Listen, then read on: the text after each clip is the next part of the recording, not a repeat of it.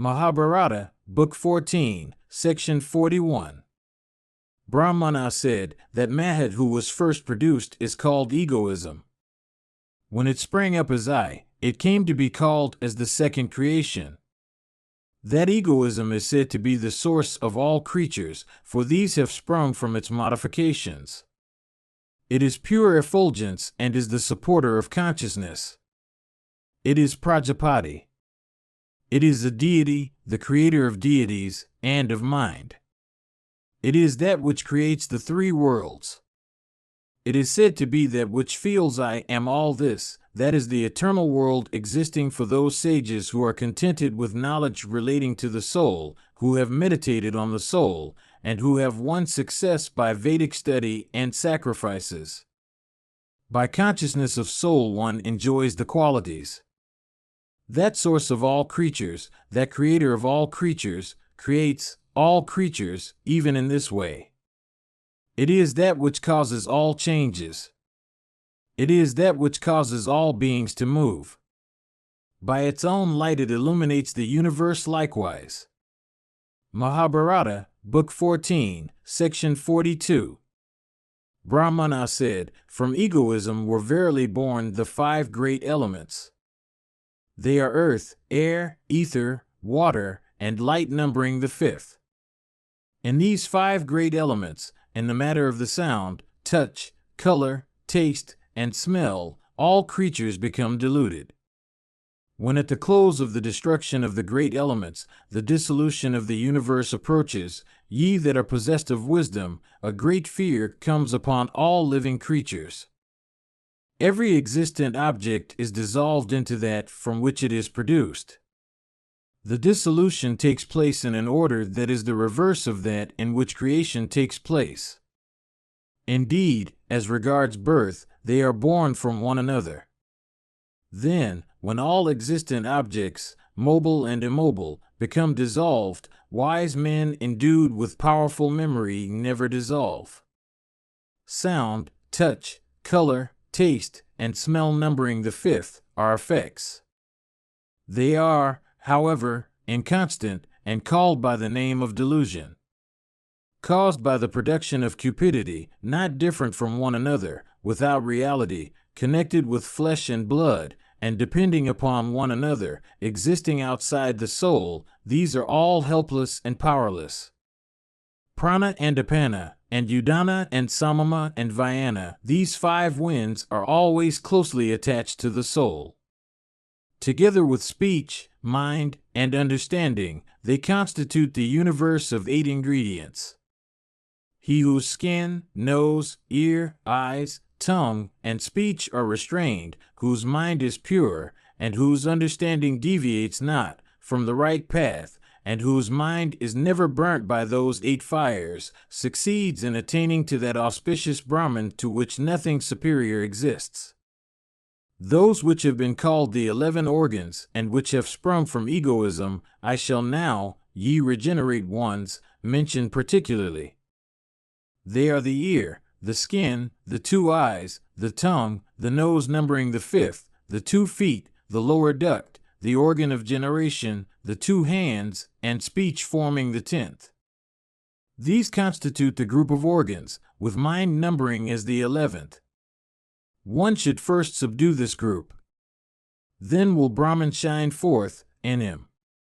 5 amongst these are called organs of knowledge, and 5 organs of action. The 5 beginning with the ear are truly said to be connected with knowledge. The rest, however, that are connected with action, are without distinction. The mind should be regarded as belonging to both. The understanding is the 12th in the top. Thus have been enumerated the 11 organs in due order. Learned men, having understood these, think they have accomplished everything. I shall, after this, enumerate all the various organs. Space, or ether, is the first entity. As connected with the soul, it is called the ear. As connected with objects, that is sound. The presiding deity of this is the quarters. The wind is the second entity. As connected with the soul, it is known as the skin. As connected with objects, it is known as objects of touch, and the presiding deity there is touch. The third is said to be light. As connected with the soul, it is known as the eye. As connected with objects, it is color, and the sun is its deity. The fourth entity should be known as water. As connected with the soul, it is said to be the tongue. As connected with objects, it is taste, and the presiding deity there is soma. The fifth entity is earth. As connected with the soul, it is said to be the nose. As connected with objects, it is scent, and the presiding deity there is the wind. Thus has the manner been declared of how the five entities are divided into sets of three. After this I shall declare everything about the diverse, other, organs. Brahmanas conversant with the truth say that the 2 feet are mentioned as connected with the soul. As connected with objects, it is motion, and Vishnu is there the presiding deity. The apana wind, whose motion is downward, as connected with the soul, is called the lower duct. As connected with objects, it is the excreta that is ejected, and the presiding deity there is Mitra. As connected with the soul, the organ of generation is mentioned, the producer of all beings. As connected with objects, it is the vital seed, and the presiding deity is Prajapati. The 2 hands are mentioned as connected with the soul by persons conversant with the relations of the soul. As connected with objects, it is actions, and the presiding deity there is Indra. Next, connected with the soul is speech, which relates to all the gods. As connected with objects, it is what is spoken. The presiding deity there is Agni. As connected with the soul, the mind is mentioned, which moves within the soul of the 5 elements. As connected with objects, it is the mental operation, and the presiding deity is Chandramadhav's, moon. As connected with the soul is egoism, which is the cause of the whole course of worldly life. As connected with objects, it is consciousness of self, and the presiding deity there is Rudra. As connected with the soul is the understanding, which impels the 6 senses. As connected with objects, it is that which is to be understood, and the presiding deity there is Brahma. 3 are the seats of all existent objects. A 4th is not possible. These are land, water, and ether. The mode of birth is 4-fold. Some are born of eggs, some are born of germs which spring upwards, penetrating through the earth, some are born of filth, and some are born of fleshy balls and wombs. Thus is the mode of birth seen to be of 4 kinds, of all living creatures. Now, there are other inferior beings, and likewise those that range the sky. These should be known to be born of eggs, as also those which crawl on their breasts. Insects are said to be born of filth, as also other creatures of a like description. This is said to be the 2nd mode of birth, and is inferior. Those living creatures that take birth after the lapse of some time, bursting through the earth, are said to be germ-born beings, ye foremost of regenerate persons. Creatures of 2 feet or of many feet, and those which move crookedly, are the beings born of wombs. Among them are some that are deformed, ye best of men. The eternal womb of Brahma should be known to be of 2 kinds, viz., penance and meritorious acts. Such is the doctrine of the learned. Action should be understood to be of various kinds, such as sacrifice, gifts made at sacrifices, and the meritorious duty of study for every one that is born, such is the teaching of the ancients. He who duly understands this comes to be regarded as possessed of yoga, ye chief of regenerate persons. Know also that such a man becomes freed too from all his sins. I have thus declared to you duly the doctrine of Adhyatma. Ye rishis conversant with all duties, a knowledge of this is acquired by those who are regarded as persons of knowledge. Uniting all these together, viz., the senses, the objects of the senses, and the five great entities, one should hold them in the mind. When everything is attenuated by absorption in the mind, one no longer esteems the pleasures of life. Learned men, whose understandings are furnished with knowledge, regard that as true happiness. I shall after this tell thee of renunciation with respect to all entities by means, gentle and hard, which produces attachment to subtle topics and which is fraught with auspiciousness. That conduct which consists in treating the qualities is not qualities, which is free from attachment, which is living alone, which does not recognize distinctions, and which is full of Brahman, is the source of all happiness. The learned man who absorbs all desires into himself from all sides like the tortoise withdrawing all its limbs, who is devoid of passion, and who is released from everything, becomes always happy. Restraining all desires within the soul, destroying his thirst, concentrated in meditation, and becoming the friend of good heart towards all creatures, he succeeds in becoming fit for assimilation with Brahman. Through repression of all the senses which always hanker after their objects, and abandonment of inhabited places, the Adhyatma fire blazes forth in the man of contemplation.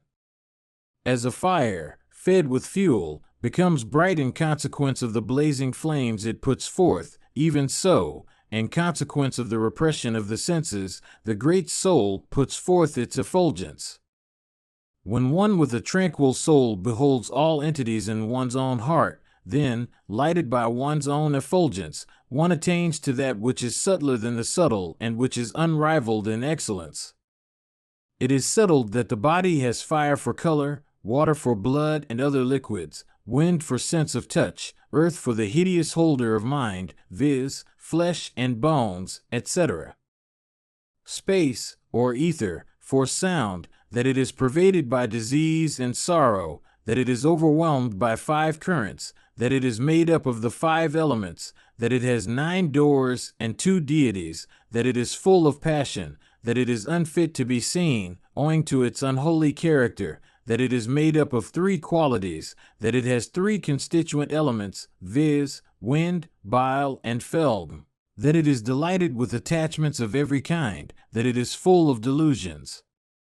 It is difficult of being moved in this mortal world, and it rests on the understanding as its support. That body is, in this world, the wheel of time that is continually revolving. That body, indeed, is a terrible and unfathomable ocean and is called delusion. It is this body which stretches forth, contracts, and awakens the whole universe with the very immortals. By restraining the senses, one casts off lust, wrath, fear, cupidity, enmity, and falsehood, which are eternal and, therefore, exceedingly difficult to cast off. He who has subjugated these in this world, viz., the 3 qualities and the 5 constituent elements of the body, has the highest for his seat in heaven. By him is infinity attained. Crossing the river, that has the 5 senses for its steep banks, the mental inclinations for its mighty waters, and delusion for its lake, one should subjugate both lust and wrath. Such a man, freed from all faults, then beholds the highest, concentrating the mind within the mind and seeing self in self. Understanding all things, he sees his self, with self, and all creatures, sometimes as one and sometimes as diverse, changing form from time to time. Without doubt he can perceive numerous bodies like 100 lights from one light. Verily he is Vishnu, and Mitra, and Varuna, and Agni, and Prajapati. He is the creator and the ordainer. He is the Lord possessed of puissance, with faces turned in all directions. In him, the heart of all creatures, the great soul, becomes resplendent. Him all conclaves of learned brahmanas, deities and asuras, and yakshas, and pisachas, the pitris, and birds, and bands of rakshasas, and bands of ghostly beings, and all the great rishis, praise.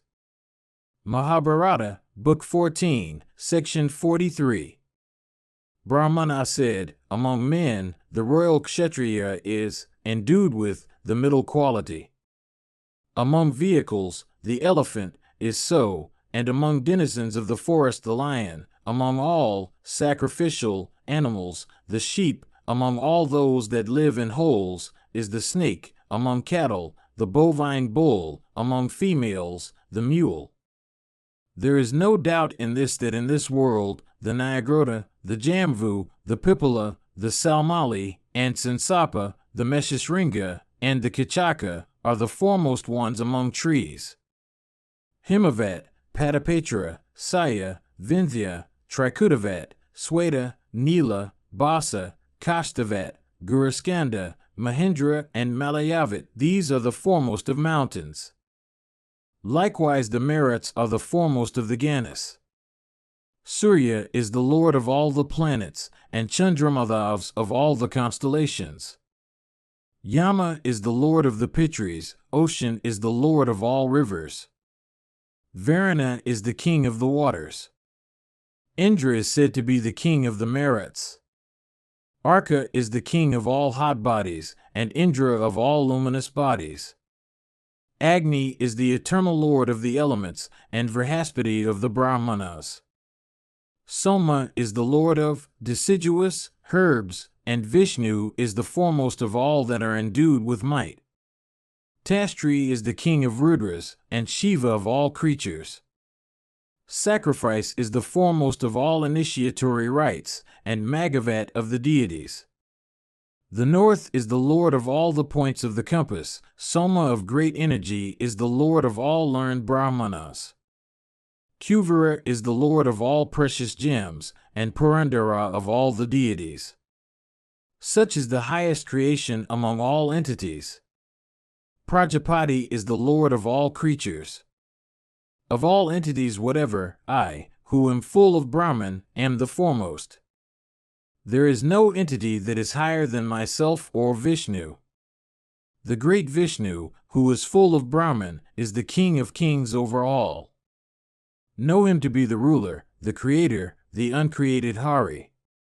He is the ruler of men and Kinnaras and Yakshas and Gandharvas, and snakes and Rakshasas, and deities and Danavas and Nagas. Among those that are followed by persons full of desire is the great goddess Maheshwari of beautiful eyes. She is otherwise called by the name of Parvati. Know that the goddess Uma is the foremost and the most auspicious of women. Among women that are a source of pleasure, the foremost are the Apsaras who are possessed of great splendor. Kings are desirous of acquiring piety, and Brahmanas are causeways of piety. Therefore, the king should always strive to protect the twice-born ones. Those kings in whose dominions good men languish are regarded as bereft of the virtues of their order. Hereafter they have to go into wrong paths. Those kings in whose dominions good men are protected rejoice in this world and enjoy happiness hereafter. Verily, those high-souled ones attain to the highest seat. Understand this, ye foremost of regenerate ones. I shall after this state the everlasting indications of duties. Abstention from injury is the highest duty. Injury is an indication of unrighteousness. Splendor is the indication of the deities. Men have acts for their indications. Ether, or space, has sound for its characteristic. Wind has touch for its characteristic. The characteristic of lighted bodies is color, and water has taste for its characteristic. Earth, which holds all entities, has smell for its characteristic. Speech has words for its characteristic, refined into vowels and consonants. Mind has thought for its characteristic.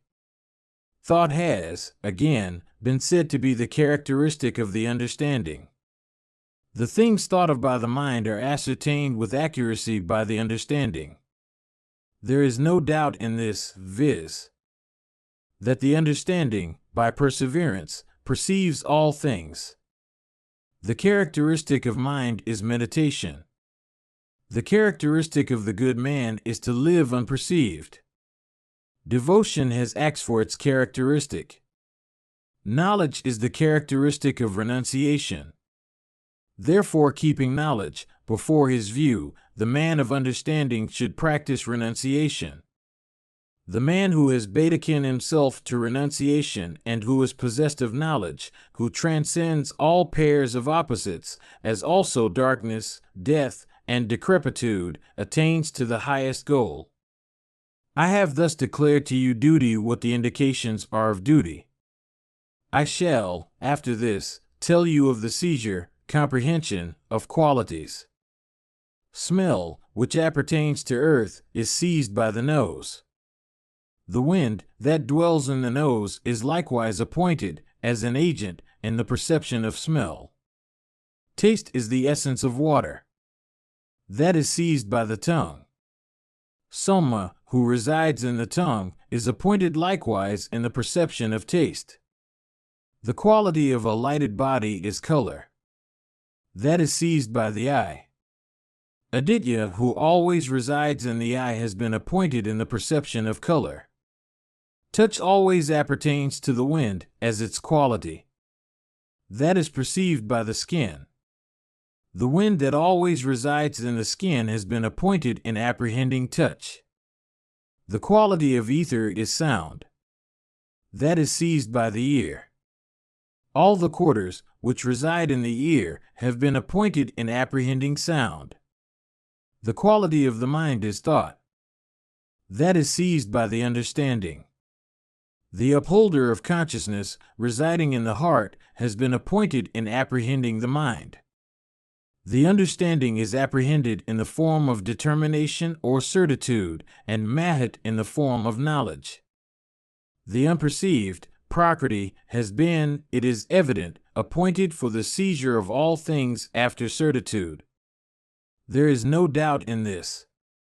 The kshatrajna, which is eternal and is destitute of qualities as regards its essence, is incapable of being seized by symbols. Hence, the characteristic of the kshatrajna, which is without symbols, is purely knowledge. The unmanifest resides in the symbol called kshetra, and is that in which the qualities are produced and absorbed. I always see, know, and hear it, though it is hidden. Purusha knows it, therefore is he called kshatrajna.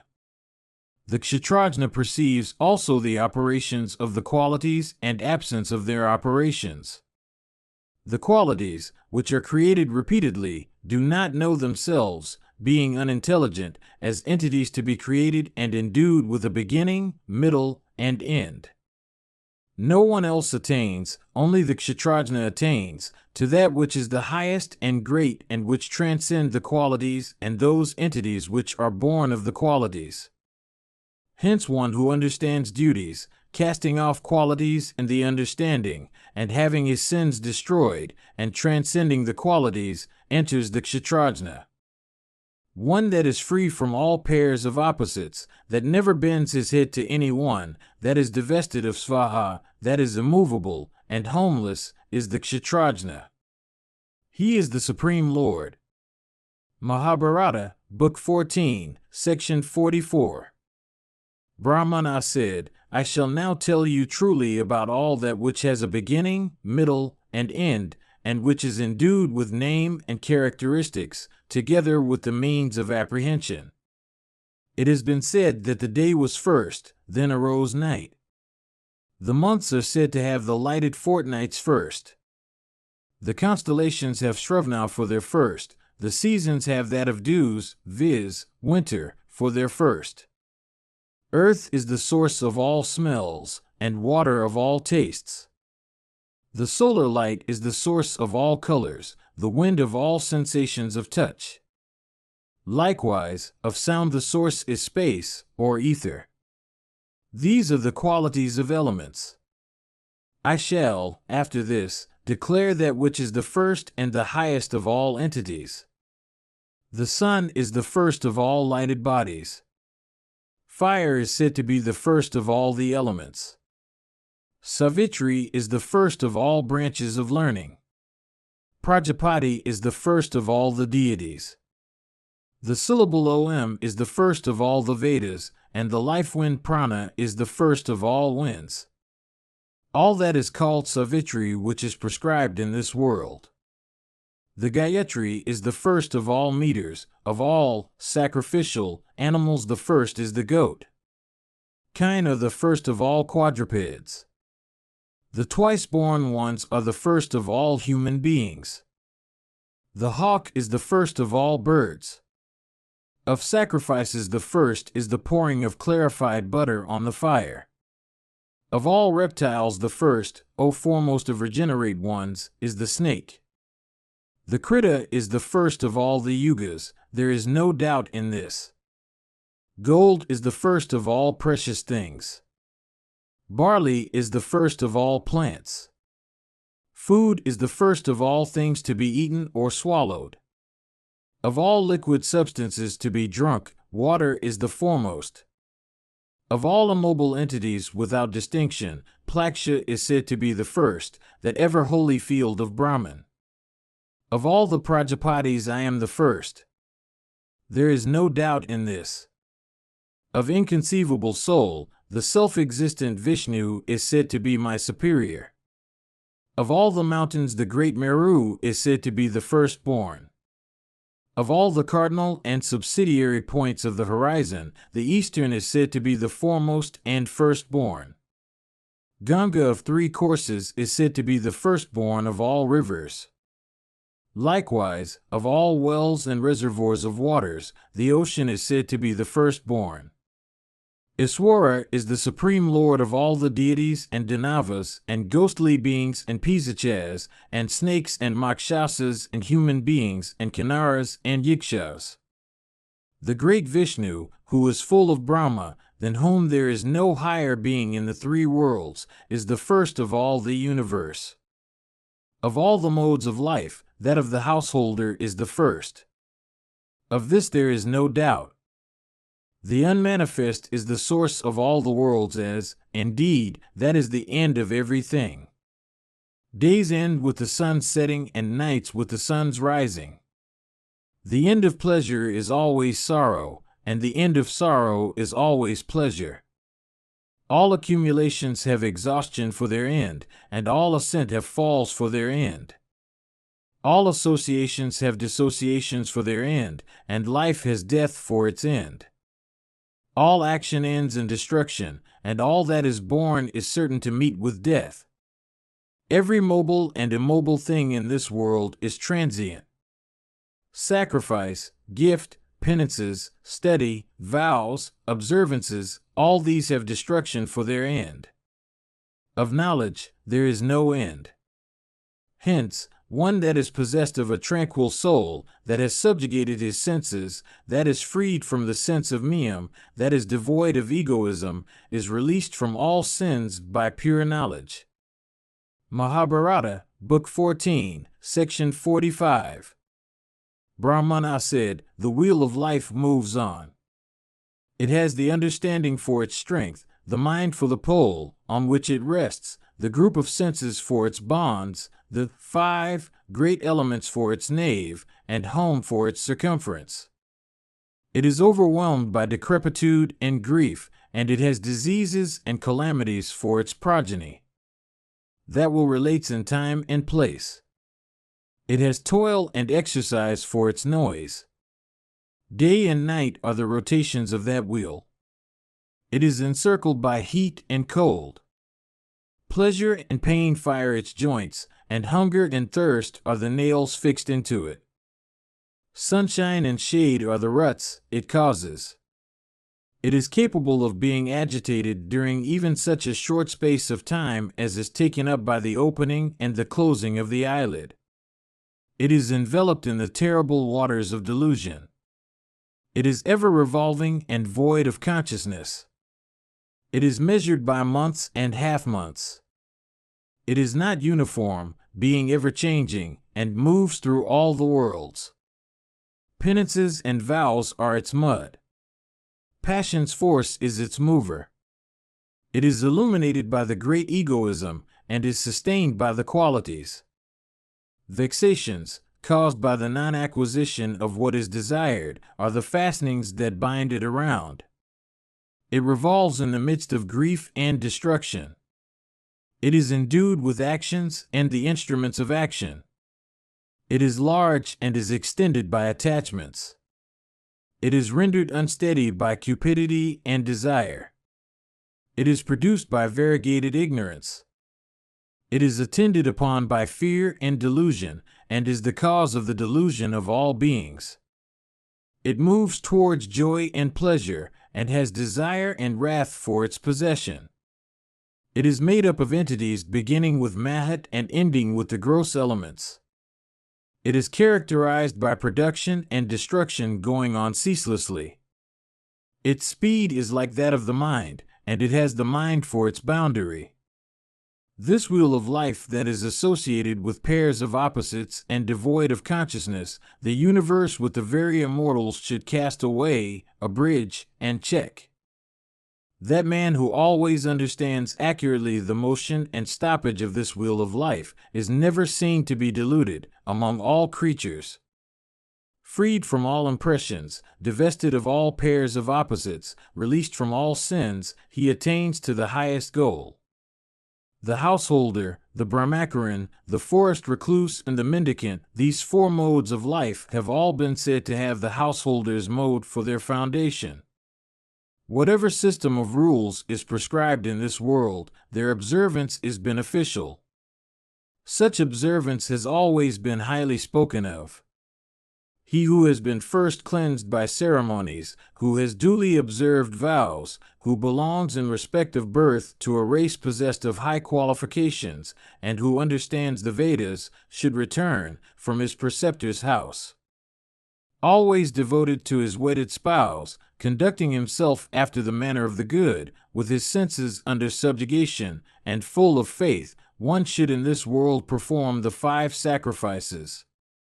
He who eats what remains after feeding deities and guests, who is devoted to the observance of Vedic rites, who duly performs according to his means sacrifices and gifts, who is not unduly active with his hands and feet, who is not unduly active with his eye, who is devoted to penances, who is not unduly active with his speech and limits, comes under the category of Sishta or the good. One should always bear the sacred thread, wear white, clean clothes, observe pure vows, and should always associate with good men, making gifts and practicing self-restraint. One should subjugate one's lust and stomach, practice universal compassion, and be characterized by behavior that befits the good.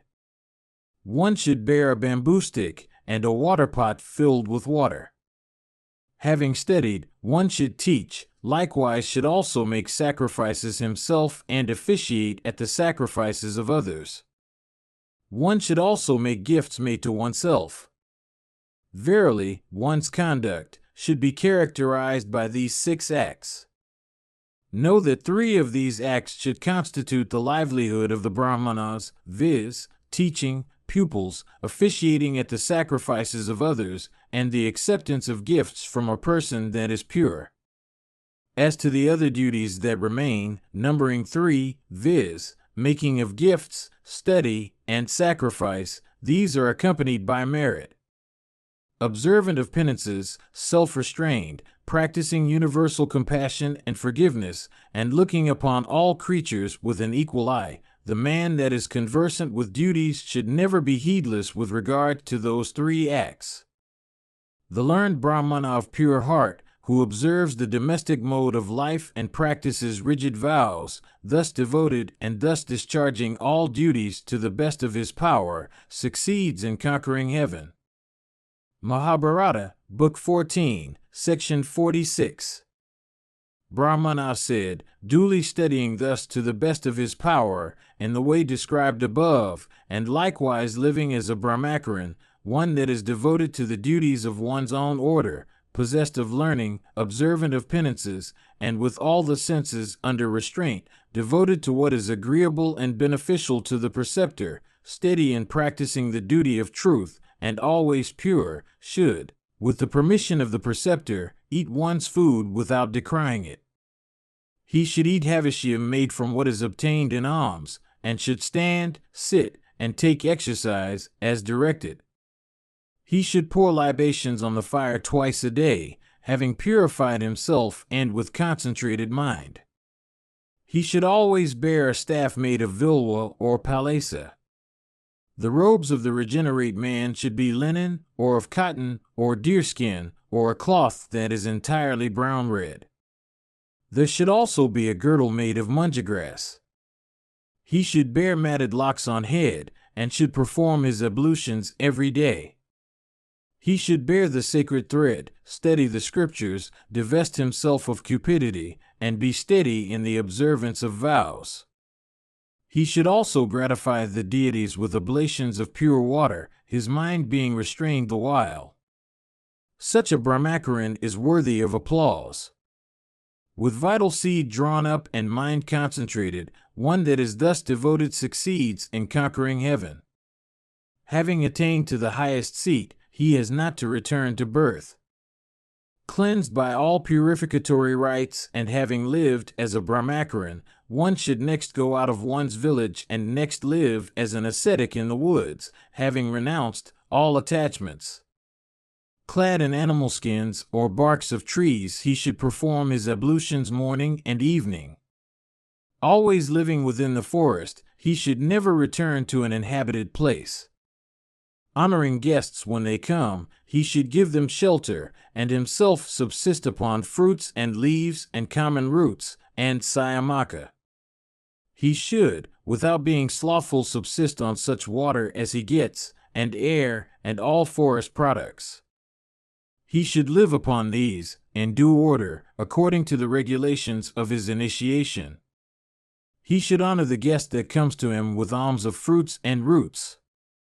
He should then, without sloth, always give whatever other food he may have.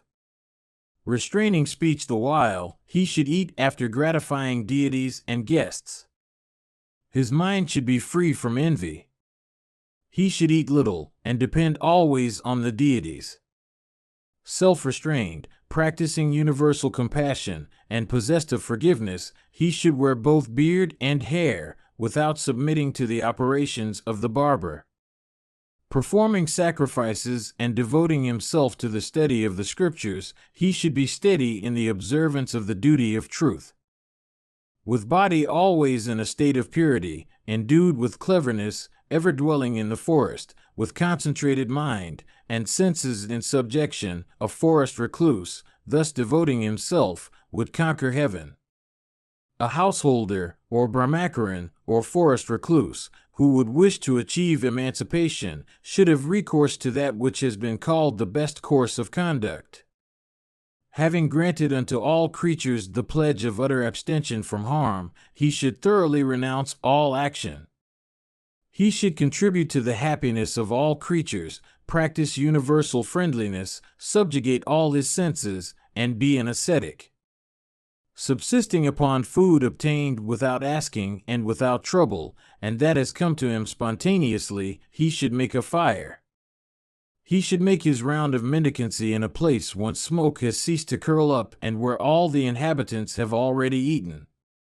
The person who is conversant with the conduct that leads to emancipation should seek for alms after the vessels, used in cooking, have been washed.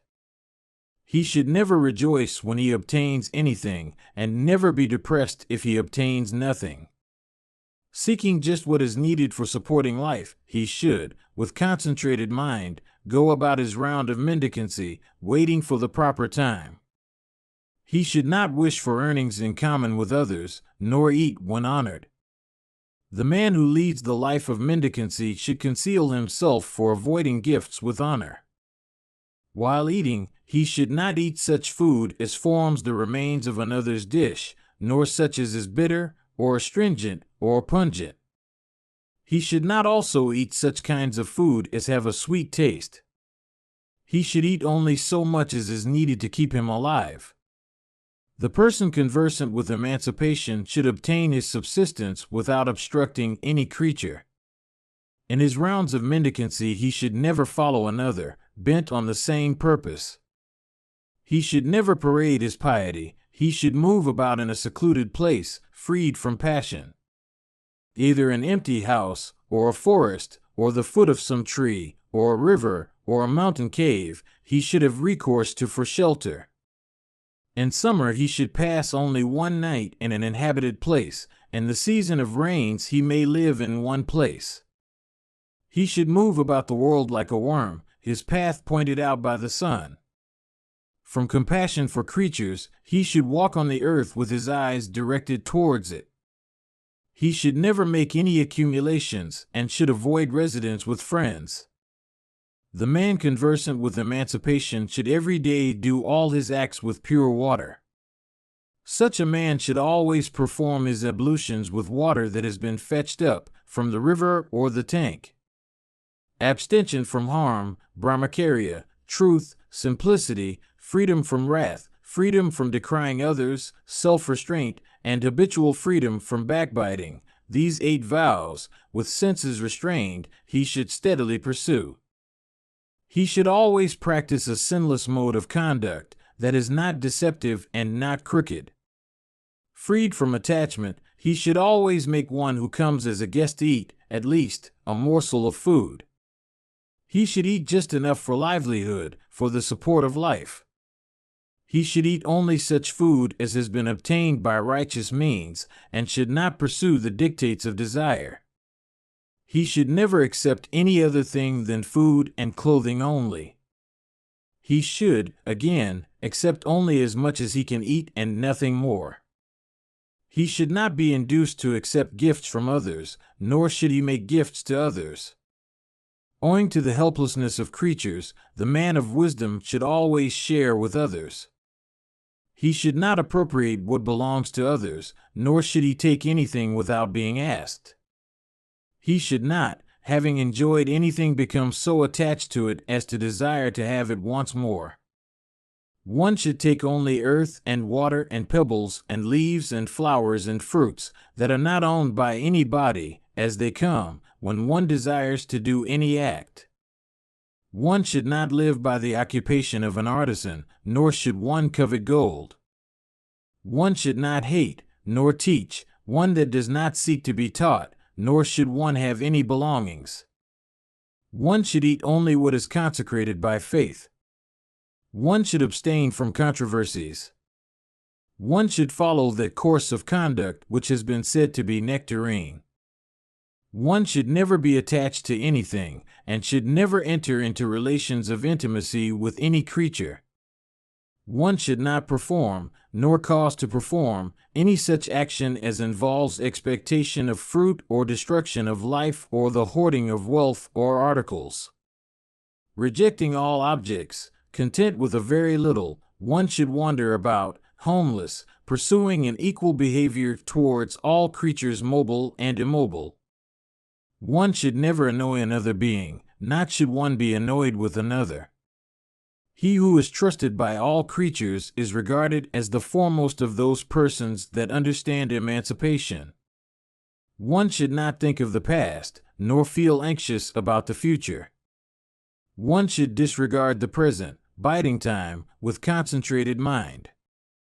One should never defile anything by eye, mind, or speech. Nor should one do anything that is wrong, openly or in secret.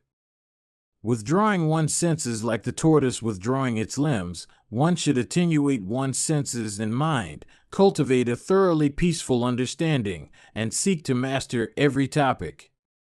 Freed from all pairs of opposites, never bending one's head in reverence, abstaining from the rites requiring the utterance of svaha, one should be free from mindness and egoism. With cleansed soul, one should never seek to acquire what one has not and protect what one has.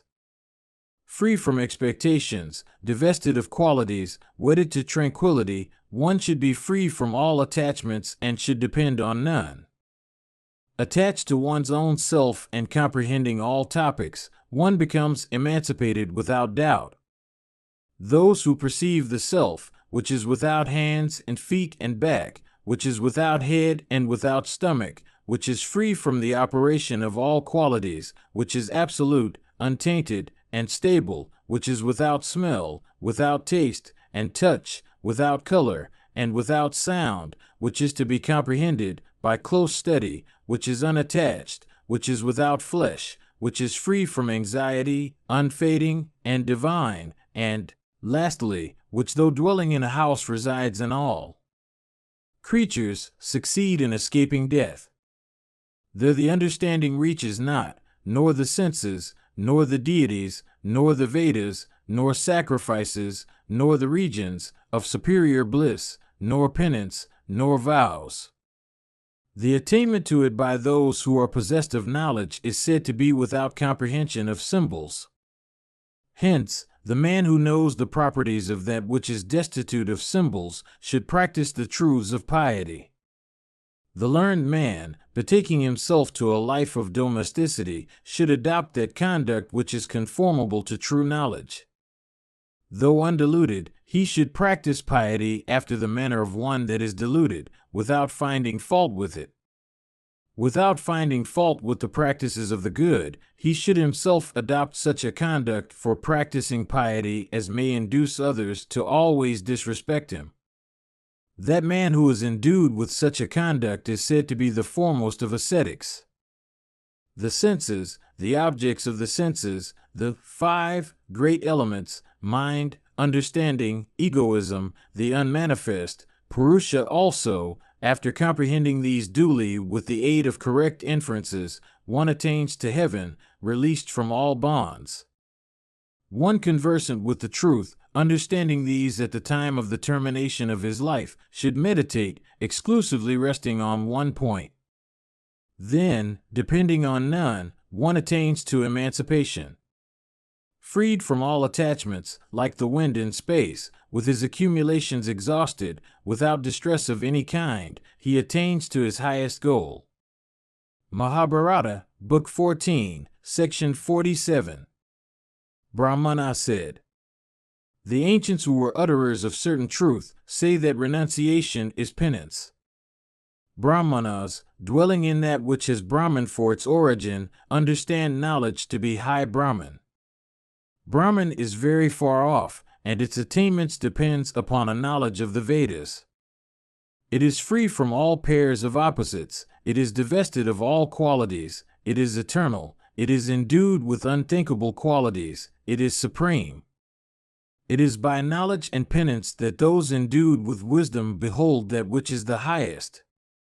Verily, they that are of untainted minds, that are cleansed of every sin, and that have transcended all passion and darkness, succeed in beholding it.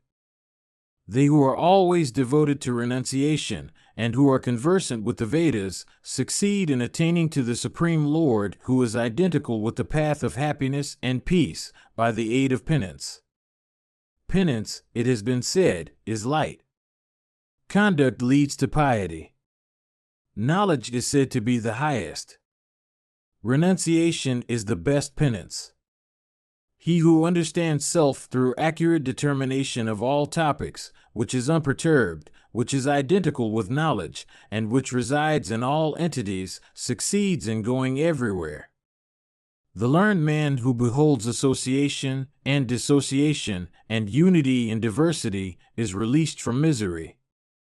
He who never desires for anything, who despises nothing, becomes eligible, even when dwelling in this world, for assimilation with Brahman. He who is conversant with the truths about qualities of pradhana, and understands the pradhana as existing in all entities, who is free from mindness and egoism, without doubt becomes emancipated. He who is freed from all pairs of opposites, who does not bend his head to anybody, who has transcended the rights of Svadha, succeeds by the aid of tranquility alone in attaining to that which is free from pairs of opposites, which is eternal, and which is divested of qualities. Abandoning all action, good or bad, developed from qualities, and casting off both truth and falsehood, a creature, without doubt, becomes emancipated. Having the unmanifest for the seed of its origin, with the understanding for its trunk, with the great principle of egoism for its assemblage of boughs, with the senses for the cavities of its little sprouts, with the 5 great elements for its large branches, the objects of the senses for its smaller branches, with leaves that are ever present, with flowers that always adorn it, and with fruits both agreeable and disagreeable always produced, is the eternal tree of Brahman, which forms the support of all creatures. Cutting and piercing that tree with knowledge of truth as the sword, the man of wisdom, abandoning the bonds which are made of attachment and which cause birth, decrepitude, and death, and freeing himself from mindness and egoism, without doubt, becomes emancipated. These are the two birds, which are immutable, which are friends, and which should be known as unintelligent. That other who is different from these two is called the intelligent. When the inner self, which is destitute of knowledge of nature, which is, as it were, unintelligent, becomes conversant with that which is above nature, then, understanding the kshetra, and endued with an intelligence that transcends all qualities and apprehends everything, one becomes released from all sins. Mahabharata, Book 14, Section 48. Brahmana said, some regard Brahman as a tree. Some regard Brahman as a great forest. Some regard Brahman as unmanifest. Some regard it as transcendent and freed from every distress. They think that all this is produced from and absorbed into the unmanifest. He who, even for the short space of time that is taken by a single breath, when his end comes, becomes equable, attaining to the self, fits himself for immortality. Restraining the self in the self, even for the space of a wink, one goes, through the tranquility of the self, to that which constitutes the inexhaustible acquisition of those that are endued with knowledge. Restraining the life breaths again and again by controlling them according to the method called pranayama, by the 10 or the 12, he attains to that which is beyond the 4 and 20. Thus, having first acquired a tranquil soul, one attains to the fruition of all one's wishes. When the quality of goodness predominates in that which arises from the unmanifest, it becomes fit for immortality. They who are conversant with goodness applaud it highly, saying that there is nothing higher than goodness. By inference, we know that Purusha is dependent on goodness. Ye best of regenerate ones, it is impossible to attain to Purusha by any other means. Forgiveness, courage, abstention from harm, equability, truth, sincerity, knowledge, gift, and renunciation are said to be the characteristics of that course of conduct which arises out of goodness. It is by this inference that the wise believe in the identity of Purusha and goodness. There is no doubt in this. Some learned men that are devoted to knowledge assert the unity of kshetrajna and nature. This, however, is not correct. It is said that nature is different from Purusha. That also will imply a want to consideration. Truly, distinction and association should be known as applying to Purusha and nature. Unity and diversity are likewise laid down. That is the doctrine of the learned. And the gnat and adumber of both unity and diversity are seen. As a fish in water is different from it, such is the relation of the two, viz., Purusha and nature. Verily, their relation is like that of water drops on the leaf of the lotus. The preceptor continued, thus addressed, those learned Brahmanas, who were the foremost of men, felt some doubts and, therefore, they once more questioned the grandsire of all creatures. Mahabharata, Book 14, Section 49. The rishis said, which among the duties is deemed to be the most worthy of being performed? The diverse modes of duty, we see, are contradictory. Some say that it remains after the body is destroyed. Others say that it does not exist. Some say that everything is doubtful. Others have no doubts. Some say that the eternal principle is not eternal. Some say that it exists, and some that it exists not. Some say it is of one form, or twofold, and others that it is mixed. Some Brahmanas who are conversant with Brahman and utterers of truth regard it to be one. others that it is distinct, and others again that it is manifold. Some say that both time and space exist, others that it is not so. Some bear matted locks on their heads and are clad in deerskins. Others have shaven crowns and go entirely naked. Some are for entire abstention from bathing, and some for bathing. Such differences of views may be seen among deities and brahmanas conversant with Brahman and endued with perceptions of truth. Some are for taking food, while some are devoted to fasts. Some applaud action, others applaud perfect tranquility. Some applaud emancipation, some various kinds of enjoyments. Some desire diverse kinds of wealth, some poverty. Some say that means should be resorted to, others that this is not so. Some are devoted to a life of abstention from harm, others are addicted to destruction. Some are for merit and glory, others say that this is not so. Some are devoted to goodness, others are established on doubt. Some are for pleasure, some are for pain. Other people say that it is meditation. Other learned brahmanas say that it is sacrifice. Others, again, say that it is gift. Others applaud penances, others, the study of the scriptures. Some say that knowledge and renunciation should be followed. Others who ponder on the elements say that it is nature. Some extol everything, others, nothing. O foremost one of the deities, duty being thus confused and full of contradictions of various kinds, we are deluded and unable to come to any conclusion. People stand up for acting, saying, this is good. He that is attached to a certain duty applauds that duty is the best. For this reason our understanding breaks down and our mind is distracted. We therefore wish, O best of all beings, to know what is good. It behoves thee to declare to us, after this, what is so mysterious, and what is the cause of the connection between the kshatrajna and nature. Thus addressed by those learned brahmanas, the illustrious creator of the worlds, endued with great intelligence and possessed of a righteous soul, declared to them accurately what they asked. Mahabharata, Book 14, Section 50. Brahmana said, well then, I shall declare to you what you ask. Learn what was told by a preceptor to a disciple that came unto him. Hearing it all, do you settle properly what it should be? Abstention from harming any creature is regarded as the foremost of all duties. That is the highest seat, free from anxiety and constituting an indication of holiness. The ancients who were beholders of the certain truth have said that knowledge is the highest happiness. Hence, one becomes released of all sins by pure knowledge.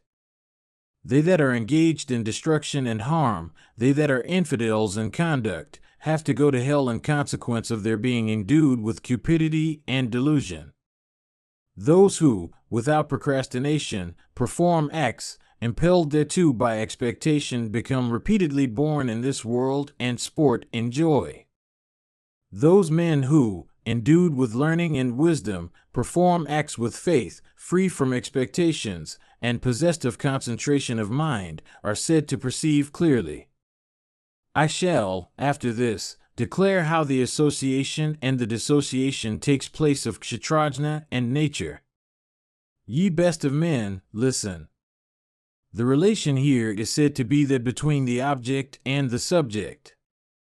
Purusha is always the subject, and nature has been said to be the object. It has been explained by what has been said in a previous portion of the discourse, where it has been pointed out that they exist after the manner of the gnat and the adumbra. An object of enjoyment as it is, nature is unintelligent and knows nothing. He, however, who enjoys it, is said to know it. Kshatrajna being enjoyer, nature is enjoyed. The wise have said that nature is always made up of pairs of opposites, and consists of qualities. Kshetrajna is, on the other hand, destitute of pairs of opposites, devoid of parts, eternal, and free, as regards its essence, from qualities. He resides in everything alike, and walks, with knowledge. He always enjoys nature, as a lotus leaf enjoys water. Possessed of knowledge, he is never tainted even if brought into contact with all the qualities. Without doubt, Purusha is unattached like the unsteady drop of water on the lotus leaf. This is the certain conclusion of the scriptures that nature is the property of Purusha. The relation between these two, viz. Purusha and nature, is like that existing between matter and its maker. As one goes into a dark place taking a light with him, even so those who wish for the supreme proceed with the light of nature. As long as matter and quality, which are like oil and wick, exist, so long the light shines. The flame, however, becomes extinguished when matter and quality, or oil and wick, are exhausted. Thus nature is manifest, while Purusha is said to be unmanifest. Understand this, ye learned Brahmanas. Well, I shall now tell you something more. With even 1,000 explanations, one that has a bad understanding succeeds not in acquiring knowledge. One, however, that is endued with intelligence succeeds in attaining happiness through only a fourth share of explanations. Thus should the accomplishment of duty be understood as dependent on means. For the man of intelligence, having knowledge of means, succeeds in attaining to supreme felicity. As some man traveling along a road without provisions for his journey proceeds with great discomfort and may even meet with destruction before he reaches the end of his journey, even so should it be known that ill acts there may not be fruits. The examination of what is agreeable and what is disagreeable in one's own self is productive of benefit.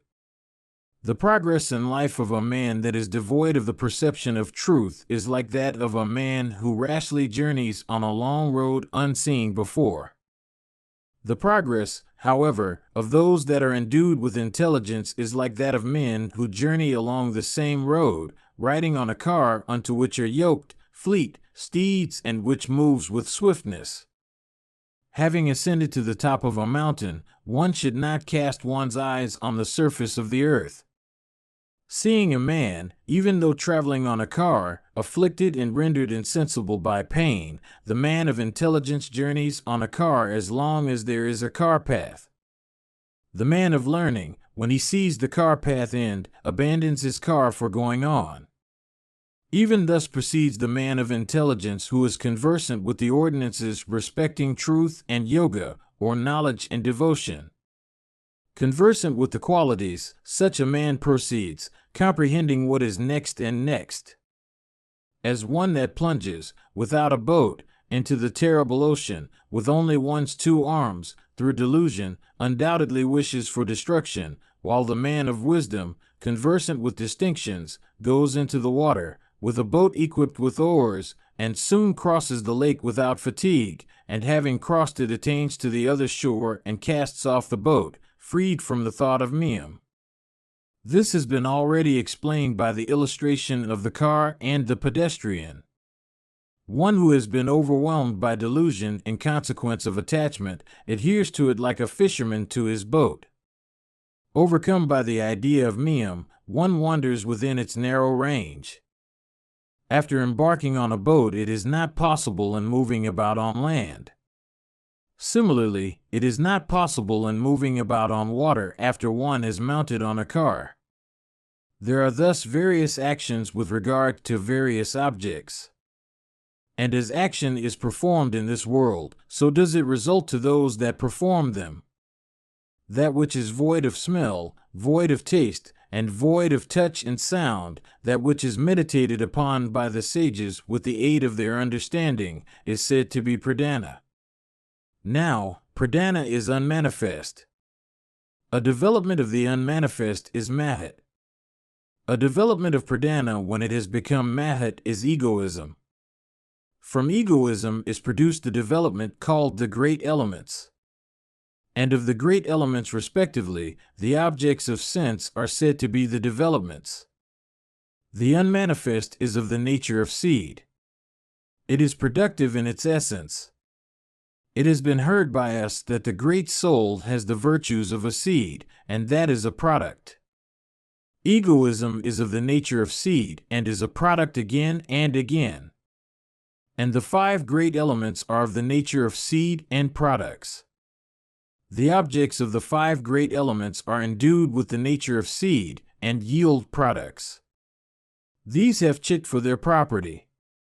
Among them, space has 1 quality, wind is said to have 2. Light, it is said, is endued with 3 qualities, and water as possessed of 4 qualities. Earth, teeming with mobiles and immobiles, should be known as possessed of 5 qualities. She is a goddess that is the source of all entities and abounds with examples of the agreeable and the disagreeable. Sound, likewise touch, color, taste, and smell numbering the 5th, these are the 5 qualities of earth, ye foremost of regenerate persons. Smell always belongs to earth, and smell is said to be of various kinds. I shall state at length the numerous qualities of smell. Smell is agreeable or disagreeable, sweet, sour, pungent, diffusive and compact, oily and dry, and clear. Thus smell, which belongs to the earth, should be known as of 10 kinds. Sound, touch, likewise color, and taste have been said to be the qualities of water. I shall now speak of the qualities of taste. Taste has been said to be of various kinds: sweet, sour, pungent, bitter, astringent, and saline likewise. Taste, which has been said to appertain to water, is thus of 6 varieties. Sound, touch, and likewise color, these are the 3 qualities which light is said to be possessed of. Color is the quality of light, and color is said to be of various kinds: white, dark, likewise red, blue, yellow, and gray also, and short, long, minute, gross, square, and circular, of these 12 varieties in color which belongs to light. These should be understood by Brahmanas venerable for years, conversant with duties, and truthful in speech. Sound and touch should be known as the 2 qualities of wind. Touch has been said to be of various kinds: rough, cold, and likewise hot, tender and clear, hard, oily, smooth, slippery, painful, and soft. Of 12 kinds is touch, which is the quality of wind, as said by Brahmanas crowned with success, conversant with duties, and possessed of a sight of truth. Now space has only 1 quality, and that is said to be sound. I shall speak at length of the numerous qualities of sound. Shadaja, Rishabha, together with Gandhara, Madhyama, and likewise Panchama, after this should be known Nishada, and then Daivata. Besides these, there are agreeable sounds and disagreeable sounds, compact, and of many ingredients. Sound which is born of space should thus be known to be of 10 kinds. Space is the highest of the 5 elements. Egoism is above it. Above egoism is understanding. Above understanding is the soul. Above the soul is the unmanifest. Above the unmanifest is Purusha, one who knows which is superior and inferior among existent creatures, who is conversant with the ordinances in respect of all acts, and who constitutes himself the soul of all creatures, attains to the unfading soul. Mahabharata, Book 14, Section 51. Brahmana said, since the mind is the ruler of these 5 elements, and the matter of controlling and bringing them forth, the mind, therefore, is the soul of the elements. The mind always presides over the great elements. The understanding proclaims power, and is called the kshatrajna. The mind yokes the senses as a charioteer yokes good steeds. The senses, the mind, and the understanding are always joined to the kshatrajna. The individual soul, mounting the chariot to which big steeds are yoked and which has the understanding for the reins, drives about on all sides. With all the senses attached to it, for steeds, with the mind for the charioteer, and the understanding for the eternal reins, exists the great Brahmankar. Verily, that man endued with learning and wisdom who always understands the Brahmankar in this way is never overwhelmed by delusion in the midst of all entities.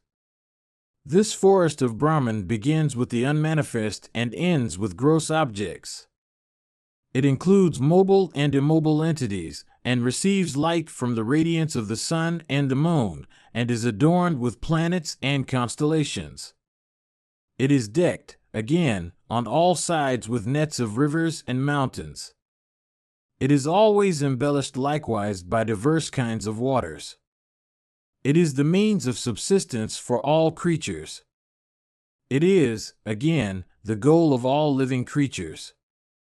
In that forest the Kshatrajna always moves about. Whatever entities exist in this world, mobile and immobile, are the very first to be dissolved away. After this, are dissolved those qualities which compose all entities. After the qualities, are dissolved the 5 elements. Such is the gradation of entities. Gods, men, Gandharvas, Pisachas, Asuras, and Rakshasas have all sprung from nature, and not from actions, not from a cause. The Brahmanas, who are creators of the universe, are born here again and again. All that springs from them dissolves, when the time comes, in those very 5 great elements like billows in the ocean. All the great elements are beyond those elements that compose the universe. He that is released from those 5 elements goes to the highest goal. The puissant Prajapati created all this by the mind only. After the same manner rishis attain to the status of deities by the aid of penance. After the same manner, those who have achieved perfection, who were capable of the concentration of yoga, and who subsist on fruits and roots, likewise perceive the triple world by penance. Medicines and herbs and all the diverse sciences are acquired by means of penance alone, for all acquisition has penance for its root. Whatever is difficult of acquisition, difficult to learn, difficult to vanquish, difficult to pass through, are all achievable by penance, for penance is irresistible. One that drinks alcoholic liquors, one that slays a Brahmana, one that steals, one that destroys a fetus, one that violates one's preceptor's bed, becomes cleansed of such sin by penance well performed. Human beings, pitris, deities, sacrificial, animals, beasts and birds, and all other creatures mobile and immobile, by always devoting themselves to penances, become crowned with success by penance alone. In like manner, the deities, endued with great powers of illusion, have attained to heaven. Those who without idleness perform acts with expectations, being full of egoism, approach the presence of Prajapati. Those high-souled ones, however, who are devoid of mindness and freed from egoism through the pure contemplation of yoga, attain to the great and highest regions. Those who best understand the self, having attained to yoga contemplation and having their minds always cheerful, enter into the unmanifest accumulation of happiness. Those persons who are freed from the idea of mindness as also from egoism and who are reborn after having attained to the fullness of yoga contemplation, enter, when they depart from such life, into the highest region reserved for the great, viz., the unmanifest. Born from that same unmanifest principle, and attaining to the same once more, freed from the qualities of darkness and passion, and adhering to only the quality of goodness, one becomes released from every sin and creates all things. Such a one should be known to be Kshatrajna in perfection. He that knows him knows the Veda. Attaining to pure knowledge from restraining the mind, the ascetic should sit self-restrained. One necessarily becomes that on which one's mind is set. This is an eternal mystery. That which has the unmanifest for its beginning and gross qualities for its end has been said to have nescience for its indication. But do you understand that whose nature is destitute of qualities? Of 2 syllables is mrityu, death, of 3 syllable is the eternal Brahman. Mindness is death, and the reverse of mindness is the eternal. Some men who are led by bad understanding applaud action. Those, however, that are numbered among the high-souled ancients never applaud action. By action is a creature born with body which is made up of the 16. True, knowledge swallows up purusha, self with consciousness of body. Even this is what is highly acceptable to eaters of amrita. Therefore, those whose vision extends to the other end of the ocean of life have no attachment for actions. This purusha, however, is full of knowledge and not full of action.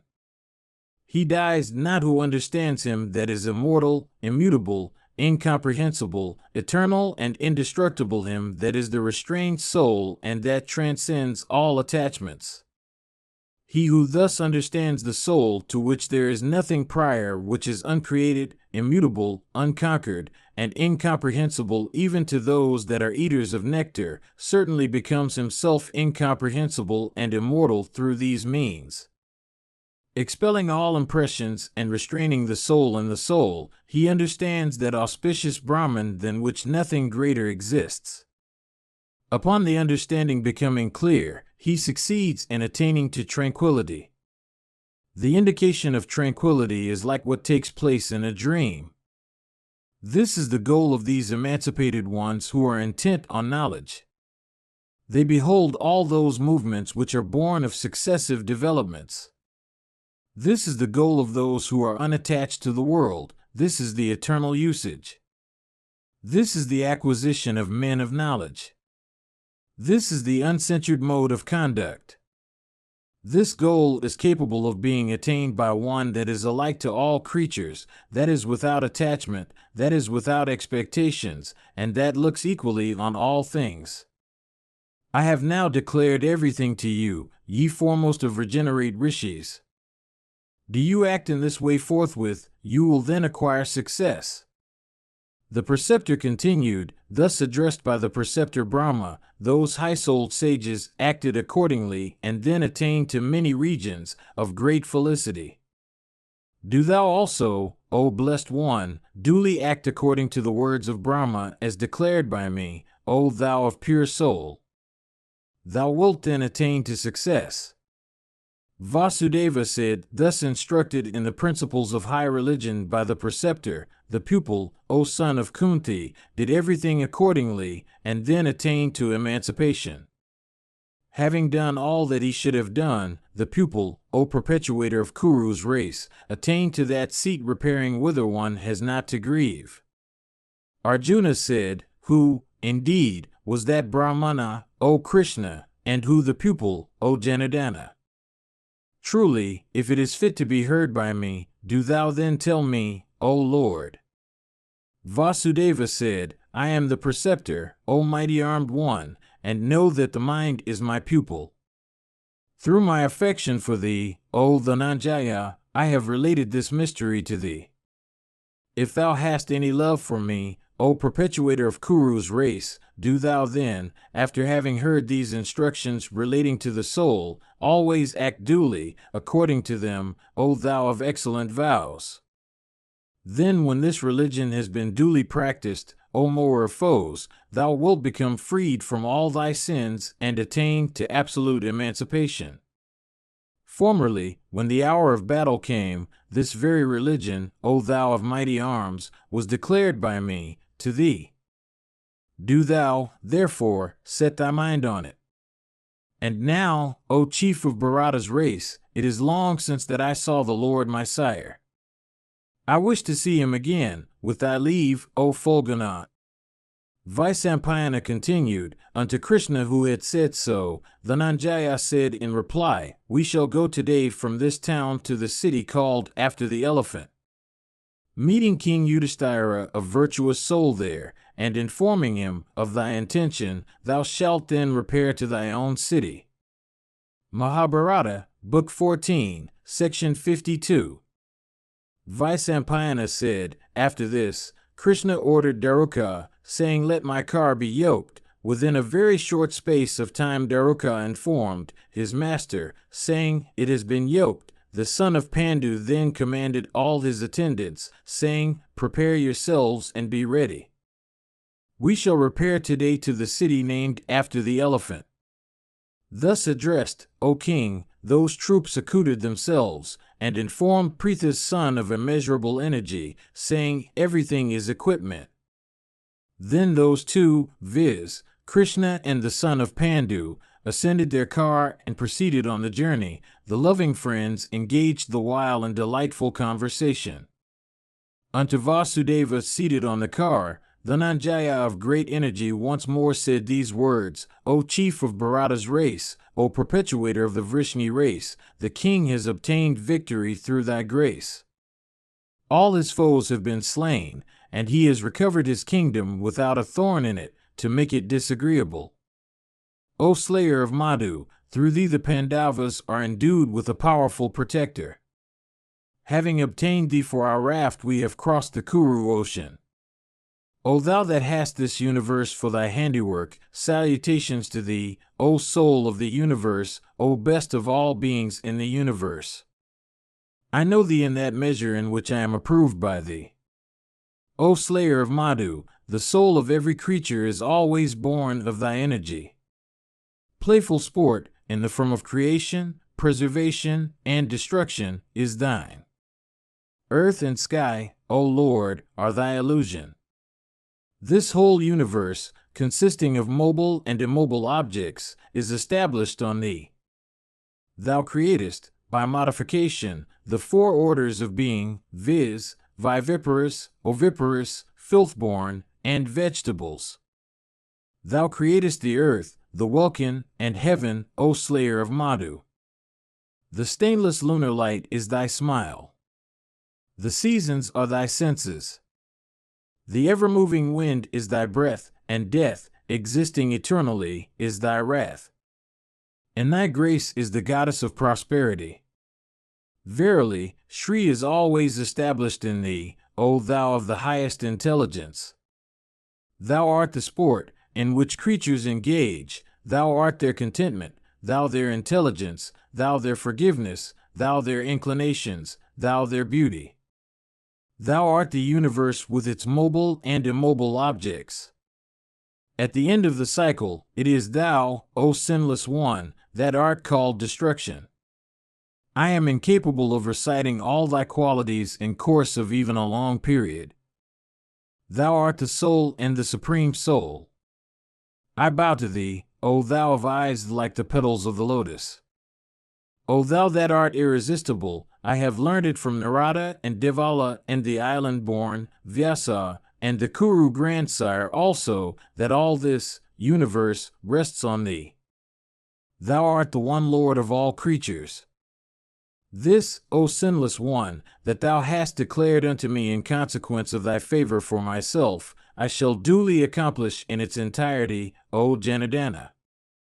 Exceedingly wonderful is this which thou hast done from desire of doing what is agreeable to us, viz., the destruction in battle of the Kaurava prince, the son of Dhritarashtra.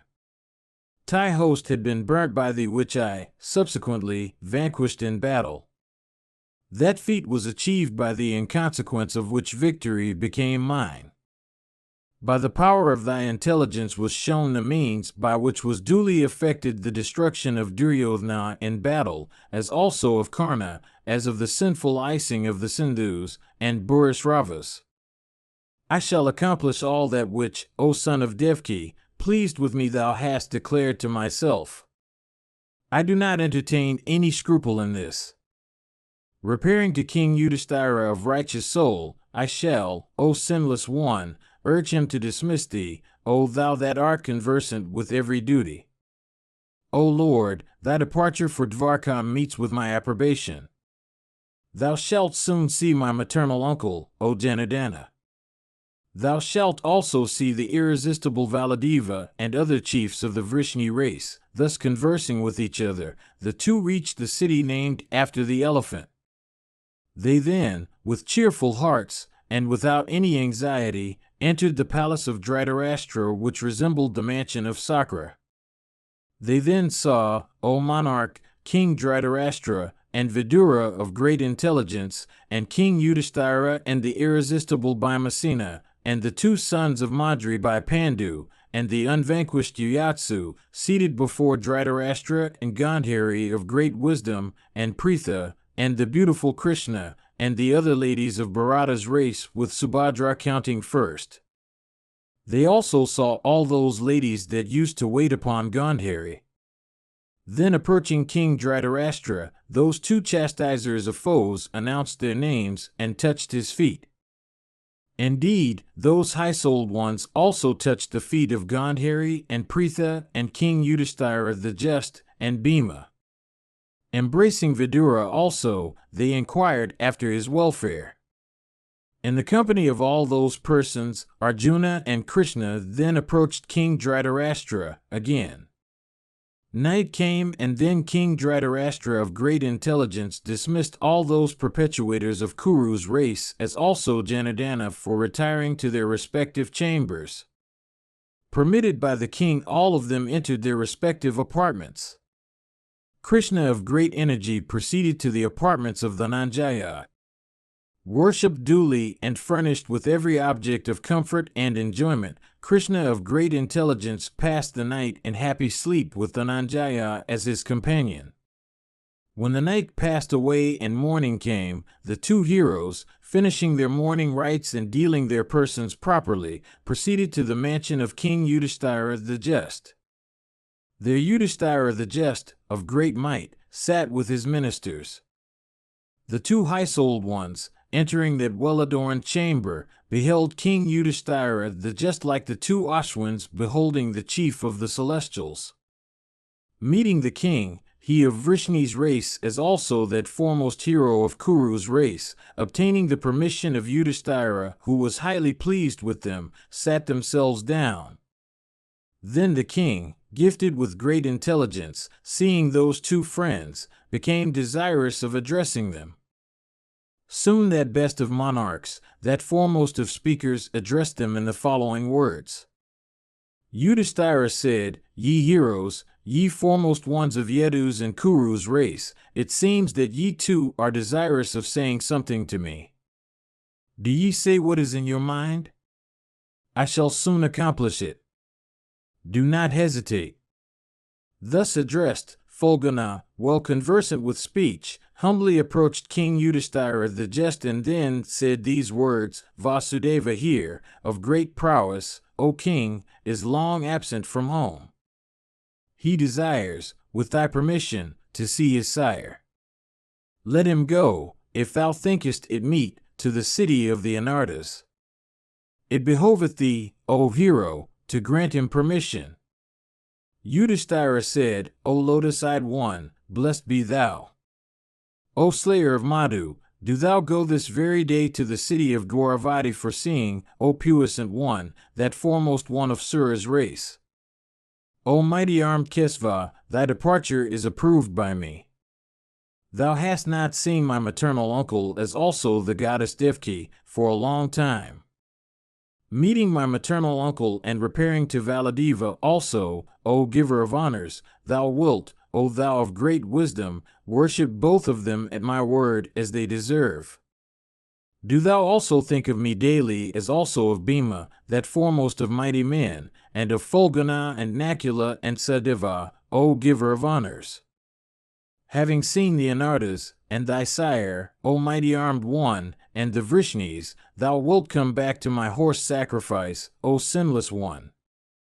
Do thou then depart, taking with thee diverse kinds of gems and various sorts of wealth. Do thou, O hero of the Satwata race, also take with thee whatever else thou likest. It is through thy grace, O Kesva, that the whole earth, O hero, has come under our dominion and all our foes have been slain. When King Yudhishthira, the just of Kuru's race, said so, Vasudeva, that foremost of men, said these words, in reply. Vasudeva said, O mighty armed one, all jewels and gems, all wealth, and the entire earth are thine and thine alone.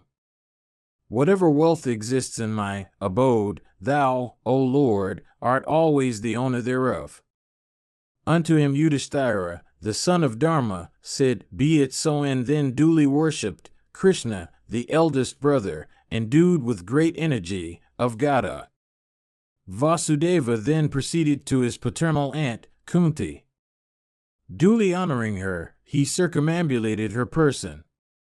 He was properly accosted by her in return, and then by all the others, having Vidura for their first. The four-armed eldest brother of Gada then set out from Nagapura on his excellent car. Placing his sister, the lady Subhadra, on the car, the mighty armed Janardana then, with the permission of both Yudhishthira and Kunti, his paternal aunt, set out, accompanied by a large train of citizens. The hero who had the foremost of apes on his banner, as also Satyaki, and the two sons of Madravati, and Vidura of immeasurable intelligence, and Bhima himself, whose tread resembled that of a prince of elephants, all followed Madhava. Janardana of mighty energy, causing all those extenders of the Kuru kingdom and Vidura also to return, addressed Dwaraka and Satyaki, saying, Urge the steeds to speed. Then that grinder of hostile masses, viz., Janardana of great prowess, accompanied by Satyaki, the foremost one of Sini's race, proceeded to the city of the Anartas, after having slain all his foes, like he of 100 sacrifices proceeding to heaven, after slaughtering all his foes. Mahabharata, Book 14, Section 53. Vaisampayana said, as he of Vrishni's race was proceeding to Dvarka, those foremost princes of Bharata's race, those chastisers of foes, embraced him and fell back with their attendants. Fulgana repeatedly embraced the Vrishni hero, and as long as he was within the range of vision, he repeatedly turned his eyes towards him. With great difficulty, the son of Pritha withdrew his gaze that had fallen on Govinda. The unvanquished Krishna also did the same. The indications that were manifested on the occasion of that high-souled one's departure, I shall now detail. Do thou listen to me? The wind blew with great speed before the car, clearing the path of sand grains and dust and thorns. Vasva rained pure and fragrant showers and celestial flowers before the wielder of Saranga. As the mighty armed hero proceeded, he came upon the desert ill supplied with water. There he beheld that foremost of ascetics, named Utanka, of immeasurable energy. The hero of large eyes and great energy worshipped that ascetic. He was then worshipped by the ascetic in return.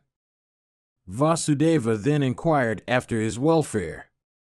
That foremost of Brahmanas, viz., Utanka, politely accosted by Madhava, honored him duly, and then addressed him in these words, O Soren, having repaired to the mansions of the Kurus and the Pandavas, hast thou succeeded in establishing a durable understanding between them such as should exist between brothers? It behoves thee to tell me everything. Dost thou come, O Kesva, after having united them in peace, them that are thy relatives and that are ever dear to thee, O foremost one of Vrishni's race? Will the 5 sons of Pandu and the children of Dhritarashtra, O scorcher of foes, sport in the world and joy with thee? Will all the kings enjoy happiness in their respective kingdoms, in consequence of the pacification of the Kauravas brought about by thee? Has that trust, O son, which I had always reposed on thee, borne fruit with regard to the Kauravas? The blessed and holy one said, I strove my best at first, for bringing about a good understanding, in regard to the Kauravas. When I could not by any means succeed in establishing them on peace, it happened that all of them, with their relatives and kinsmen, met with death. It is impossible to transgress destiny by either intelligence or might. O great Rishi, O sinless one, This also cannot be unknown to thee. They, the Kauravas, transgressed the counsels which Bhishma and Vidura gave them referring to me. Encountering one another, they then became guests of Yama's abode. Only the 5 Pandavas constitute the remnant of the unslain, all their friends and all their children having been slaughtered. All the sons of Dhritarashtra also with their children and kinsmen have been slain. When Krishna had said these words, Uttanka, filled with wrath, and with eyes expanded in rage, addressed him in these words.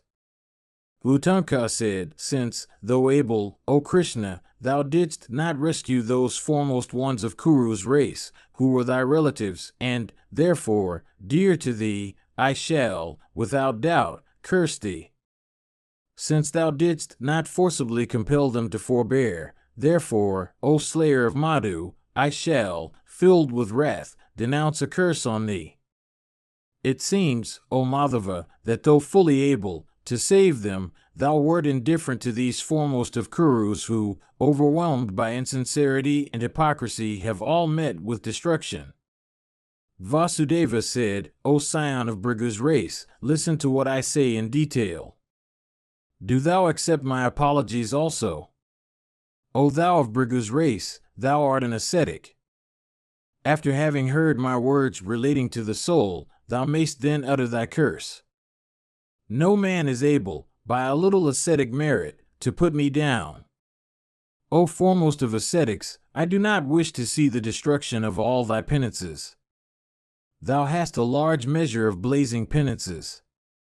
Thou hast gratified thy preceptors and seniors. O foremost of regenerate ones, I know that thou hast observed the rules of Brahmacharya from the days of thy infancy. I do not, therefore, desire the loss or diminution of thy penances achieved with so much pain.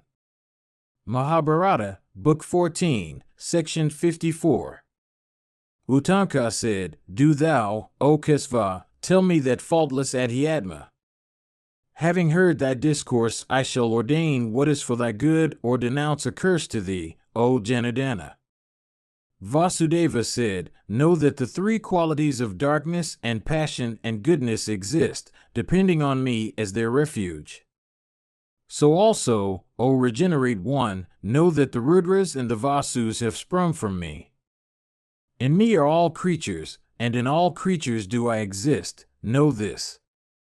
Let no doubt arise in thy mind respecting this. So also, O regenerate one, know that all the tribes of the Daityas, all the Ikshas, Gandharvas, Rakshasas, Nagas, Apsaras, have sprung from me. Whatever has been called existent and non-existent, whatever is manifest and not manifest, whatever is destructible and indestructible, all have me for their soul. Those 4-fold courses of duty which, O ascetic, are known to attach to the 4 modes of life, and all the Vedic duties, have me for their soul. Whatever is non-existent, whatever is existent and non-existent, and whatever transcends that which is existent and non-existent, all these which constitute the universe are from me. There is nothing higher, or beyond, me who am the eternal God of gods. O perpetuator of Bhrigu's race, know that all the Vedas beginning with the original syllable, Om, are identical with me. Know, O son of Bhrigu's race, that I am the sacrificial stake, I am the Soma, drunk in sacrifices, I am the Charu, cooked in sacrifices for being offered to the deities, I am the Homa, that is performed, I am those acts which sacrificers perform for gratifying the deities, I am even the pourer of the sacrificial libation, and I am the havi or libation that is poured. I am the Adharyu. I am the Kalpaka, and I am the highly sanctified sacrificial havi. It is me whom the Udgatri, in the great sacrifice, hymns by the sound of his songs. In all rites of expiation, O Brahmana, the utterers of auspicious mantras and benedictions fraught with peace hymn my praises, who am the artificer, O foremost of regenerate ones, of the universe. Know, O best of regenerate person, that Dharma is my eldest born offspring, sprung from my mind, O learned Brahmana, whose essence is compassion for all creatures. Constantly transforming myself, I take birth in diverse wombs, O best of men, for upholding that son of mine, with the aid of men now existing in or departed from the world. Indeed, I do this for protecting righteousness and for establishing it. In those forms that I assume for the purpose, I am known, O son of Bhrigu's race, in the three worlds as Vishnu and Brahman and Sakra. I am the origin and I am the destruction of all things. I am the creator of all existent objects and I am their destroyer. Knowing no change myself, I am the destroyer of all those creatures that live in sinfulness. In every yuga, I have to repair the causeway of righteousness, entering into diverse kinds of wombs from desire of doing good to my creatures. When, O son of Bhrigu's race, I live in the order of the deities, I then verily act in every respect as a deity. When I live in the order of the Gandharvas, I then, O son of Bhrigu's race, act in every respect as a Gandharv. When I live in the order of the Nagas, I then act as a Naga, and when I live in the order of Yakshas or that of Rakshasas, I act after the manner of that order. Born now in the order of humanity, I must act as a human being. I appeal to them, the Kauravas, most piteously. But stupefied as they were and deprived of their senses, they refused to accept my words. I frightened them, filled with wrath, referring to some great fear, as the consequence of their slighting my message. But once more I showed themselves my usual, human, form. Possessed as they were of unrighteousness, and assailed by the virtue of time, all of them have been righteously slain in battle, and have, without doubt, gone to heaven. The Pandavas also, O best of Brahmanas, have acquired great fame. I have thus told thee all that thou hadst asked me. Mahabharata, Book 14, Section 55. Utanka said, I know thee, O Janardana, to be the creator of the universe. Without doubt, this knowledge that I have is the result of thy grace towards me, O thou of unfading glory. My heart is possessed of cheerful tranquility in consequence of its being devoted to thee. Know, O chastiser of foes, that my heart is no longer inclined to curse thee. If, O Janardana, I deserve the least grace from thee, do thou then show me once thy sovereign form. Vyasa continued, gratified with him. The Holy One then showed Utanka that eternal Vaishnava form which the Nanjaya of great intelligence had seen. Utanka beheld the high-souled Vasudeva's universal form, endued with mighty arms. The effulgence of that form was like that of a blazing fire of 1,000 suns. It stood before him filling all space. It had faces on every side. Beholding that high and wonderful Vaishnava form of Vishnu, in act, seeing the Supreme Lord, in that guise, the Brahmana Utanka became filled with wonder. Utanka said, O thou whose handiwork is the universe, I bow to thee, O soul of the universe, O parent of all things. With thy feet thou hast covered the whole earth, and with thy head thou feedest the firmament. That which lies between the earth and the firmament has been filled by thy stomach. All the points of the compass are covered by thy arms. O thou of unfading glory, thou art all this. Do thou withdraw this excellent and indestructible form of thine. I wish to behold thee now in thy own, human, form which too is eternal. Vyasa continued, unto him, O Janamejaya, Govinda of gratified soul said these words, Do thou ask for some boon unto him Utanka, however, said even this is a sufficient boon from thee for the present, O thou of great splendor, and that, O Krishna, I have beheld this form of thine, O foremost of all beings. Krishna, however, once more said unto him, Do not scruple in this matter. This must be done. A sight of my form cannot be fruitless. Uttamka said, I must accomplish that, O Lord, which thou thinkest should be done. I desire to have water wherever my wish for it may arise. Water is scarce in such deserts. Withdrawing that energy, the Supreme Lord then said unto Uttamka, whenever thou wilt require water, think of me. Having said so, he proceeded towards Dvarka. Subsequently, one day, the illustrious Uttamka, solicitous of water and exceedingly thirsty, wandered over the desert. In course of his wanderings he thought of Krishna of unfading glory. The intelligent rishi then beheld in that desert a naked hunter of the Chandala class, all besmeared with dirt, surrounded by a pack of dogs. Extremely fierce-looking, he carried a sword and was armed with bow and arrows. That foremost of regenerate ones beheld copious streams of water issuing from the urinary organs of that hunter. As soon as Uttamka had thought of Krishna, that hunter smilingly addressed him, saying, O Uttamka, O thou of Bhrigu's race, do thou accept this water from me. Beholding thee afflicted by thirst, I have felt great compassion for thee. Thus addressed by the hunter, the ascetic showed no inclination to accept that water. The intelligent Uttamka even began to censure Krishna of unfading glory. The hunter, however, repeatedly addressed the rishi, saying, Drink. The ascetic refused to drink the water thus offered. On the other hand, with heart afflicted by hunger and thirst, he even gave way to wrath. Disregarded by the high-souled rishi through that conviction, the hunter, O king, with his pack of dogs, disappeared there and then. Beholding that wonderful disappearance, Uttamka became filled with shame.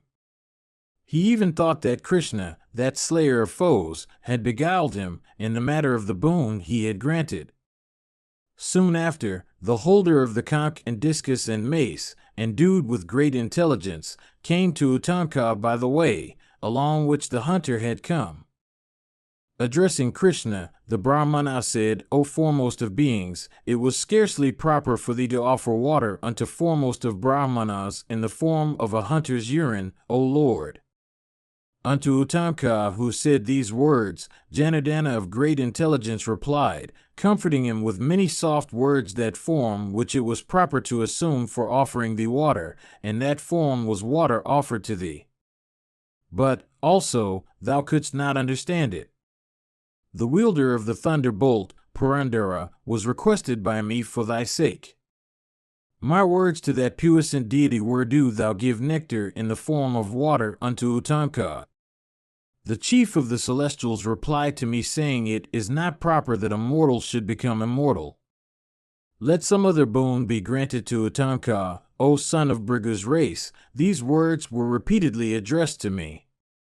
The Lord of Sachi, however, was once more requested by me in these words, viz., even nectar should be given to Uttamka. The chief of the celestials then, comforting me, said, if, O thou of great intelligence, nectar is to be given to him, I shall then assume the form of a hunter and give it to that high-souled descendant of Bhrigu's race. If that son of Bhrigu accepts it thus, I then go to him, O Lord, for giving it unto him. If, however, he sends me away from disregard, I shall not then give it to him on any account. Having made this compact with me, Vyasa appeared before thee, in that disguise, for giving thee nectar. Thou, however, didst disregard him and send him away, seeing that the illustrious one had put on the guise of a Chandala. Thy fault has been great. Once more, with regard to thy desire, I am prepared to do what is in my power. Indeed, this painful thirst of thine, I shall arrange, shall be slaked. On those days, O regenerate one, in which thou wilt feel a desire for water, clouds well charged with water will rise over this desert. Those clouds, O son of Bhrigu's race, will give thee savory water to drink. Verily, those clouds will become known in the world as Uttamka clouds. Thus addressed by Krishna, Uttamka became filled with gladness, and to this day, O Bharata, Uttamka clouds, appear and shower rain on and deserts. Mahabharata, Book 14, Section 56. Janamejaya said, with what penances was the high-souled Uttamka endued so that he entertained the wish to denounce a curse on Vishnu himself, who is the source of all puissance? Vyasa said, O Janamejaya, Uttamka was endued with austere penances. He was devoted to his preceptor. Endued with great energy, he abstained from worshipping anybody else. All the children of the rishis, O Bharata, entertained even this wish, viz., that their devotion to preceptors should be as great as that of Uttamka. Gautama's gratification with and affection for Uttamka among his numerous disciples were very great, O Janamejaya. Indeed, Gautama was highly pleased with the self-restraint and purity of behavior that characterized Uttamka, and with his acts of prowess and the services he rendered to him. One after another, thousands of disciples received the preceptor's permission to return home after the completion of their pupillage. In consequence, however, of his great affection for Uttamka, Gautama could not permit him to leave his retreat. Gradually, in course of time, O son, decrepitude overtook Uttamka, that great ascetic. The ascetic, however, in consequence of his devotion to his preceptor, was not conscious of it. One day, he set out, O monarch, for fetching fuel for his preceptor. Soon after, Uttamka brought a heavy load of fuel. Toil-worn and hungry and afflicted by the load he bore on his head, O chastiser of foes, he threw the load down on the earth, O king. One of his matted locks, white as silver, had become entangled with the load. Accordingly, when the load was thrown down, with it fell on the earth that matted lock of hair. Oppressed as he had been by that load and overcome by hunger, O Bharata, Uttamka, beholding that sign of old age, began to indulge in loud lamentations from excess of sorrow. Conversant with every duty, the daughter of his preceptor, who was possessed of eyes that resembled the petals of the lotus, and of hips that were full and round, at the command of her sire, sought, with downcast face, to hold Uttamka's tears in her hands. Her hands seemed to burn with those teardrops that she held. Unable, accordingly, to hold them longer, she was obliged to throw them down on the earth. The earth herself was unable to hold those teardrops of Uttamka. With a gratified heart, Gautama then said unto the regenerate Uttamka, Why, O son, is thy mind so afflicted with grief today? Tell me calmly and quietly, O learned rishi, for I wish to hear it in detail. Uttamka said, with mind entirely devoted to thee, and wholly bent upon doing what is agreeable to thee, with my heart's devotion turned to thee, and with thoughts entirely dwelling on thee, I have resided here till decrepitude has come upon me without my knowing it at all. I have not, again, known any happiness. Though I have dwelt with thee for 100 years, yet thou hast not granted me permission to depart. Many disciples of thine, that were my juniors, have, however, been permitted by thee to return. Indeed, hundreds and thousands of foremost Brahmanas have, equipped with knowledge, been permitted by thee to depart from thy retreat and set themselves up as teachers. Gautama said, through my love and affection for thee, and in consequence of thy dutiful services to me, a long time has elapsed without my knowing it, O foremost of Brahmanas. If, however, O thou of Bhrigu's race, the desire is entertained by thee of leaving this place, do thou go without delay, receiving my permission. Uttamka said, What shall I present to my preceptor? Tell me this, O best of regenerate persons. Having brought it, I shall go hence, O Lord, with thy permission. Gautama said, The good that the gratification of the preceptor is the final fee. Without doubt, O regenerate one. I have been highly gratified with thy conduct. Know, O perpetuator of Brigu's race, that I have been exceedingly gratified with thee for this. If thou becomest a young man today of 16 years, I shall bestow on thee, O regenerate one, this my own daughter for becoming thy wife. No other woman save this one is capable of waiting upon thy energy. At these words of Gautama, Uttanka once again became a youth and accepted that famous maiden for his wife. Receiving the permission of his preceptor, he then addressed his preceptor's wife, saying, What shall I give thee as final fee for my preceptor? Do thou command me? I desire to accomplish, with wealth or even my life, what is agreeable and beneficial to thee. Whatever gem, exceedingly wonderful and of great value, exists in this world, I shall bring for thee with the aid of my penances. I have no doubt in this. Ahulya said, I am highly gratified with thee, O learned Brahmana, with thy unintermitting devotion, O sinless one. This is enough. Blessed be thou, go whithersoever thou likest. Vaisampayana continued, Uttanka, however, O monarch, once more, said these words, Do thou command me, O mother. It is meet that I should do something that is agreeable to thee. Ahulya said, Blessed be thou, bring for me those celestial earrings that are worn by the wife of Sadasa. That which is due to thy preceptor will then be well discharged. Replying unto her, So be it, Uttanka departed, O Janamejaya, resolved to bring those earrings for doing what was agreeable to his preceptor's wife. That foremost of Brahmanas, Uttanka, proceeded without any loss of time to Sadasa, who had, through the curse of Vasishtha, become a cannibal, in order to solicit the earrings from him. Gautama meanwhile said unto his wife, Uttanka is not to be seen today. Thus addressed, she informed him how he had departed for fetching the jeweled earrings of Sadasa's queen.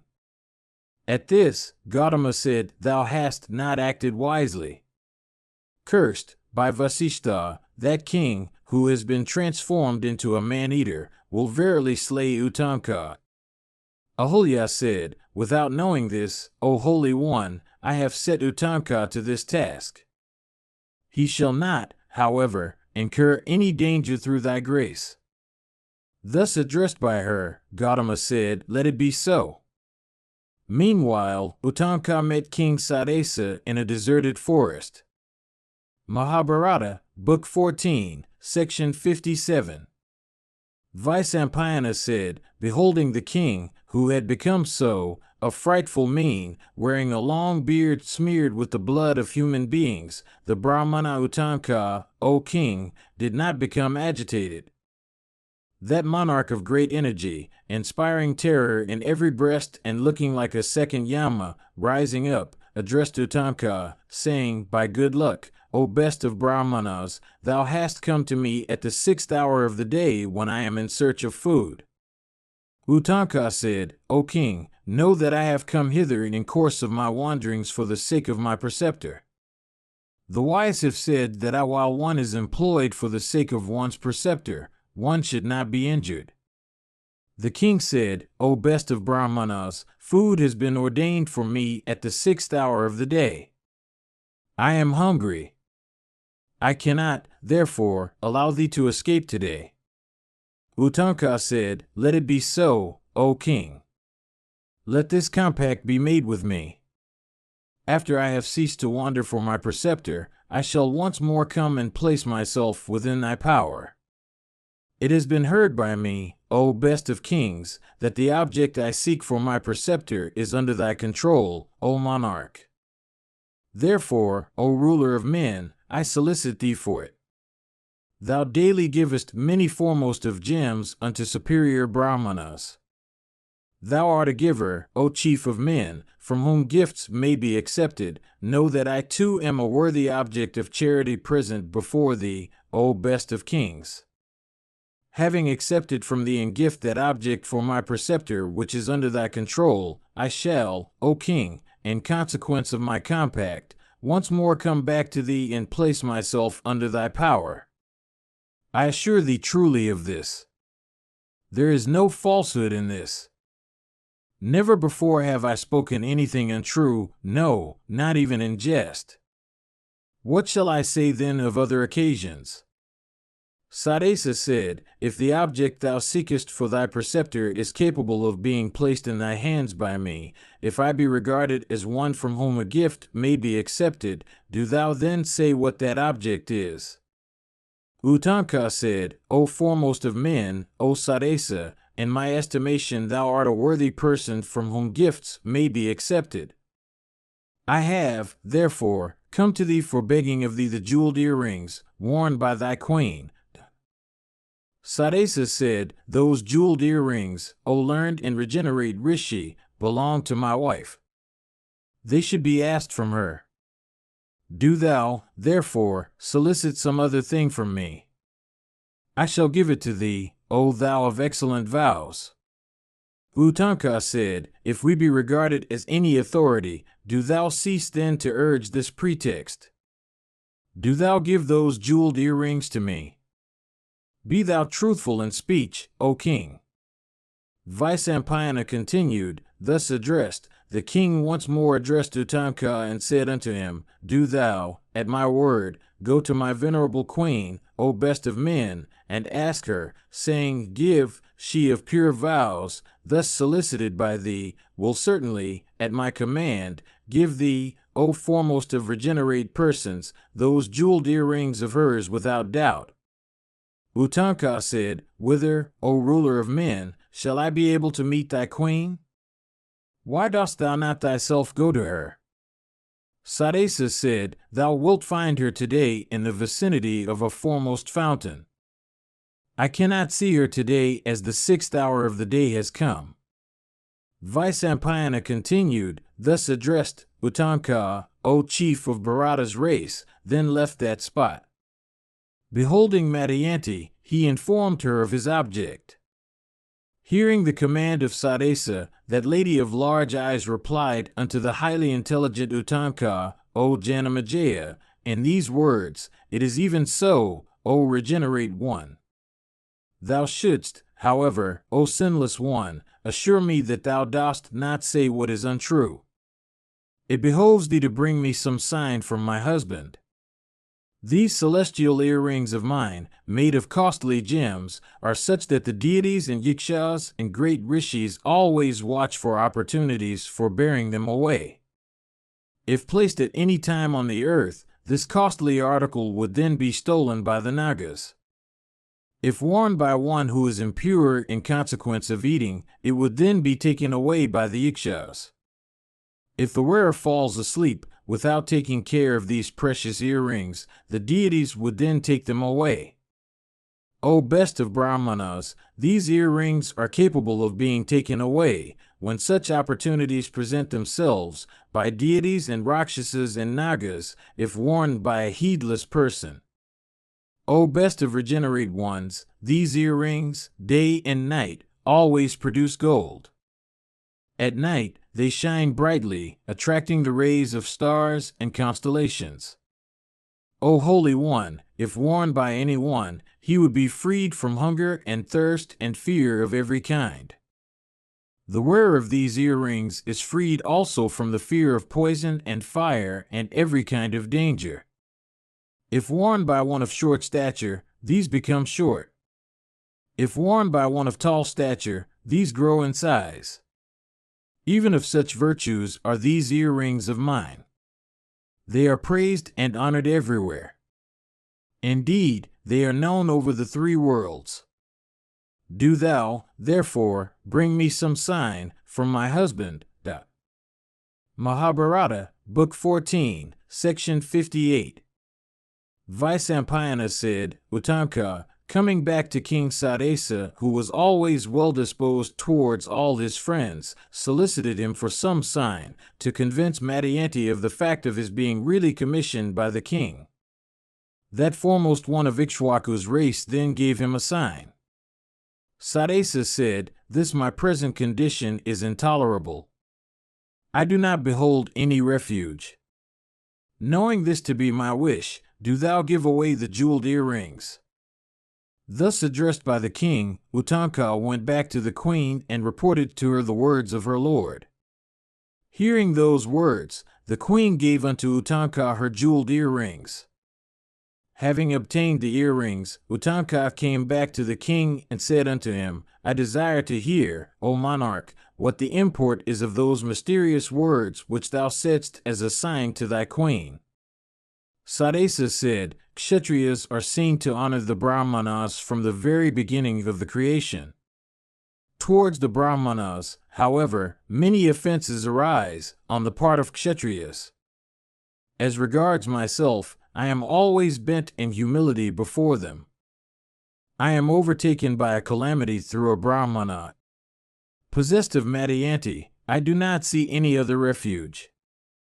Indeed, O foremost of all persons having of a high goal, I do not behold any other refuge for myself in the matter of approaching the gates of heaven, or in continuing here, O best of regenerate ones. It is impossible for a king that is hostile to Brahmanas to continue living in this world or in attaining to happiness in the next. Hence have I given thee these my jeweled earrings, which were coveted by thee. Do thou now keep the compact which thou hast made with me today. Utanka said, O king, I shall certainly act according to my promise. I shall truly come back and place myself under thy power. There is, however, a question, O scorcher of foes, which I wish to ask thee. Sadesa said, Say, O learned Brahmana, what is in thy mind? I shall certainly reply unto thy words. I shall dispel whatever doubt may be in thy mind. I have no hesitation in this. Utanka said, Those who are skilled in the rules of duty say that Brahmanas are of restrained speech. One who behaves wrongly towards friends is regarded as vile as a thief. Thou, again, O king, hast become my friend today. Do thou then, O foremost of men, give me such counsel as is approved by the wise. As regards myself, I have now obtained the fruition of my wishes. Thou, again, art a cannibal. Is it proper for me to come back to thee or not? Sadesa said, If it is proper, for me, O foremost of superior Brahmanas, to say what thou askest, I should then, O best of regenerate ones, tell thee that thou shouldst never come back to me. O perpetuator of Bhrigu's race, by acting even thus, thou wilt attain to what is beneficial to thee. If thou comest back, O learned Brahmana, thou wilt surely meet with death. Vaisampayana continued, thus addressed by the intelligent king in respect of what was beneficial for him. Utanka took leave of the monarch and set out for the presence of Ahulya. Desirous of doing what was agreeable to the wife of his preceptor, he took the earrings with him and set out with great speed for reaching the retreat of Gautama. Protecting them even in the manner directed by Madhyanti, that is, binding them within the folds of his black deerskin, he proceeded on his way. After he had proceeded for some distance, he became afflicted by hunger. He there beheld a vilwa tree bent down with the weight of ripe fruits. He climbed that tree, causing his deerskin, O chastiser of foes, to hang on a branch. That foremost of regenerate persons then began to pluck some fruits. While he was employed in plucking those fruits with eyes directed towards them, some of them fell, O king, on that deerskin in which those earrings had been carefully tied by that foremost of Brahmanas. With the strokes of the fruits, the knot became untied. Suddenly that deerskin, with the earrings in it, fell down. When the knot being unfastened, the deerskin fell down on the ground. A snake who was there beheld those jeweled earrings. That snake belonged to the race of Airavata. With great promptness he took up the earrings in his mouth and then entered an anthill. Beholding the earrings taken away by that snake, Utanka, filled with wrath and in great anxiety of mind, came down from the tree. Taking his staff he began to pierce that anthill. That best of Brahmanas, burning with wrath and the desire for revenge, ceaselessly employed himself for 35 days in that task. The goddess Earth, unable to bear the force of Uttamka's walking staff and with body torn therewith, became exceedingly anxious. Unto that regenerate Rishi then, who continued to dig the earth from desire of making a path to the nether regions inhabited by the Nagas, the chief of the celestials, armed with the thunder, came there, on his car drawn by green horses. Endued with great energy, he beheld that foremost of Brahmanas, as he sat there engaged in his task. Vyasa continued, assuming the garb of a Brahmana afflicted with the sorrow of Uttamka, the chief of the celestials addressed him, saying, "This purpose of thine is incapable of being achieved. The regions of the Nagas are thousands of yojanas removed from this place. I think that thy purpose is not capable of being achieved with thy walking staff." Uttamka said, "If, O Brahmana, the earrings be not recovered by me from the regions of the Nagas, I shall cast off my life breaths before thy eyes, O foremost of regenerate persons." Vyasa said, "When the thunder-armed Indra failed to divert Uttamka from his purpose, he united the latter's walking staff with the force of thunder. Then, O Janamejaya, the earth, opening with those strokes having the force of thunder, yielded a way to the nether regions inhabited by the Nagas. By that path Uttamka entered the world of Nagas. He saw that that region lay extended thousands of yojanas on all sides. Indeed, O blessed one, it was equipped with many walls made of pure gold and decked with jewels and gems. There were many fine tanks of water furnished with flights of staircases made of pure crystal, and many rivers of clear and transparent water. He saw also many trees with diverse species of birds perching on them.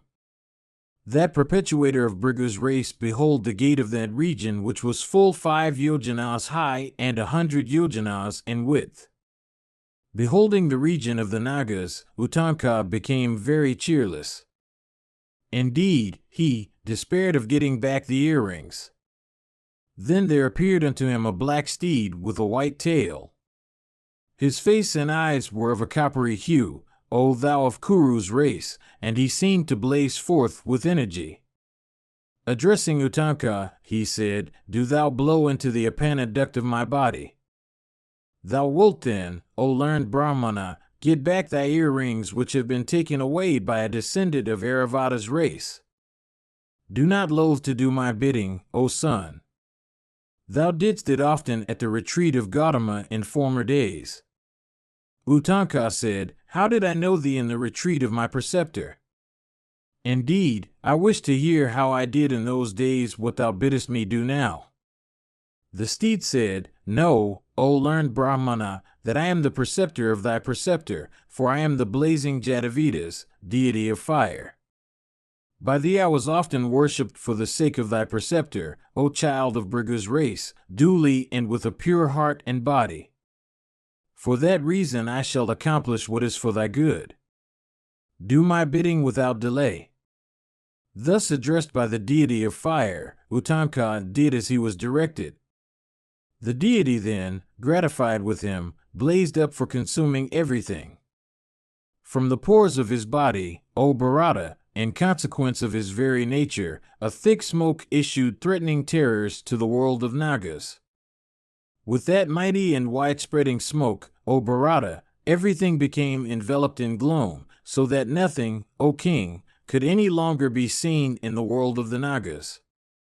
Cries of woe were heard throughout the mansions of the Airavatas, uttered by the Nagas headed by Vasuki, O Janamejaya.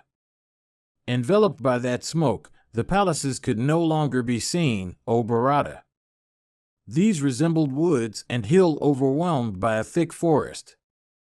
With eyes that were red in consequence of that smoke, and afflicted by the energy of the deity of fire, the Nagas came out of their mansions to the high-souled son of Bhrigu's race for ascertaining what was the matter.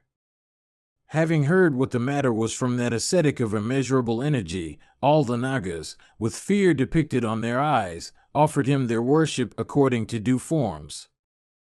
Indeed, all the Nagas, placing the old and the young ones before them, bowed unto him with their heads, and joining their hands addressed him, saying, "Be gratified with us, O Holy One."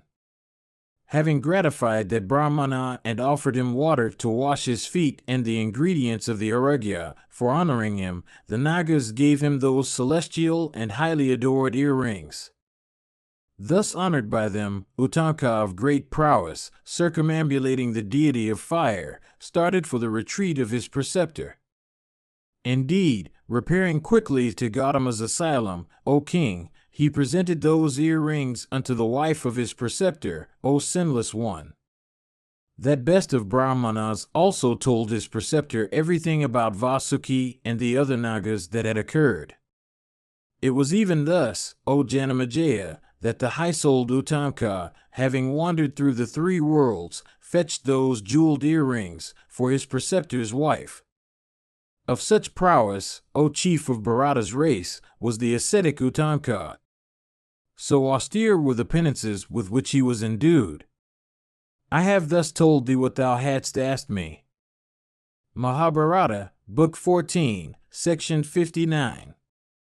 Janamejaya said, after having conferred that boon on Uttamka, O foremost of regenerate persons, what did the mighty armed Govinda of great celebrity next do? Vaisampayana said, having granted that boon to Uttamka, Govinda, accompanied by Satyaki, proceeded to Dvarka on his car drawn by his large steeds endued with great speed. Passing many lakes and rivers and forests and hills, he at last came upon the delightful city of Dwaravati. It was at the time, O king, when the festival of Ravataka had begun, that he of eyes like lotus petals arrived with Satyaki as his companion. Adorned with many beautiful things and covered with diverse kosas made of jewels and gems, the Ravataka hill shone, O king, with great splendor. That high mountain, decked with excellent garlands of gold and gay festoons of flowers, with many large trees that looked like the kulpa trees of Indra's garden, and with many golden poles on which were lighted lamps, shone in beauty through day and night. By the caves and fountains the light was so great that it seemed to be broad day. On all sides beautiful flags waved on the air with little bells that jingled continuously. The entire hill resounded with the melodious songs of men and women. Ravataka presented a most charming prospect like Meru with all his jewels and gems. Men and women, excited and filled with delight, O Bharata, sang aloud.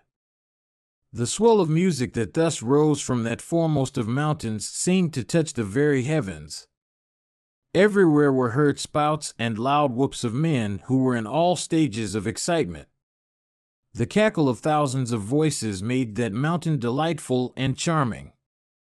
It was adorned with many shops and stalls filled with diverse viands and enjoyable articles.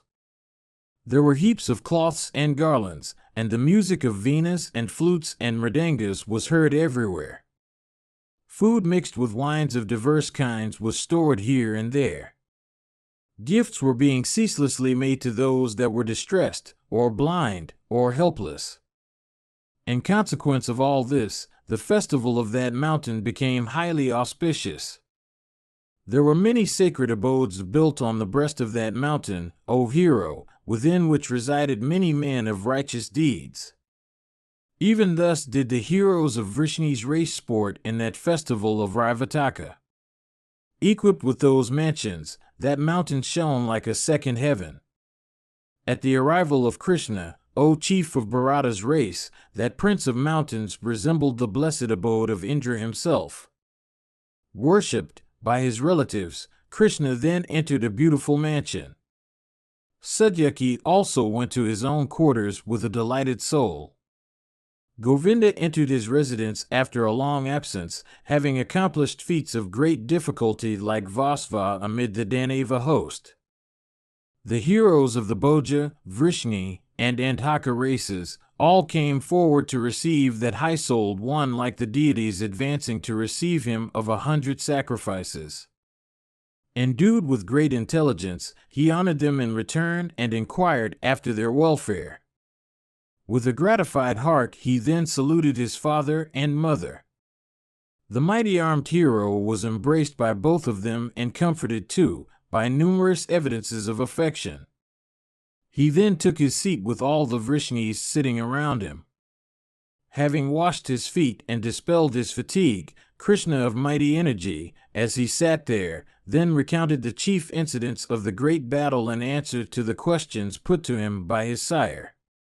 Mahabharata, Book 14, Section 60.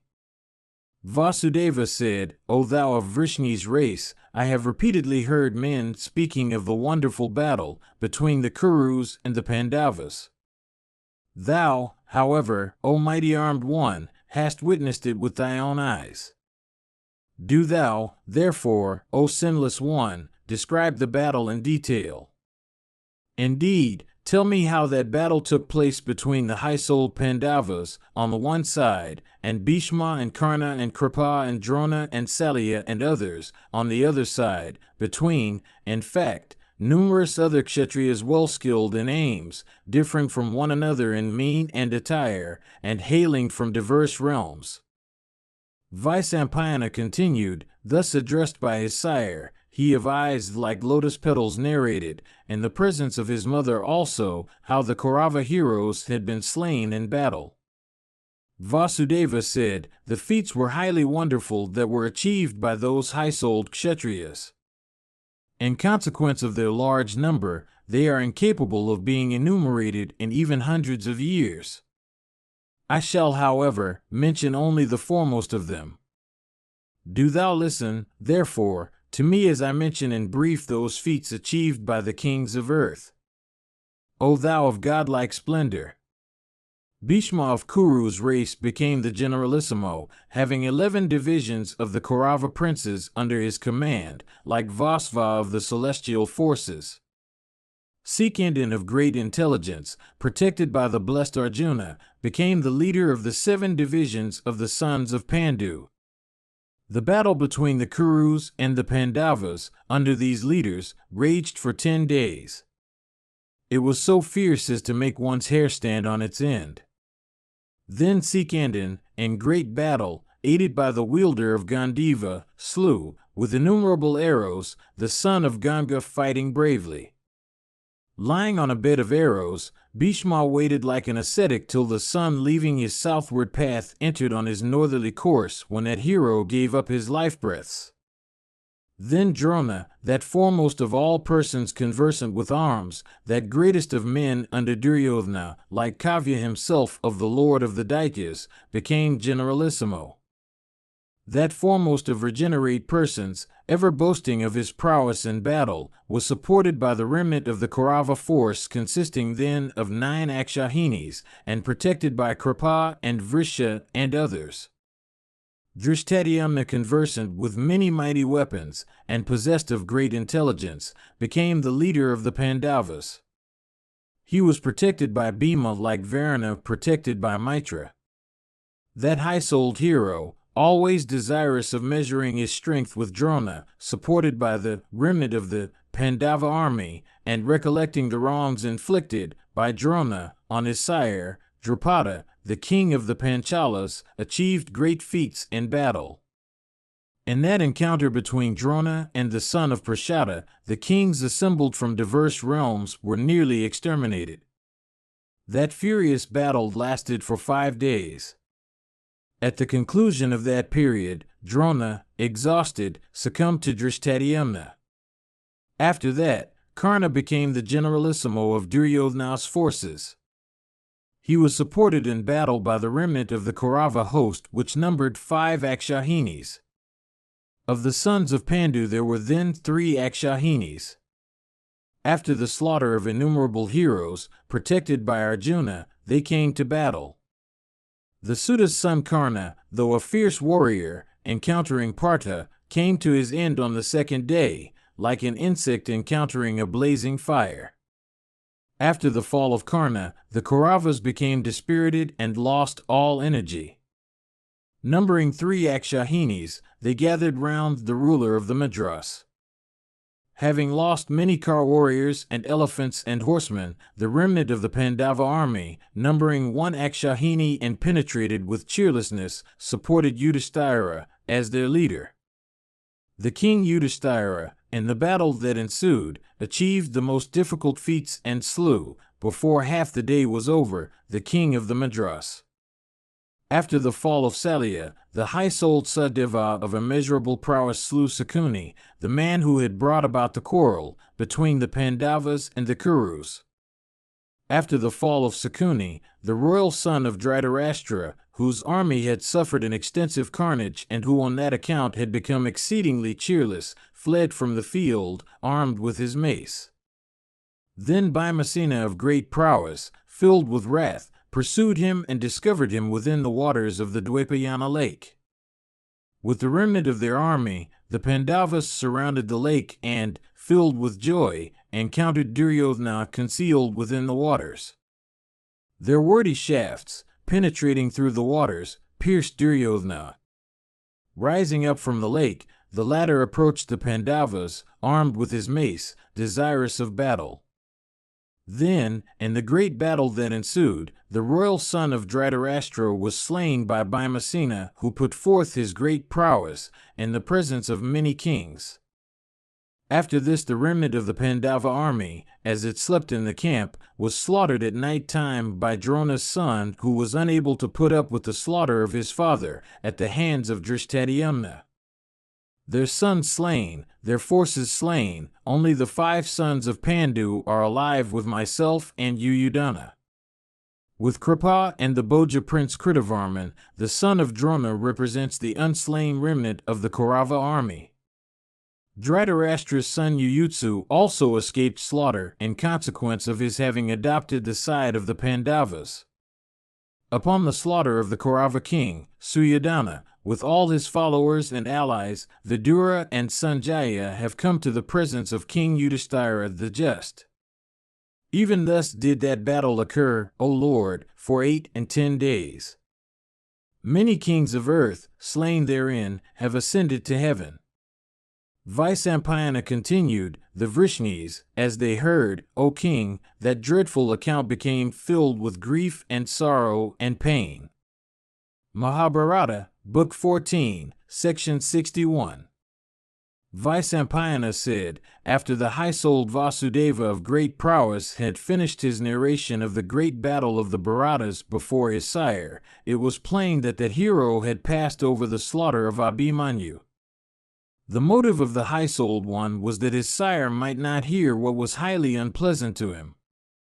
Indeed, the intelligent Krishna did not wish that his sire Vasudeva should, on hearing the dreadful intelligence of the death of his daughter's son, be afflicted with sorrow and grief. His sister, Subhadra, noticing that the slaughter of her son had not been mentioned, addressed her brother, saying, Do thou narrate the death of my son, O Krishna, and fell down on the earth, in a swoon. Vasudeva beheld his daughter fallen on the ground. As soon as he saw this, he also fell down, deprived of his senses by grief. Regaining his senses, Vasudeva, afflicted with grief at the death of his daughter's son, O king, addressed Krishna, saying, O lotus-eyed one, thou art famed on earth for being truthful in speech.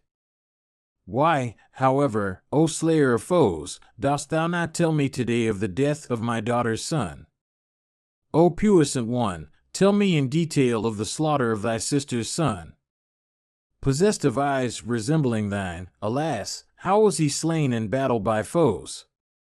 Since my heart does not from grief break into 100 pieces, it seems, O thou of the Vrishni's race, that it does not die with men when its hour does not come. Oh, at the time of his fall, what words did he utter, apostrophizing his mother?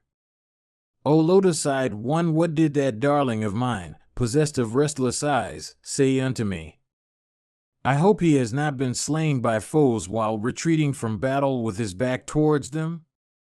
I hope, O Govinda, that, his face did not become cheerless while fighting. He was possessed, O Krishna, of mighty energy. From a spirit of boyishness, that puissant hero, boasting of his prowess and my presence, used to speak of his skill in battle. I hope that boy does not lie on the field, slain deceitfully by Drona and Karna and Kripa and others. Do thou tell me this? That son of my daughter always used to challenge Bhishma and that foremost of all mighty warriors, viz., Karna, in battle. Unto his sire who, from excess of grief, indulged in such lamentations, Govinda, more afflicted than he answered in these words. His face did not become cheerless as he fought in the van of battle. Fierce though that battle was, he did not turn his back upon it. Having slain hundreds and thousands of kings of earth, he was brought to grief by Drona and Karna and at last succumbed to the son of Dusasana. If, O Lord, he had been encountered, 1-to-1, without intermission, he was incapable of being slain in battle by even the wielder of the thunderbolt. When his sire Arjuna was withdrawn from the main body by the Samsaptakas, who challenged to fight him separately, Abhimanyu was surrounded by the enraged Kaurava heroes headed by Drona in battle. Then, O sire, after he had slaughtered a very large number of foes in battle, thy daughter's son at last succumbed to the son of Dusasana. Without doubt, he is gone to heaven. Kill this grief of thine, O thou of great intelligence. They that are of cleansed understandings never languish when they meet with any calamity. He by whom Drona and Karna and others were checked in battle, heroes that were equal to Indra himself in might, why would not he ascend to heaven? O irresistible one, do thou kill this grief of thine. Do not suffer thyself to be swayed by wrath. That conqueror of hostile cities has attained in that sanctified goal which depends upon death at the edge of weapons. After the fall of that hero, this my sister Subhadra, stricken with grief, indulged in loud lamentations when she saw Kunti like a female osprey. When she met Draupadi, she asked her in grief, O reverend lady, where are all our sons? I desire to behold them. Hearing her lamentations, all the Kaurava ladies embraced her and wept sitting around her. Beholding her daughter-in-law, Uttara, she said, O blessed girl, where has thy husband gone? When he comes back, do thou, without losing a moment, apprise me of it. Alas, O daughter of Virata, as soon he heard my voice, he used to come out of his chamber without the loss of a moment. Why does not thy husband come out today? Alas, O Abhimanyu, thy maternal uncle's mighty car warriors are all hail. They used to bless thee when they saw thee come here prepared to go out for battle. Do thou tell me the incidents of battle today as before, O chastiser of foes. Oh, why dost thou not answer me today, me who am weeping so bitterly? Hearing these lamentations of this daughter of the Vrishni race, Pritha, deeply afflicted with grief, addressed her and slowly said, O Subhadra, though protected by Vasudeva and Satyaki and by his own sire, thy youthful son has yet been slain. That slaughter is due to the influence of time. O daughter of Yedu's race, mortal thy son was. Do not grieve. Irresistible in battle, thy son has, without doubt, attained to the highest goal. Thou art born in a high race of high-souled Kshatriyas. Do not grieve, O thou of restless glances, O girl of eyes like lotus petals. Do thou cast thy eyes on Uttara, who is quick with child. O blessed lady, do not yield to sorrow. This auspicious girl will soon bring forth a son to that hero. Having comforted her in this way, Kunti, conversant with every duty, O perpetuator of Yedu's race, casting off her grief, O irresistible one, made arrangements for Abhimanyu's obsequial rites, with the acquiescence of King Yudhishthira and Bhima, and the twins, viz. Nakula and Sadeva, who in prowess resembled Yama himself. She also made many presents unto the Brahmanas, and bestowed upon them many kind, O perpetuator of Yadu's race. Then the Vrishni dame, Kunti, comforted a little, addressed the daughter of Virata, saying, O faultless daughter of Virata, thou shouldst not indulge in grief. For the sake of thy husband, O thou of rotund hips, protect the child in thy womb. Having said these words, O thou of great splendor, Kunti ceased. With her permission I have brought Subhadra here. It was even thus, O giver of honors, that thy daughter's son met with his death. Cast off thy burning grief, O irresistible one. Indeed, do not set thy heart on sorrow. Mahabharata, Book 14, Section 62. Vyasa said, having heard these words of his son Vasudeva, that descended of Sura, of righteous soul, casting off his grief, made excellent obsequial offerings unto Abhimanyu. Vasudeva also performed those rites for the ascension to heaven of his high-souled nephew, that hero who was ever the darling of his sire, Vasudeva. He duly fed 6 millions of Brahmanas, endued with great energy, with edibles possessed of every recommendation. Presenting many clothes unto them, Krishna gratified the thirst for wealth of those Brahmanas. Wonderful were the heaps of gold, the number of kine and of beds and clothes, that were then given away. The Brahmanas loudly declared, let Krishna's wealth increase. Then Vasudeva of Dasara's race, and Valadeva, and Satyaki, and Satyaka, each performed the obsequial rites of Abhimanyu. Exceedingly afflicted with grief, they failed to attain comfort. The same was the case with the sons of Pandu in the city called after the elephant. Deprived of Abhimanyu, they failed to obtain peace of mind.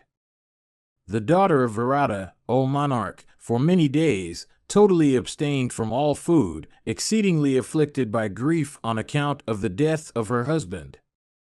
At this all her relatives became plunged into excess of grief. They all feared that the embryo in her womb might be destroyed. Then Vyasa, ascertaining the state of things by his spiritual vision, came there. The highly intelligent Rishi, endued with great energy, arrived at the palace, addressed Pritha of large eyes, as also Uttara herself, saying, let this grief be abandoned. O famous lady, a son endued with mighty energy will be born to thee, through the puissance of Vasudeva, and at my word. That son will rule the earth after the Pandavas have departed from it. Beholding the Nanjaya, he said unto him, in the hearing of King Yudhishthira the just, and gladdening him with his words, O Bharata, the grandson, O highly blessed one, will become a high-souled prince.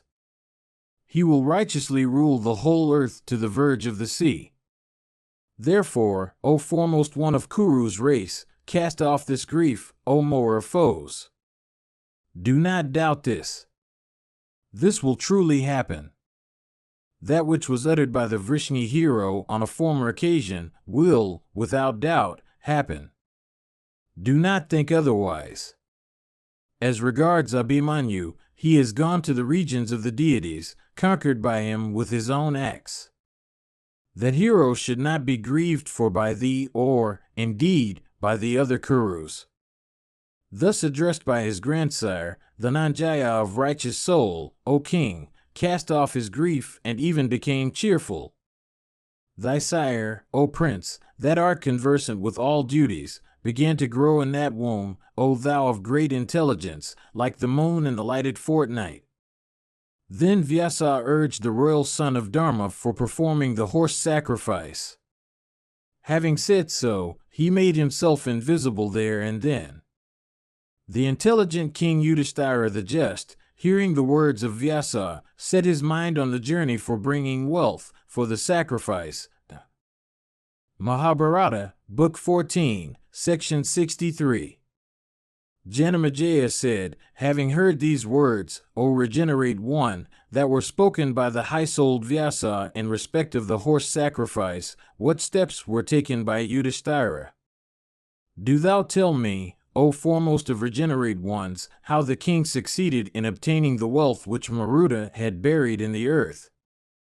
Vyasa said, having heard the words of the island-born ascetic, King Yudhishthira the Just summoned all his brothers, viz. Arjuna and Bhimasena and the twin sons of Madri, in proper time, and then said unto them the following words, Come, ye heroes, you have heard the words which the highly intelligent and high-souled Krishna has said from his friendship for and the desire of doing good to the Kurus. Verily, you have heard those words that have been uttered by that ascetic of abundant penances, that great sage desirous of bestowing prosperity on his friends, that preceptor of righteous behavior, viz., Vyasa of wonderful feats. You have heard what Bhishma also said, and what Govinda too of great intelligence has uttered. Remembering those words, ye gang of Pandu, I desire to obey them duly. By obeying those words of theirs, great blessedness will attach to all of you. Those words spoken by those utterers of Brahma are certain, if obeyed, to bring in their train considerable benefit. Ye perpetuators of Kuru's race, the earth has become divested of her wealth. Ye kings, Vyasa, therefore, informed us of the wealth that lies buried in the earth of Maruta. If you think that wealth abundant or sufficient, how shall we bring it to our capital? What, O Bhima, dost thou think as regards this? When the king, O perpetuator of Kuru's race, said these words, Bhimasena, joining his hands, said these words in reply, the words thou hast said, O thou of mighty arms, on the subject of bringing the wealth indicated by Vyasa, are approved by me. If, O puissant one, we succeed in getting the wealth kept there by the son of Avikshita, then this sacrifice, O king, purposed by us will be easily accomplished. Even this is what I think. We shall, therefore, bowing our heads unto the high-souled Jerisa, and offering due worship unto that deity, bring that wealth. Blessed be thou. Gratifying that God of gods, as also his companions and followers, in words, thought, and deed, we shall, without doubt, obtain that wealth. Those Kinnaras of fierce mien who are protecting that treasure will certainly yield to us if the great deity having the bull for his sign become gratified with us. Hearing these words uttered by Bhima, O Bharata, King Yudhishthira the son of Dharma became highly pleased. The others, headed by Arjuna, at the same time, said, So be it. The Pandavas then, having resolved to bring that wealth, ordered their forces to march under the constellation Dhruva and on the day called by the same name, causing the Brahmanas to utter benedictions on them, and having duly worshipped the great god Mahesvara, the sons of Panda get out on their enterprise. Gratifying that high-souled deity with madakas and fermenti, and with cakes made of meat, the sons of Pandu set out with cheerful hearts. While they thus set out, the citizen, and many foremost of Brahmanas, with cheerful hearts, uttered auspicious blessings on their heads. The Pandavas, circumambulating many Brahmanas that daily worshipped their fires, and bending their heads unto them, proceeded on their journey. Taking the permission of King Dhritarashtra, who was afflicted with grief on account of the death of his sons, his queen, Gandhari, and Pritha also of large eyes, and keeping the Kaurava prince Yuyutsu, the son of Dhritarashtra, in the capital, they set out, worshipped by the citizens and by many Brahmanas possessed of great wisdom. Mahabharata, Book 14, Section 64. Vyasa said, They then set out, with cheerful hearts, and accompanied by men and animals, all of whom and which were equally cheerful. They filled the whole earth with the loud clatter of their wheels. Their praises hymned by eulogists and Sudras and Magadhas and bards, and supported by their own army, they looked like so many Adityas adorned with their own rays. With the white umbrella held over his head, King Yudhishthira shone with beauty like the Lord of the Stars on the night when he is at full. That foremost of men, the eldest son of Pandu, accepted, with due forms, the blessings and cheers of his gladdened subjects as he proceeded on his way. As regards the soldiers that followed the king, their confused murmurs seemed to fill the entire welkin. That host crossed many lakes and rivers and forests and pleasure gardens. They at last came upon the mountains. Arrived at that region where that wealth was buried, O king, the royal Yudhishthira fixed his camp with all his brothers and troops.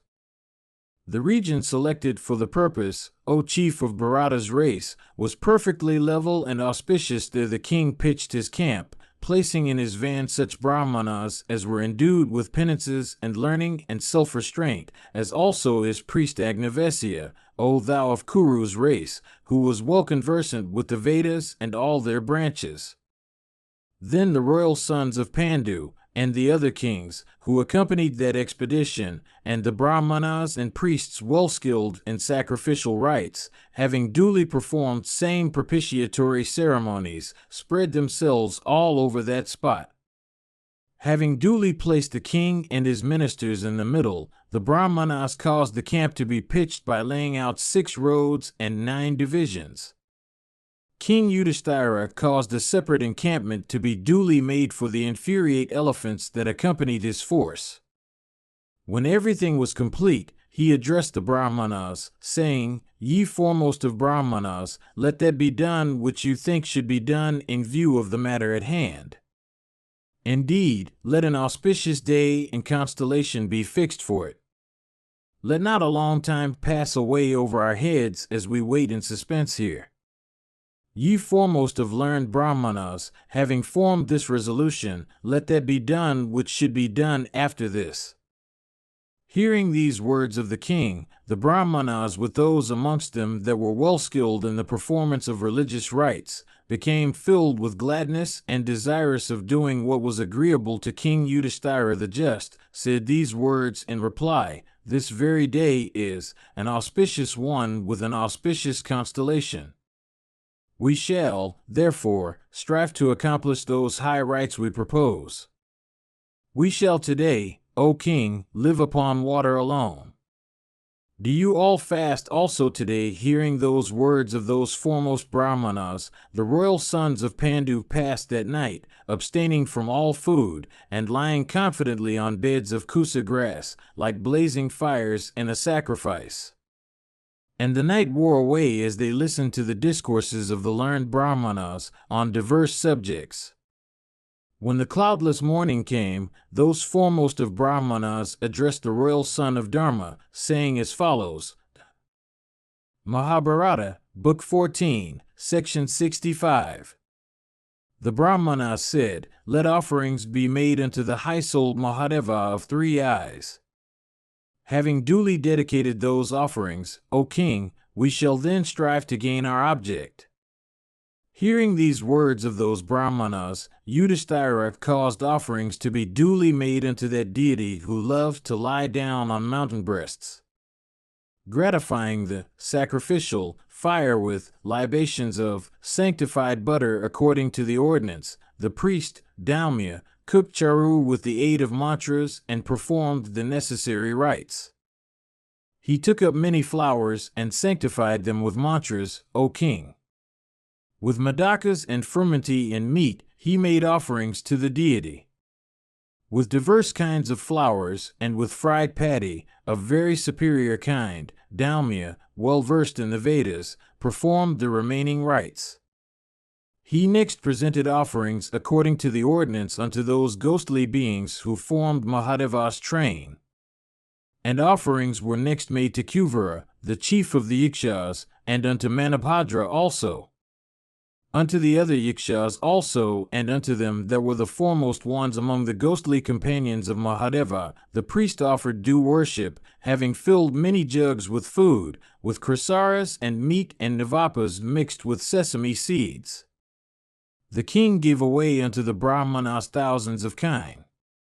He then directed the presentation, according to due rites, of offerings unto those night-wandering beings, who live with Mahadeva, surcharged, as it were, with the scent of dupas, and filled with the fragrance of flowers, that region, sacred to the deity of deities, O king, became exceedingly delightful. Having performed the worship of Rudra and of all the Ganas, the king, placing Vyasa ahead, proceeded towards the place where the treasure was buried. Once more worshipping the Lord of Treasures, and bowing unto him with reverence and saluting him properly, with diverse kinds of flowers and cakes and chrysera, having worshipped those foremost of gems, viz. Samkat and Nidhi, and those Yikshas who are the lords of gems, and having worshipped many foremost of Brahmanas, and caused them to utter blessings, the king, endued with great puissance, strengthened by the energy and the auspicious benedictions of those Brahmanas, caused that spot to be excavated. Then numerous vessels of diverse and delightful forms, and bringaras and katahas and kalasas and bardhamanakas, and innumerable bhajanas of beautiful forms, were dug out by King Yudhishthira the Just. The wealth thus dug out was placed in large karaputas for protection. A portion of the wealth was caused to be borne upon the shoulders of men in stout balances of wood, with baskets slung like scales at both ends. Indeed, O king, there were other methods of conveyance there for bearing away that wealth of the son of Pandu. There were 60,000 of camels and 120,000 horses, and of elephants, O monarch, there were 100,000. Of cars there were as many, and of carts, 2 as many, and of she-elephants as many. Of mules and men the number was untold. That wealth which Yudhishthira caused to be dug out was even so much. 16,000 coins were placed on the back of each camel, 8,000 on each car, 24,000 on each elephant, while proportionate loads were placed on horses and mules and on the backs, shoulder and heads of men. Having loaded these vehicles with that wealth and once more worshipping the great deity Shiva, the son of Pandu set out for the city called after the elephant, with the permission of the island-born Rishi, and placing his priest Dalmia in the van. That foremost of men, viz., the royal son of Pandu, made short marches every day, measured by a goeta, 4 miles. That mighty host, O king, afflicted with the weight they bore, returned, bearing that wealth, towards the capital, gladdening the hearts of all those perpetuators of the Kuru race. Mahabharata, Book 14, Section 66. Vaisampayana said, meanwhile, Vasudeva of great energy accompanied by the Vrishnis, came to the city called after the elephant. While leaving that city for returning to his own Dvarka, he had been requested by the son of Dharma to come back. Hence, knowing that the time fixed for the horse sacrifice had come, that foremost of men came back to the Kuru capital.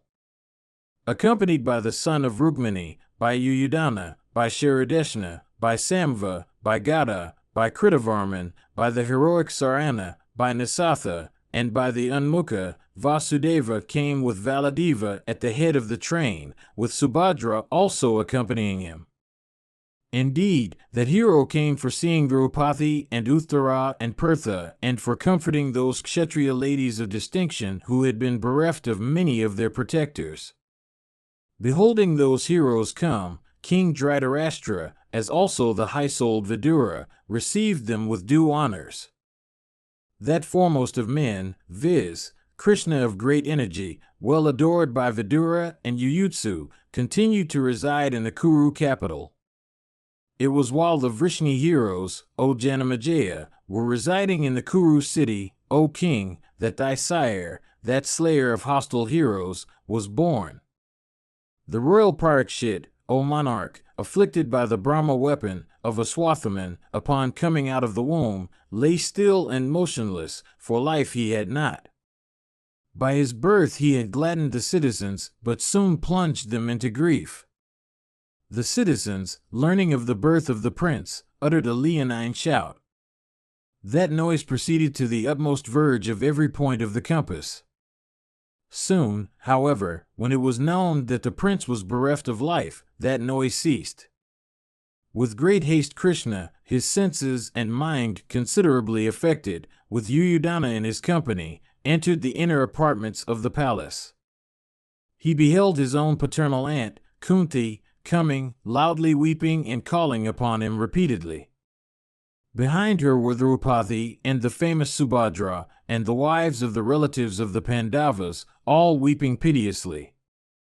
Meeting Krishna, Kunti, that daughter of the Bhoja race, said unto him, O foremost of monarchs, these words in a voice chocked with tears, O Vasudeva, O mighty armed hero, Devaki by having borne thee, has come to be regarded as an excellent genitrix. Thou art our refuge and our glory. This race of Pandu depends upon thee for its protector. O Yadava hero, O puissant one, this child of thy sister's son has come out of the womb, slain by a Swathaman. O Kesava, do thou revive him. O delighter of the Yadavas, even this was vowed by thee, O puissant one, when a Swathaman had inspired the blade of grass into a Brahma weapon of mighty energy. Indeed, O Kesava, thy words were even these, I shall revive that child if he comes out of the womb dead. That child, O son, has been born dead. Behold him, O foremost of men. It behoveth thee, O Madhava, to rescue Uttara and Subhadra and Draupadi and myself, and Dharma's son, Yudhishthira, and Bhima and Fulguna, and Nakula, and the irresistible Sadeva. In this child are bound the life breaths of the Pandavas and myself. O thou of the Dasara race, on him depends the obsequial cake of Pandu, as also of my father-in-law, and of Abhimanyu too, blessed be thou, that darling nephew of thine who was so very like unto thee. Do thou accomplish today what will be beneficial to all these. I urge thee earnestly, O Janardana. Uttara, O slayer of foes, always repeats the words said unto her by Abhimanyu. Without doubt, O Krishna, those words were highly agreeable to her. O thou of the Dasara race, Arjuna's son said unto this daughter of Virata, thy son, O blessed girl, will go to my maternal uncles. Taking up his residence with the Vrishnis and Andhakas, he will obtain from them the science of arms, indeed, diverse wonderful weapons, and the whole of the science of politics and morality. Even these were the words, O son, that slayer of hostile heroes, viz., the son of Subhadra, that irresistible hero, said unto Uttara, from his affection for her. O slayer of Madhu, bowing our heads unto thee, we pray thee for making those words of Abhimanyu true. In view also of the time that has come, do thou accomplish what is highly beneficial. Having said these words unto that hero of the Vrishni's race, Pritha of large eyes raised her arms upwards and with the other ladies in her company fell down on the earth. All of them, with eyes rendered muddy by tears, repeatedly exclaimed, saying, Alas, the son of Vasudeva's nephew has been born dead. After Kunti had said so, Janardana took hold of her, O Bharata, and gently raising her from the earth, comforted her as follows. Mahabharata, Book 14, Section 67. Vaisampayana said, after Kunti had sat up, Subhadra, beholding her brother, began to weep aloud, and afflicted with excessive grief, said, O thou of eyes like lotus petals, behold the grandson of Arjuna of great intelligence. Alas, the Kuru race having been thinned, a child has been born that is feeble and dead. The blade of grass, inspired into a weapon of great efficacy, uplifted by Drona's son for compassing the destruction of Bhimasena, fell upon Uttara and Vijaya and myself. Alas, that blade, O Kesava, is still existing unextracted in me, after having pierced my heart, since I do not, O irresistible hero, behold this child with his sire who was my son. What will the righteous-souled King Yudhishthira the just say? What will Bhimasena and Arjuna and the two sons of Madravati also say? Hearing that Abhimanyu's son was born and dead, the Pandavas, O thou of Vrishni's race, will regard themselves as cheated by a Swathaman. Abhimanyu, O Krishna, was the favorite of all the Pandava brothers, without doubt. Hearing this intelligence, what will those heroes, vanquished by the weapon of Drona's son, say? What grief, O Janardana, can be greater than this, viz., that Abhimanyu's son should be born dead? Bowing unto thee with my head, O Krishna, I seek to gratify thee today. Behold, O foremost of men, these two standing here, viz., Pritha and Draupadi. When, O Madhava, the son of Drona sought to destroy the embryos even in the wombs of the ladies of the Pandavas, at that time, O grinder of foes, thou saidst in wrath unto Drona's son, ever these words, O wretch of a Brahmana, O vilest of men, I shall disappoint thy wish. I shall revive the son of Kiratin's son. Hearing these words of thine, and well knowing thy puissance, I seek to gratify thee, O irresistible hero. Let the son of Abhimanyu be revived. In having pledged thyself previously thou dost not accomplish thy auspicious vow, do thou then know for certain, O chief of the Vrishni race, that I shall cast off my life. If, O hero, this son of Abhimanyu doth not revive when thou, O irresistible one, art alive and near, of what other use wilt thou be to me? Do thou, therefore, O irresistible one, revive this son of Abhimanyu, this child possessed of eyes similar to his, even as a rain-charged cloud revives the lifeless crops on a field. Thou, O Kesva, art righteous-souled, truthful, and of prowess incapable of being baffled. It behoveth thee, O chastiser of foes, to make thy words truthful. If only thou wishest it, thou canst revive the three worlds of being, if dead. What need I say, therefore, of this darling child, born but dead, of thy sister's son? I know thy puissance, O Krishna. Therefore do I solicit thee. Do thou show this great favor to the sons of Pandu. It behoveth thee, O mighty armed one, to show compassion to this Uttara or to me, thinking that I am thy sister or even a mother that hath lost her son, and one that hath thrown herself upon thy protection. Mahabharata, Book 14, Section 68. Vaisampayana said, thus addressed, O king, by his sister and others, the slayer of Kasan, exceedingly afflicted by grief, answered, so be it. These words were uttered with sufficient loudness, and they gladdened all the inmates of the inner apartments of the palace. The puissant Krishna, that foremost of men, by uttering these words, gladdened all the people assembled there, like one pouring cold water on a person afflicted with sweat. He then quickly entered the lying-in room in which thy sire was born.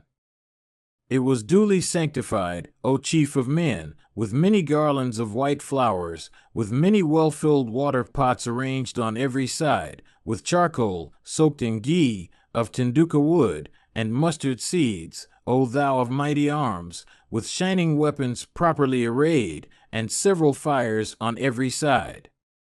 And it was peopled by many agreeable and aged dames summoned for waiting upon thy grandmother. It was also surrounded by many well-skilled and clever physicians, O thou of great intelligence. Endued with great energy, he also saw there all articles that are destructive of Rakshasas, duly placed by persons conversant with the subject. Beholding the lying-in room in which thy sire was born thus equipped, Hrishikesa became very glad and said, excellent, excellent.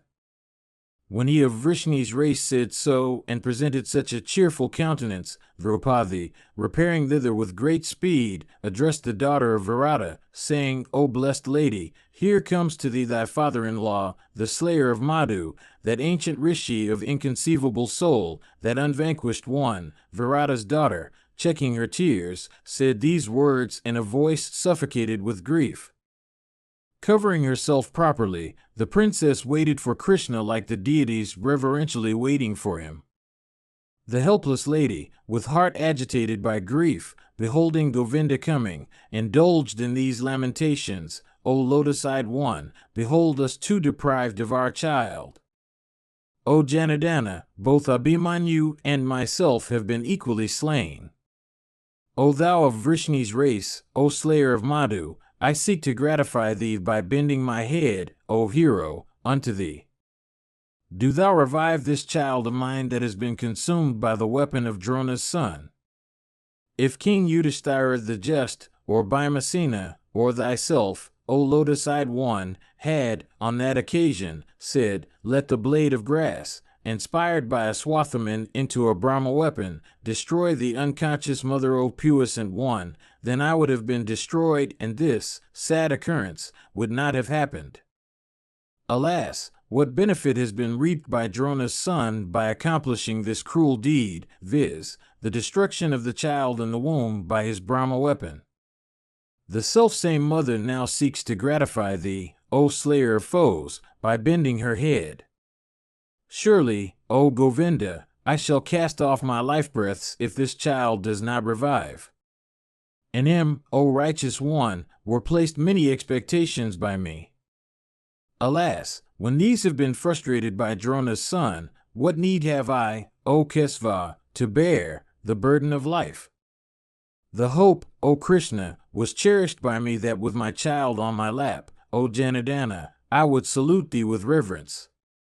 Alas, O Kesava, that hope has been destroyed. O foremost of all beings, at the death of this heir of Abhimanyu of restless eyes, all the hopes in my breast have been destroyed. Abhimanyu of restless eyes, O slayer of Madhu, was exceedingly dear to thee. Behold this child of his slain by the Brahma weapon. This child is very ungrateful and very heartless, like his sire, for, behold, disregarding the prosperity and affluence of the Pandavas, he is gone to Yama's abode. I had, before this, vowed, O Kesava, that if Abhimanyu fell on the field of battle, O hero, I would follow him without any loss of time. I did not, however, keep my vow, cruel that I am and fond of life. If I repair to him now, what, indeed, will Phalguna's son say? Mahabharata, Book 14, Section 69. Vyasa said, the helpless Uttara, desirous of getting back her child, having indulged in these piteous lamentations, fell down in affliction on the earth like a demented creature. Beholding the princess fallen on the earth deprived of her son and with her body uncovered, Kunti, as also all the other Bharata ladies deeply afflicted, began to weep aloud. Resounding with the voice of lamentation, the palace of the Pandavas, O king, was soon converted into a mansion of sorrow where nobody could remain. Exceedingly afflicted by grief on account of her son, Virata's daughter, O king, seemed to be struck down for some time by sorrow and cheerlessness. Regaining consciousness, O chief of Bharata's race, Uttara took up her child on her lap and said these words, Thou art the child of one who was conversant with every duty. Art thou not conscious then of the sin thou committest, since thou dost not salute this foremost one of the Vrishni's race? O son, repairing to thy sire, tell him these words of mine, viz., it is difficult for living creatures to die before their time comes, since though reft of thee, my husband, and now deprived of my child also, I am yet alive when I should die, unendued as I am with everything auspicious and everything possessed of value, O mighty armed one. With the permission of King Yudhishthira, the just, I shall swallow some virulent poison or cast myself on the blazing fire. O sire, difficult of destruction is my heart since, though I am deprived of husband and child, that heart of mine does not yet break into 1,000 pieces. Rise, O son, and behold this thy afflicted great-grandmother. She is deeply afflicted with grief, bathed in tears, exceedingly cheerless, and plunged in an ocean of sorrow. Behold the reverend princess of Panchala, and the helpless princess of the Satwata race. Behold myself, exceedingly afflicted with grief, and resembling a deer pierced by a hunter. Rise, O child, and behold the face of this Lord of the worlds, that is endued with great wisdom, and possessed of eyes like lotus petals, and resembling thy sire of restless glance. Beholding Uttara, who indulged in these lamentations, fallen on the earth, all those ladies, raising her, caused her to sit up. Having sat up, the daughter of the king of the Matsyas, summoning her patience, joined her hands in reverence and touched the earth with her head for saluting Kesva of eyes like the petals of the lotus. That foremost of beings, hearing those heart-rending lamentations of hers, touched water and withdrew the force of the Brahma weapon. That hero of unfading glory, belonging to the race of the Dasaras, promised to give the child his life.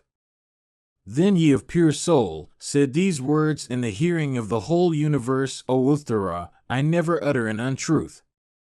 My words will prove true. I shall revive this child in the presence of all creatures. Never before have I uttered an untruth even in jest. Never have I turned back from battle. By the merit of those acts, let this child revive. As righteousness is dear to me, as Brahmanas are specially dear to me, by the merit of that disposition of mine, let Abhimanyu's son, who was born dead, revive. Never hath a misunderstanding arisen between me and my friend Vijaya. Let this dead child revive by that truth. As truth and righteousness are always established in me, let this dead child of Abhimanyu revive, by the merit of these. As Kansa and Kisari have been righteously slain by me, let this child revive today by that truth. After these words were uttered by Vasudeva, that child, O foremost one of Bharata's race, became animate and began gradually to move, O monarch. Mahabharata, Book 14, Section 70. Vaisampayana said, when the Brahma weapon was withdrawn by Krishna, at that time, the laying-in room was illumined by thy father with his energy. All the Rakshasas that had come there were forced to leave the room, and many of them met with destruction. And the welkin of voice was heard, saying, Excellent, O Kesva, excellent. The blazing Brahma weapon then returned to the grandsire of all the worlds. Thy sire got back his life breaths, O king. The child began to move according to his energy and might. The Bharata ladies became filled with joy. At the command of Govinda, the Brahmanas were made to utter benedictions. All the ladies, filled with joy, praised Janardana. Indeed, the wives of those Bharata lions, viz., Kunti and Draupada's daughter and Subhadra, and Uttara, and the wives of other lions among men, like shipwrecked persons who have reached the shore after having obtained a boat, became exceedingly glad. Then wrestlers and actors and astrologers and those who inquire after the slumbers of princes and bands of bards and eulogists all uttered the praises of Janardana, while uttering benedictions fraught with the praises of the Kuru race, O chief of the Bharatas. Uttara, rising up at the proper time, with a delighted heart and bearing her child in her arms, reverentially saluted the delighter of the Yadus. Rejoicing greatly, Krishna made gifts unto the child of many valuable gems. The other chiefs of the Vrishni race did the same. Then the puissant Janardana, firmly adhering to truth, bestowed a name on the infant who was thy sire, O monarch. Since this child of Abhimanyu has been born at a time when this race has become nearly extinct, let his name be Parikshit. Even this is what he said. Then thy father, O king, began to grow, and gladden all the people, O Bharata.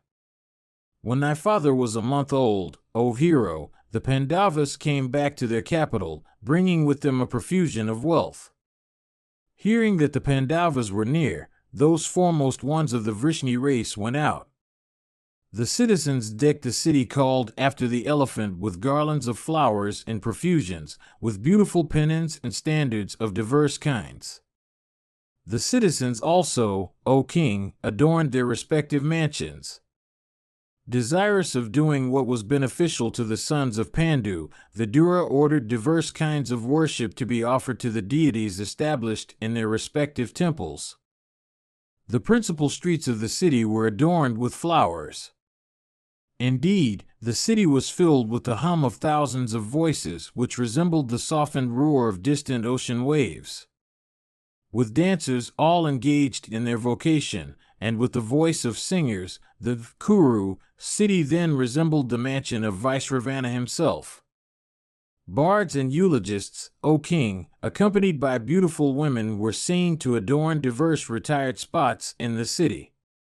The pennons were caused by the wind to float gaily on every part of the city, as if bent upon showing the Kurus the southern and the northern points of the compass. All the officers also of the government loudly proclaimed that that was to be a day of rejoicing for the entire kingdom as an indication of the success of the enterprise for bringing a profusion of gems and other valuables. Mahabharata, Book 14, Section 71. Vyasa said, hearing that the Pandavas were near, that crusher of foes, viz., Vasudeva, accompanied by his ministers, went out for seeing them.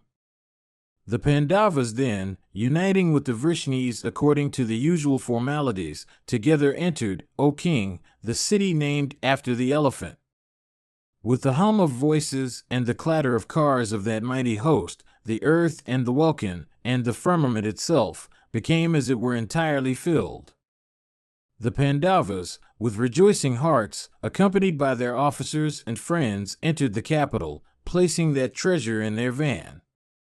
Repairing, agreeably to custom, to King Dhritarashtra first, they worshipped his feet, announcing their respective names. Those foremost ones of Bharata's race, O chief of kings, then paid their respectful salutations to Gandhari, the daughter of Suvala, and to Kunti. They next worshipped their uncle, Vidura, and met Yuyutsu, the son of Dhritarashtra, by his Vaishya wife. Those heroes were then worshipped by others, and they blazed forth in beauty, O king. After this, O Bharata, those heroes heard the tidings of that highly wonderful and marvelous and gladsome birth of thy father. Hearing of that feat of Vasudeva of great intelligence, they all worshipped Krishna, the delighter of Devaki, who was every way worthy of worship. Then, after a few days, Vyasa, the son of Satyavati, endued with great energy, came to the city named after the elephant. The perpetuators of Kuru's race worshipped the great Rishi according to the usual custom. Indeed, those heroes, with those foremost princes of the Vrishni and the Andhaka races, paid the sage their adorations. After having conversed on various subjects, Dharma's son Yudhishthira addressed Vyasa and said, This treasure, O Holy One, which has been brought through thy grace, I wish to devote to that great sacrifice known by the name of the horse sacrifice. O best of ascetics, I desire to have thy permission. We are all, O Rishi, at thy disposal, and at that of the high-souled Krishna. Vyasa said, I give thee permission, O king. Do what should be done after this. Do thou worship the deities duly by performing the horse sacrifice with profuse gifts. The horse sacrifice, O king, is a cleanser of all sins. Without doubt, having worshipped the deities by that sacrifice, thou wilt surely be cleansed of all sins. Vaisampayana continued, thus addressed, the Kuru king Yudhishthira of righteous soul then set his heart, O monarch, on making the necessary preparations for the horse sacrifice. Having represented all this unto the island-born Krishna, the king, endued with great eloquence, approached Vasudeva and said, O foremost of all beings, the goddess Devaki has, through thee, come to be regarded as the most fortunate of mothers. O thou of unfading glory, do thou accomplish that which I shall now tell thee, O mighty armed one. O delighter of the Kurus, the diverse enjoyments we enjoy have all been acquired through thy puissance. The whole earth has been subjugated by thee with the aid of thy prowess and intelligence. Do thou, therefore, cause thyself to undergo the rites of initiation. Thou art our highest preceptor and master. If thou performest the sacrifice, O thou of the Kisari race, I shall be cleansed from every sin. Thou art sacrifice. Thou art the indestructible. Thou art this all. Thou art righteousness. Thou art Prajapati. Thou art the goal of all creatures. Even this is my certain conclusion. Vasudeva said, O mighty armed one, it becomes thee to say so, O chastiser of foes. Thou art the goal of all creatures. Even this is my certain conclusion. Amongst the heroes of the Kuru race, in consequence of thy righteousness, thou shinest today in great glory. They have all been cast into the shade, O king, by thee. Thou art our king, and thou art our senior.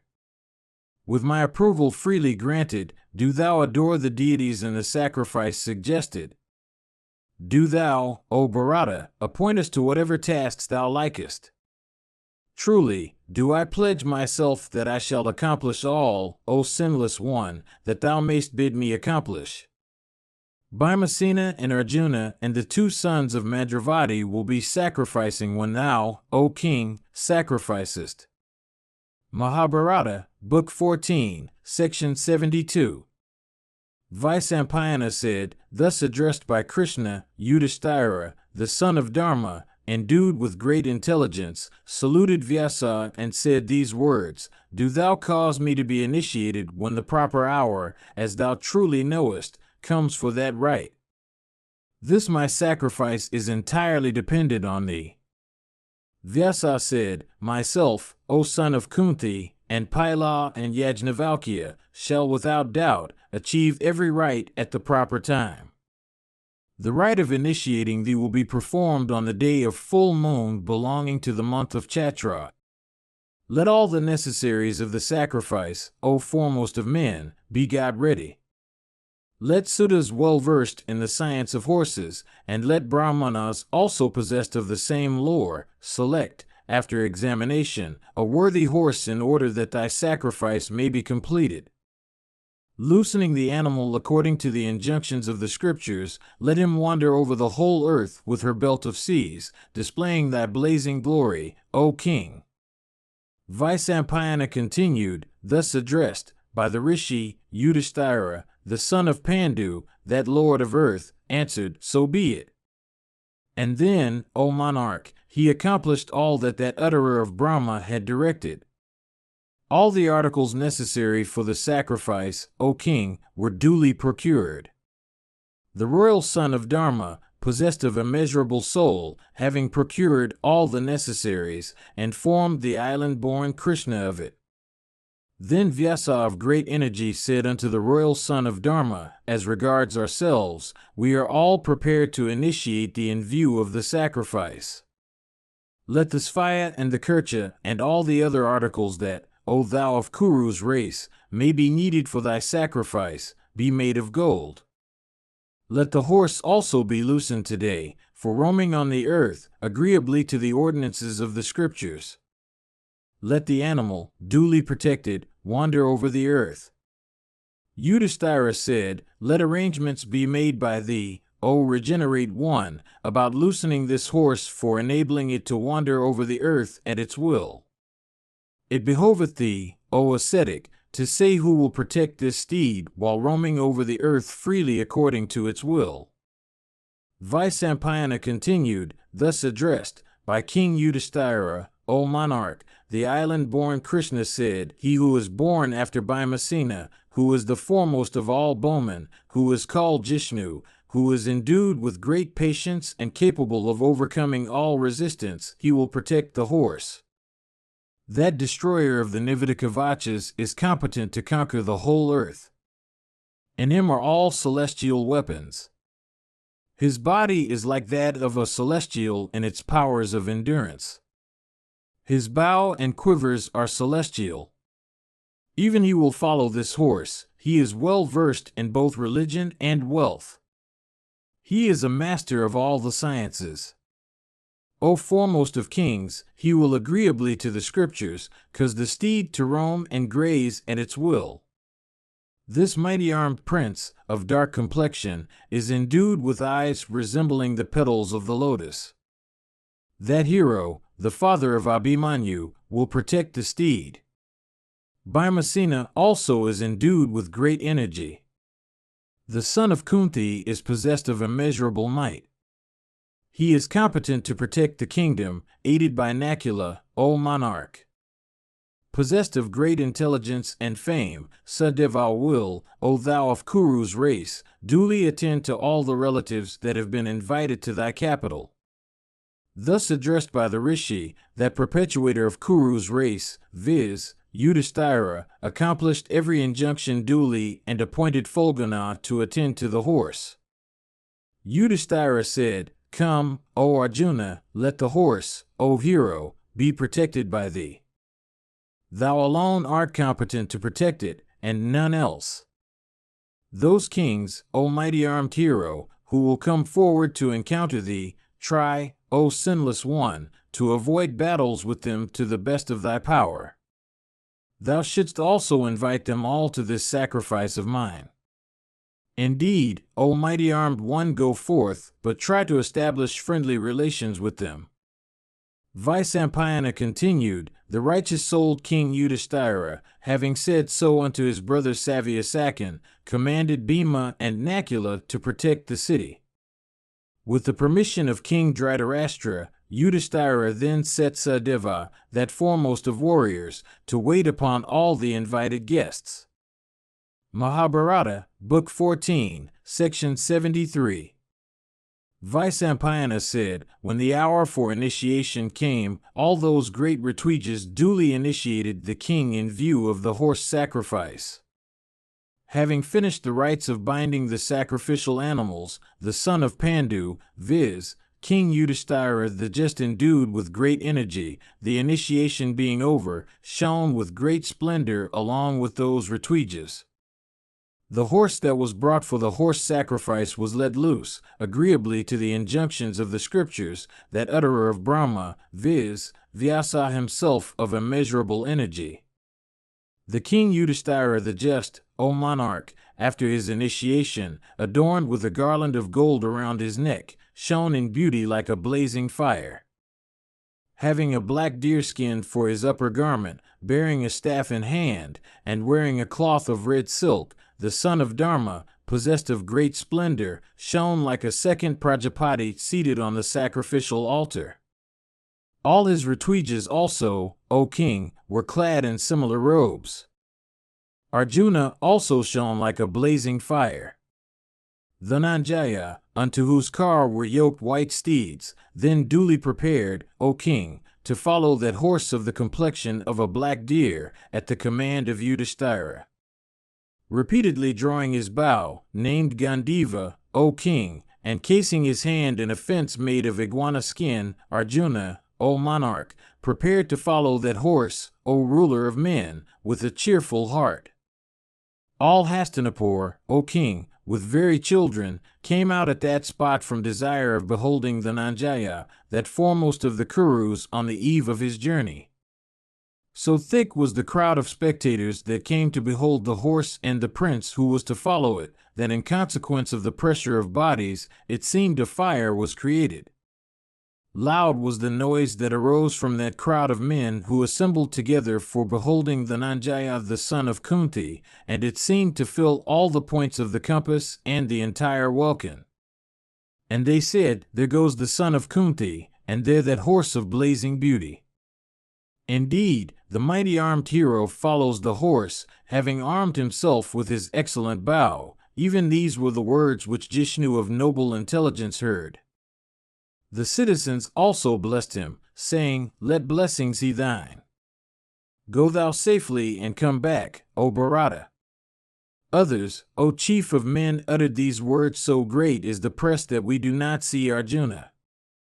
His bow, however, is visible to us. Even that is celebrated bow Gandiva of terrible twang. Blessed be thou. Let all dangers fly from thy path. Let fear nowhere inspire thee. When he returns we shall behold him, for it is certain that he will come back. The high-souled Arjuna repeatedly heard these and similar other sweet words of men and women, O chief of the Bharatas. A disciple of Yajnavalkya, who was well versed in all sacrificial rites and who was a complete master of the Vedas, proceeded with Partha for performing auspicious rites in favor of the hero. Many Brahmanas also, O king, all well conversant with the Vedas, and many Kshatriyas too, followed the high-souled hero, at the command, O monarch, of Yudhishthira the Just. The horse then roamed, O foremost of men, wherever he liked over the earth already conquered by Pandavas with the energy of their weapons. In course of the horse's wanderings, O king, many great and wonderful battles were fought between Arjuna and many kings. These I shall describe to thee. The horse, O king, roamed over the whole earth. Know, O monarch, that from the north it turned towards the east. Grinding the kingdoms of many monarchs, that excellent horse wandered. And it was followed slowly by the great car warrior Arjuna of white steeds. Countless, O monarch, was the fate of Kshatriyas, of kings and myriads who fought with Arjuna on that occasion, for having lost their kinsmen on the guild of Kurukshetra. Innumerable Kiratas also, O king, and Yavnas, all excellent bowmen, and diverse tribes of Mlakekas too, who had been discomfited before by the Pandavas on the field of Kurukshetra, and many Aryan kings, possessed of soldiers and animals endued with great alacrity, and all irresistible in fight, encountered the son of Pandu in battle. Thus occurred innumerable battles in diverse countries, O monarch, between Arjuna and the rulers of diverse realms who came to encounter him. I shall, O sinless king, narrate to thee those battles only which raged with great fury, and which were the principal ones among all he fought. Mahabharata, Book 14, Section 74. Vyasa said, a battle took place between the diadem-decked Arjuna and the sons and grandsons of the Trigartas, whose hostility the Pandavas has incurred before, and all of whom were well known as mighty car warriors. Having learnt that that foremost of steeds, which was intended for the sacrifice, had come to their realm, these heroes, casing themselves in mail, surrounded Arjuna.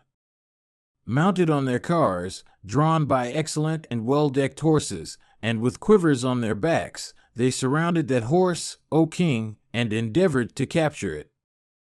The diadem-decked Arjuna, reflecting on that endeavor of theirs, forbade those heroes, with conciliatory speeches, O chastiser of foes. Disregarding Arjuna's message, they assailed him with their shafts. The diadem-decked Arjuna resisted those warriors who were under the sway of darkness and passion. Jishnu addressed them smilingly and said, Desist, ye unrighteous ones. Life is a benefit that should not be thrown away. At the time of his setting out, he had been earnestly ordered by King Yudhishthira the Just not to slay those Kshatriyas whose kinsmen had been slain before on the field of Kurukshetra. Recollecting these commands of King Yudhishthira the Just, who was endued with great intelligence, Arjuna asked the Trigartas to forbear.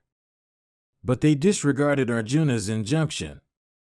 Then Arjuna vanquished Suryavarman, the king of the Trigartas, in battle, by shooting countless shafts at him, and laughed in scorn.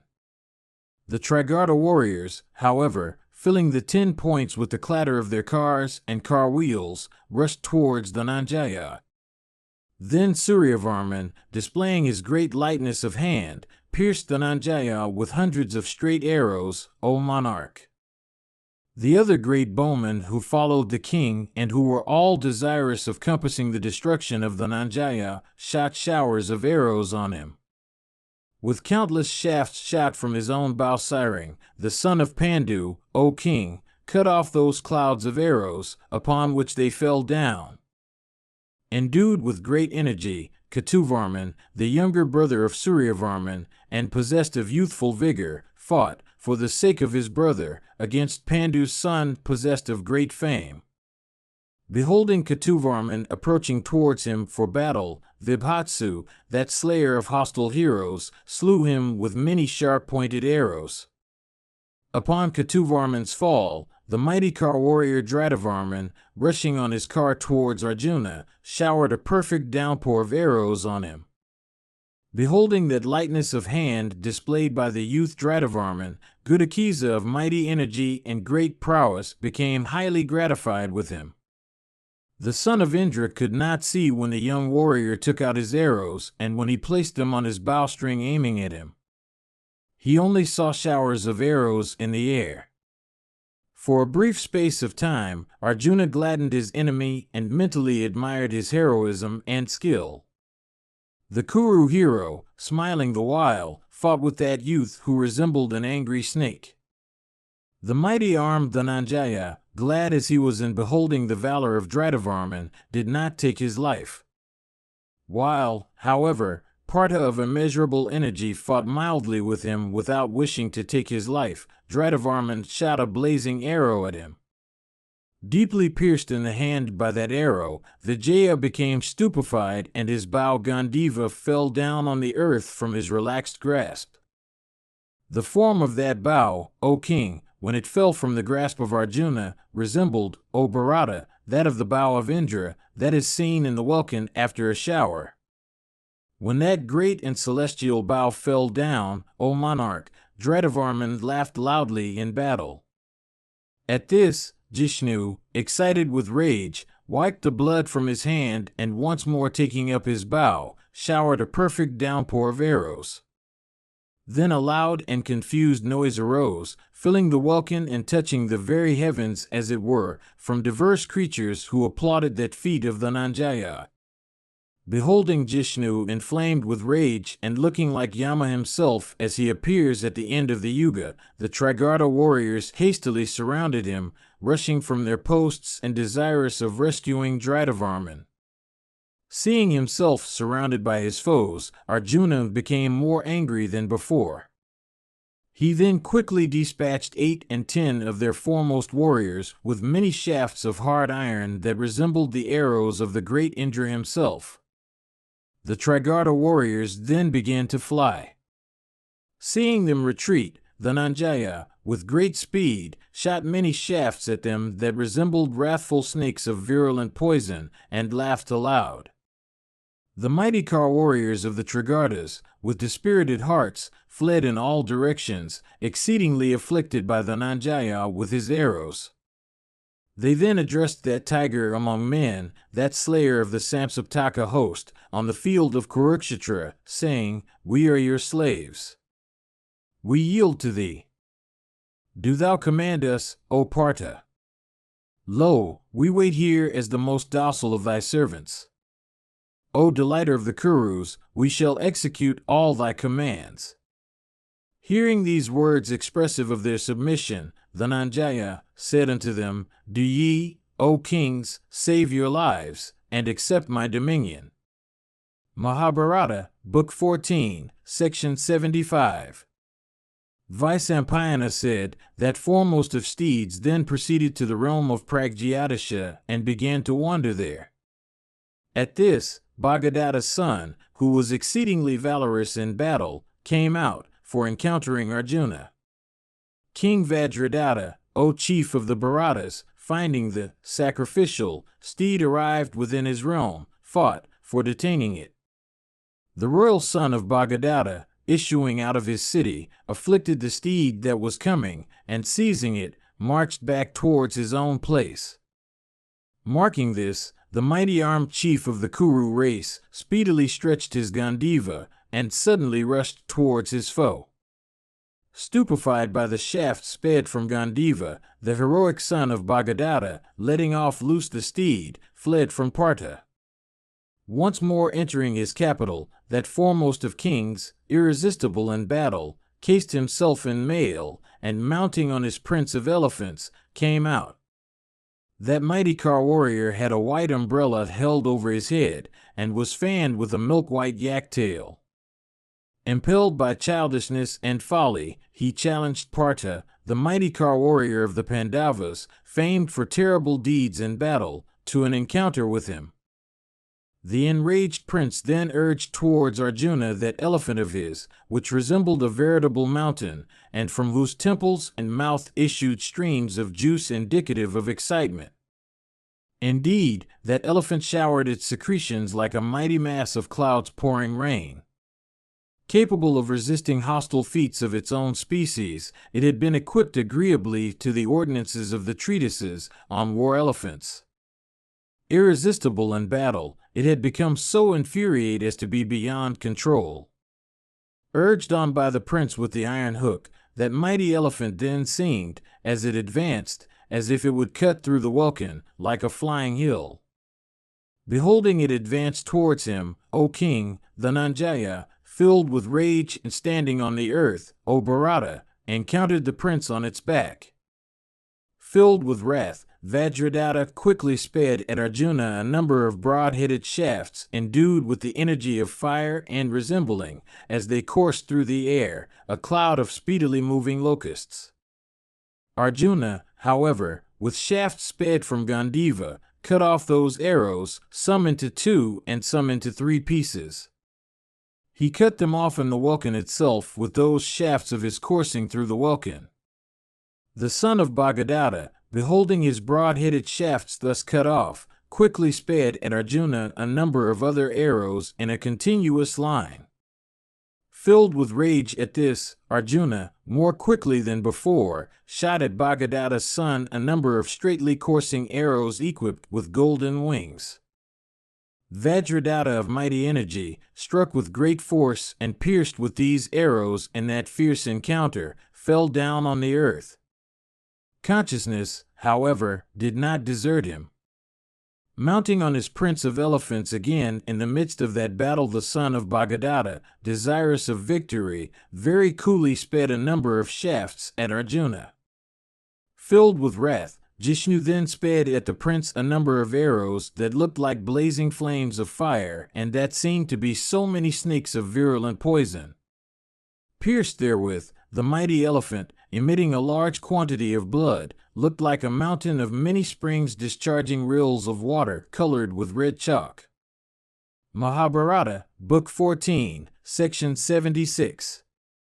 Vaisampayana said, "Thus waged that battle, O chief of the Bharatas, for 3 days between Arjuna and that prince, like the encounter between him of 100 sacrifices and Vritra. On the 4th day, Vajradhara of great might laughed loudly and, addressing Arjuna, said these words, 'Wait, wait, O Arjuna! Thou shalt not escape me with life. Slaying thee, I shall duly discharge the water right of my sire. My aged sire, Bhagadata, who was the friend of thy sire, was slain by thee in consequence of his weight of years. Do thou, however, fight me that am but a boy.' Having said these words, O thou of Kuru's race, King Vajradhara, filled with rage, urged his elephant towards the son of Pandu. Urged on by Vajradhara of great intelligence, that prince of elephants, as if desirous of cutting through the welkin, rushed towards Dhananjaya. That prince of elephants drenched Arjuna with a shower of juice emitted from the end of his trunk, like a mass of blue clouds drenching a hill with its downpour. Indeed, urged on by the king, elephant, repeatedly roaring like a cloud, rushed towards Fulguna, with that deep noise emitted from its mouth. Verily, urged on by Vajradhara, that prince of elephants quickly moved towards the mighty car warrior of the Kurus, with the tread of one that seemed to dance in excitement. Beholding that beast of Vajradhara advance towards him, that slayer of foes, viz., the mighty Dhananjaya, relying on Gandiva, stood his ground without shaking with fear. Recollecting what an obstacle Vajradhara was proving to the accomplishment of his task, and remembering the old enmity of the house of Pragyatisha towards the Pandavas, the son of Pandu became exceedingly inflamed with wrath against the king. Filled with rage, Dhananjaya impeded the course of that beast with a shower of arrows like the shore resisting the surging sea. That prince of elephants, possessed of beauty, of form, thus impeded by Arjuna, stopped in its course, with body pierced with many an arrow, like a porcupine with its quills erect. Seeing his elephant impeded in its course, the royal son of Bhagadata, deprived of sense by rage, shot many whetted arrows at Arjuna. The mighty armed Arjuna baffled all those arrows with many foe-slaying shafts of his. The feat seemed to be exceedingly wonderful. Once more the king of the Pragyatishas, inflamed with ire, forcibly urged his elephant, which resembled a mountain, at Arjuna. Beholding the beast once more advancing towards him, Arjuna shot with great strength a shaft at it that resembled a veritable flame of fire. Struck deeply in the very vitals, O king, by the son of Pandu, the beast suddenly fell down on the earth like a mountain summit loosened by a thunderbolt.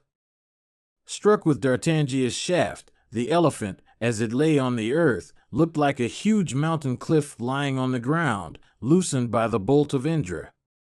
When the elephant of Vajradhara was prostrated on the ground, the son of Pandu, addressing the king who had fallen down with his beast, said, "Do not fear." Indeed, Yudhishthira of mighty energy said unto me while commissioning me for this task even these words, "Thou shouldst not, O Dhananjaya, slay those kings, who may encounter thee in battle. O tiger among men, thou shouldst regard thy task as accomplished if only thou disablest those hostile kings. Thou shouldst not also, O Dhananjaya, slay the warriors of those kings who may come forth to fight thee, with all their kinsmen and friends. They should be requested to come to the horse sacrifice of Yudhishthira. Having heard these commands of my brother, I shall not slay thee, O king. Rise up, let no fear be thine, return to thy city safe and sound, O Lord of earth. When the day of full moon in the month of Chaitra comes, thou shalt, O great king, repair to that sacrifice of King Yudhishthira the just, for it takes place on that day. Thus addressed by Arjuna, the royal son of Bhagadata, defeated by the son of Pandu, said, "So be it." Mahabharata, Book 14, Section 77. Vaisampayana said, there occurred a great battle between the diadem-decked Arjuna and the hundreds of Saint-Havas who still lived after the slaughter of their clan on the field of Kurukshetra. Hearing that he of white steeds had entered their territories, those Kshatriyas came out against him, unable to bear that foremost one of Pandu's race. Those warriors who were as terrible as virulent poison, finding the horse within their dominion, seized it without being inspired with any fear of Partha, who was the younger brother of Bhimasena. Advancing against Vibhatsu, who waited on foot, armed with his bow, upon the sacrificial steed, they assailed him from a near point. Defeated in battle before, those Kshatriyas of mighty energy, impelled by the desire of victory, surrounded that foremost of men. Proclaiming their names and families and their diverse feats, they showered their arrows on Partha. Pouring showers of arrows of such fierce energy as were capable of impeding the course of hostile elephants, those heroes surrounded the son of Kunti, desirous of vanquishing him in battle. Themselves seated on cars, they fought Arjuna of fierce feats who was, on foot. From every side they began to strike that hero, that slayer of the Nivedakavachas, that destroyer of the Samasaptikas, that killer of the king of the Sindhus. Surrounding him on every side as within a cage by means of 1,000 cars and 10,000 horses, those brave warriors expressed their exultation. Recollecting the slaughter by the Dhananjaya of Jayadratha in battle, O thou of Kuru's race, they poured heavy showers of arrows on that hero like a mass of clouds showering a heavy downpour. Overwhelmed with that arrowy shower, Arjuna looked like the sun covered by a cloud. That foremost son of Pandu, in the midst of that cloud of arrows, resembled a bird in the midst of an iron cage, O Bharata. Seeing the son of Kunti thus afflicted with shafts, cries of "Oh" and "Alas" were uttered by the three worlds, and the sun himself became shorn of his splendor. Then, O king, a terrible wind began to blow, and Rahu swallowed up both the sun and the moon at the same time. Many meteors struck the solar disk and then shot in different directions. The prince of mountains, viz., Kailasa, began to tremble. The 7 celestial rishis, as also the other rishis of heaven, penetrated with fear and afflicted with grief and sorrow, breathed hot sighs. Piercing through the welkin, those meteors fell on the lunar disk as well. All the points of the compass became filled with smoke and assumed a strange aspect. Reddish clouds, with flashes of lightning playing in their midst and the bow of Indra measuring them from side to side, suddenly covered the welkin and poured flesh and bloods on the earth. Even such was the aspect which all nature assumed when that hero was overwhelmed with showers of shafts. Indeed, when Fulguna, that foremost one among the Bharatas, was thus afflicted, those marvels were seen. Overwhelmed by that dense cloud of arrows, Arjuna became stupefied. His bow, Gandiva, fell down from his relaxed grip and his leathern fence also slipped down. When Dhananjaya became stupefied, the Saint-Hava warriors once more shot at that senseless warrior, without loss of time, innumerable other shafts. Understanding that the son of Pritha was deprived of consciousness, the deities, with hearts penetrated by fear, began to seek his welfare by uttering diverse benedictions. Then the celestial rishis, the 7 rishis, and the regenerate rishis became engaged in silent recitations from desire of giving victory to Pritha's son of great intelligence. When at last the energy of Partha blazed forth through those acts of the denizens of heaven, that hero, who was conversant with celestial weapons of high efficacy, stood immovable like a hill. The delighter of the Kurus then drew his celestial bow. And as he repeatedly stretched the bowstring, the twang that followed resembled the loud sound of some mighty machine. Like Purandara pouring rain, the puissant Arjuna then, with that bow of his, poured incessant showers of shafts on his foes. Pierced by those shafts, the Saint-Hava warriors with their chiefs became invisible like trees when covered with locusts. They were frightened at the very sound of Gandiva, and afflicted by fear they fled away. In grief of heart they shed tears and uttered loud lamentations. The mighty warrior moved amidst that host of foes with the celerity of a fiery wheel, all the time piercing those warriors with his arrows. Like the great Indra, the wielder of the thunderbolt, that slayer of foes, viz., Arjuna, shot from his bow in every direction that shower of arrows which resembled a sight produced by magic, instead of any human agency. The Kaurava hero, piercing the hostile host with showers of arrows, looked resplendent like the autumnal sun when he disperses the clouds with his powerful rays. Mahabharata, Book 14, Section 78. Vaisampayana said, the irresistible wielder of Gandiva, addressed for battle, stood immovable on the field like Himavat himself. The Saint-Hava warriors, once more rallying, showered in great wrath repeated downpours of shifts on him. The mighty armed hero, laughing at his foes, who had once more rallied but who were on the point of death, addressed them in these soft words, Do ye fight to the best of your power, and do ye endeavor to vanquish me? Do ye, however, accomplish all necessary acts, for a great danger awaits you all. See, I fight all of you, baffling your clouds of arrows. Bent as you are on battle, tarry a little. I shall soon quell your pride. The wielder of Gandiva, having said these words in wrath, recollected, however, the words, O Bharata, of his eldest brother. Those words were, Thou shouldst not, O child, slay those Kshatriyas who will come against thee for battle. They should, however, be vanquished by thee. That foremost of men, Fulguna, had been thus addressed by King Yudhishthira the Just, of great soul.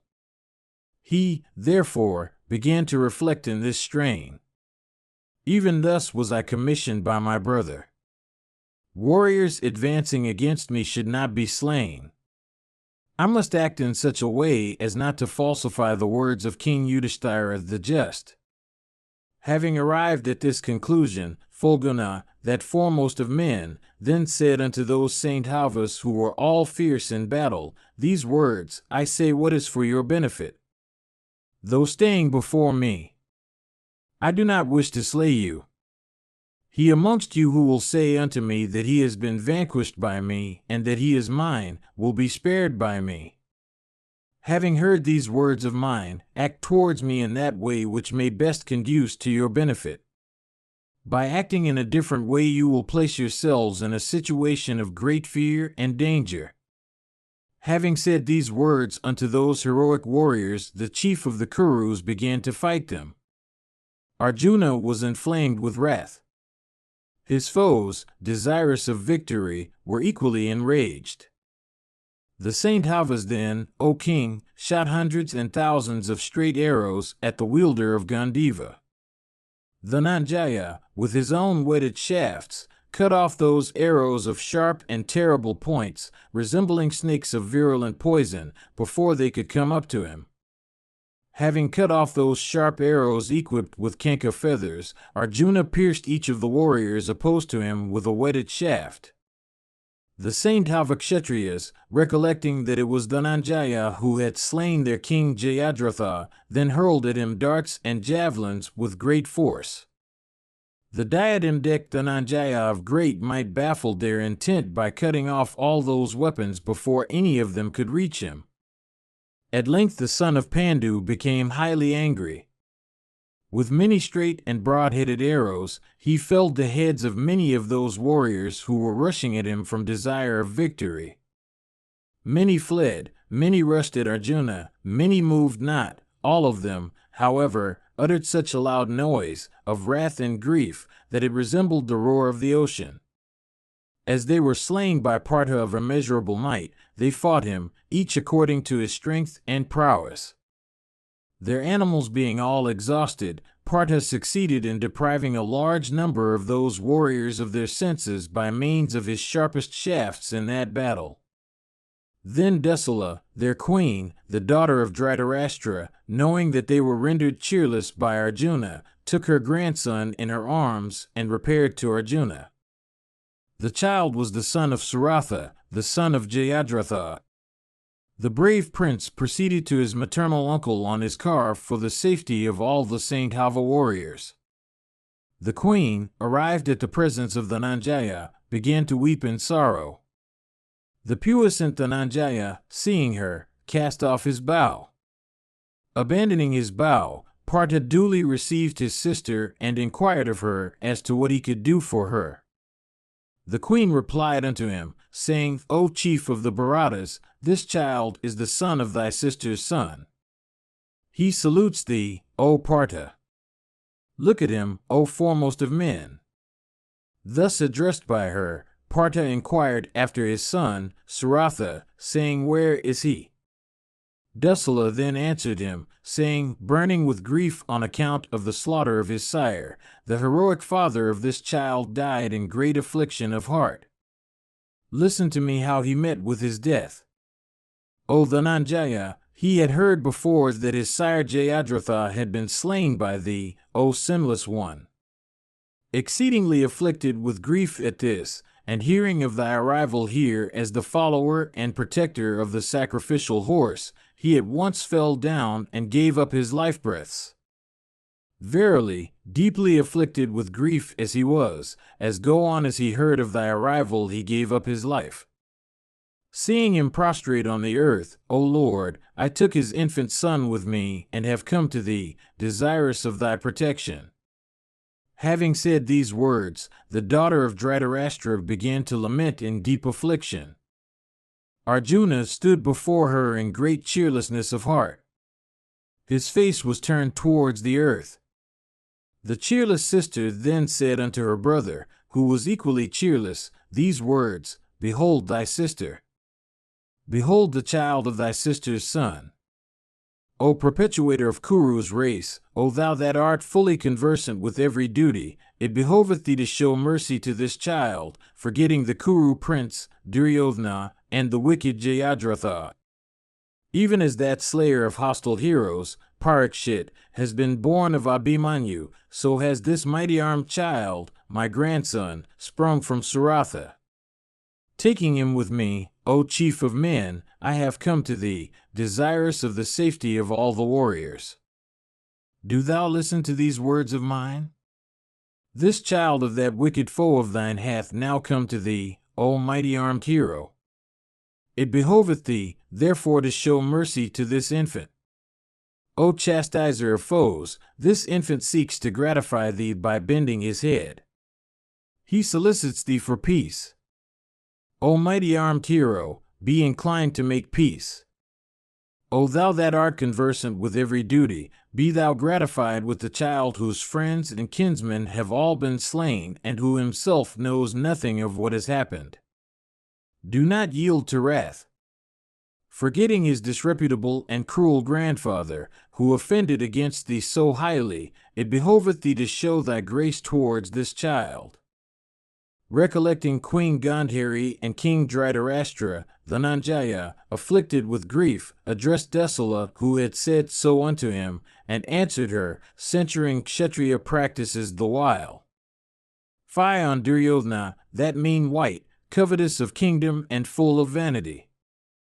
Alas, it was for him that all my kinsmen have been dispatched by me to the abode of Yama. Having said so, Dhananjaya comforted his sister and became inclined to make peace. Cheerfully he embraced her and then dismissed her, telling her to return to her palace.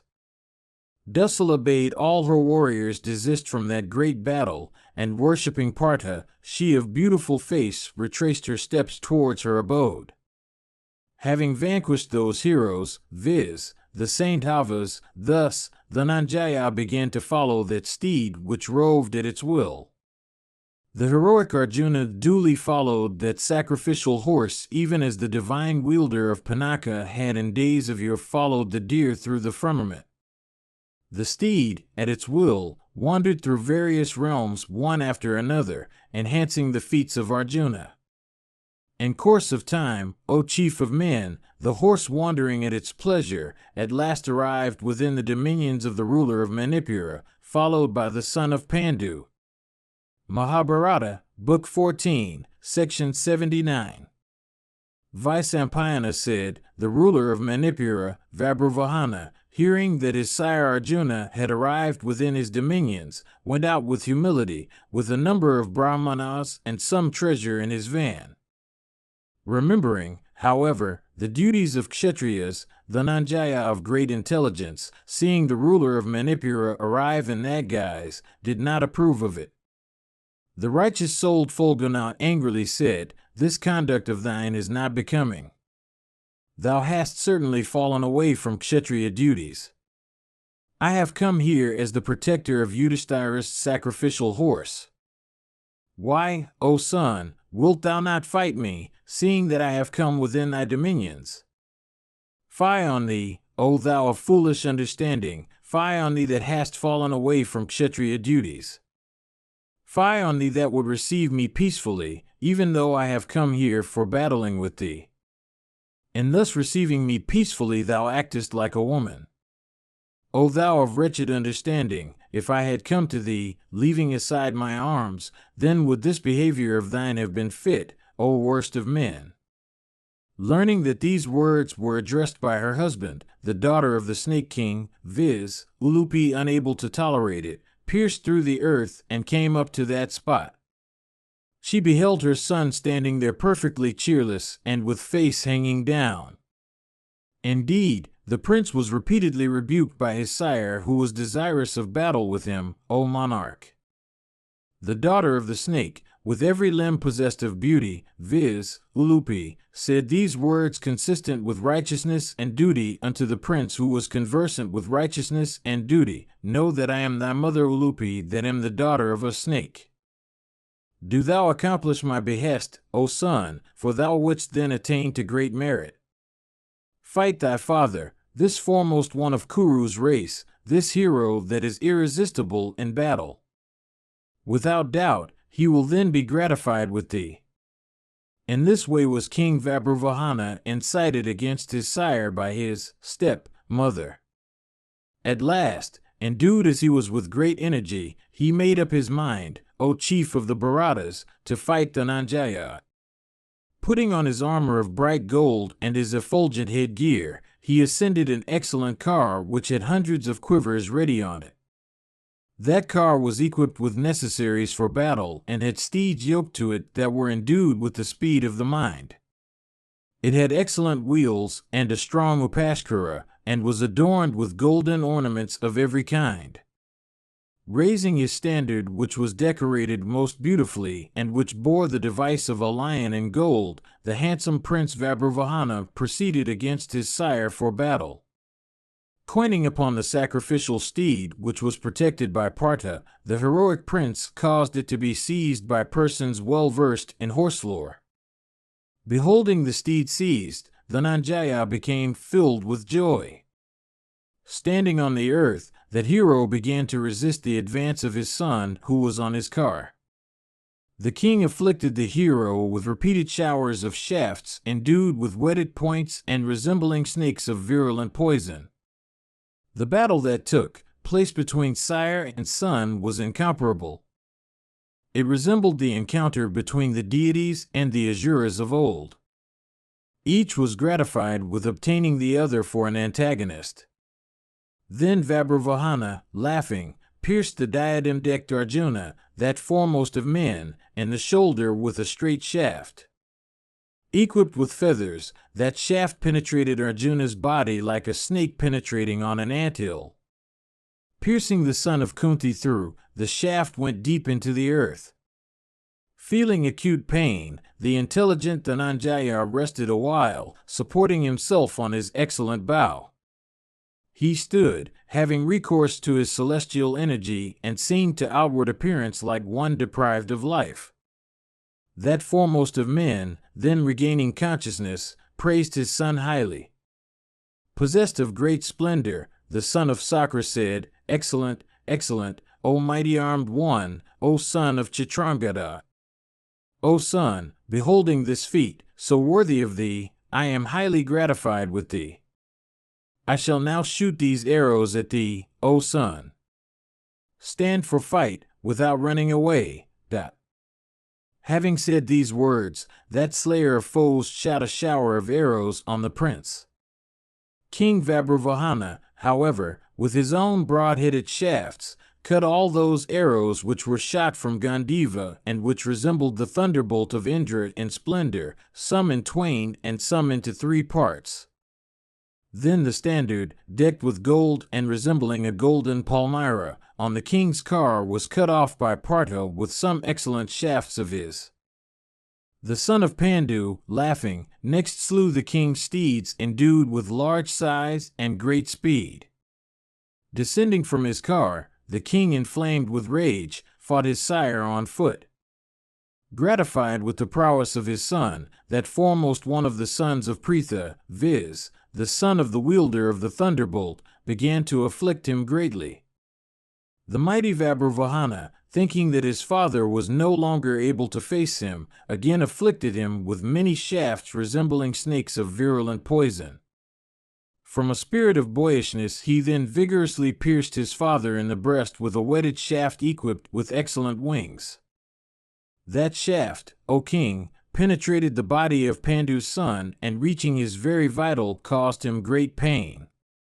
The delighter of the Kurus, Dhananjaya, deeply pierced therewith by his son, then fell down in a swoon on the earth, O king. When that hero, that bearer of the burthens of the Kurus, fell down, the son of Chitrangada also became deprived of his senses. The latter's swoon was due to his exertions in battle as also to his grief at seeing his sire slain. He had been pierced deeply by Arjuna with clouds of arrows. He, therefore, fell down at the van of battle embracing the earth. Rearing that her husband had been slain and that her son had fallen down on the earth, Chitrangada, in great agitation of mind, repaired to the field of battle. Her heart burning with sorrow, weeping piteously the while, and trembling all over, the mother of the ruler of Manipura saw her slain husband. Mahabharata, Book 14, Section 80. Vyasa said, that lady of eyes like lotus petals, having indulged in copious lamentations, and burning with grief, at last lost her senses and fell down on the earth. Regaining consciousness and seeing Ulupi, the daughter of the snake chief, Queen Chitrangada, endued with celestial beauty, said unto her these words, Behold, O Ulupi, our ever-victorious husband slain in battle, through thee, by my son of tender years. Art thou conversant with the practices of the respectable? Art thou a wife devoted to thy lord? It is through thy deed that thy husband is laid low, slain in battle. If Dhananjaya hath offended against thee in every respect, do thou forgive him, I solicit thee, do thou revive that hero. O righteous lady, thou art conversant with piety. Thou art, O blessed one, known, for thy virtues, over the three worlds. How is it that having caused thy husband to be slain by my son, thou dost not indulge in grief? O daughter of the snake chief, I do not grieve for my slain son. I grieve for only my husband who has received this hospitality from his son. Having said these words unto the queenly Ulupi, the daughter of the snake chief, the illustrious Chitrangada proceeded to where her husband lay on the earth, and addressing him, said, Rise, O dear lord, thou occupiest the foremost place in the affections of the Kuru king, Yudhishthira. Here is that steed of thine. It has been set free by me. Verily, O puissant one, this sacrificial steed of King Yudhishthira the Just should be followed by thee. Why then dost thou lie still on the earth? My life breaths depend on thee, O delighter of the Kurus. How is it that he who is the giver of other people's life breaths casts off his own life breaths today? Behold, O Ulupi, this goodly sight of thy husband lying prostrate on the ground. How is it that thou dost not grieve, having caused him to be slain through my son when thou didst excite with thy words? It is fit that this boy should succumb to the power of death and lie thus on the ground beside his own sire. Oh, let Vijaya, let him that is called Gudakiza, let this hero with reddish eyes, come back, O life. O blessed lady, polygamy is not fault with men. Women only incur fault by taking more than one husband.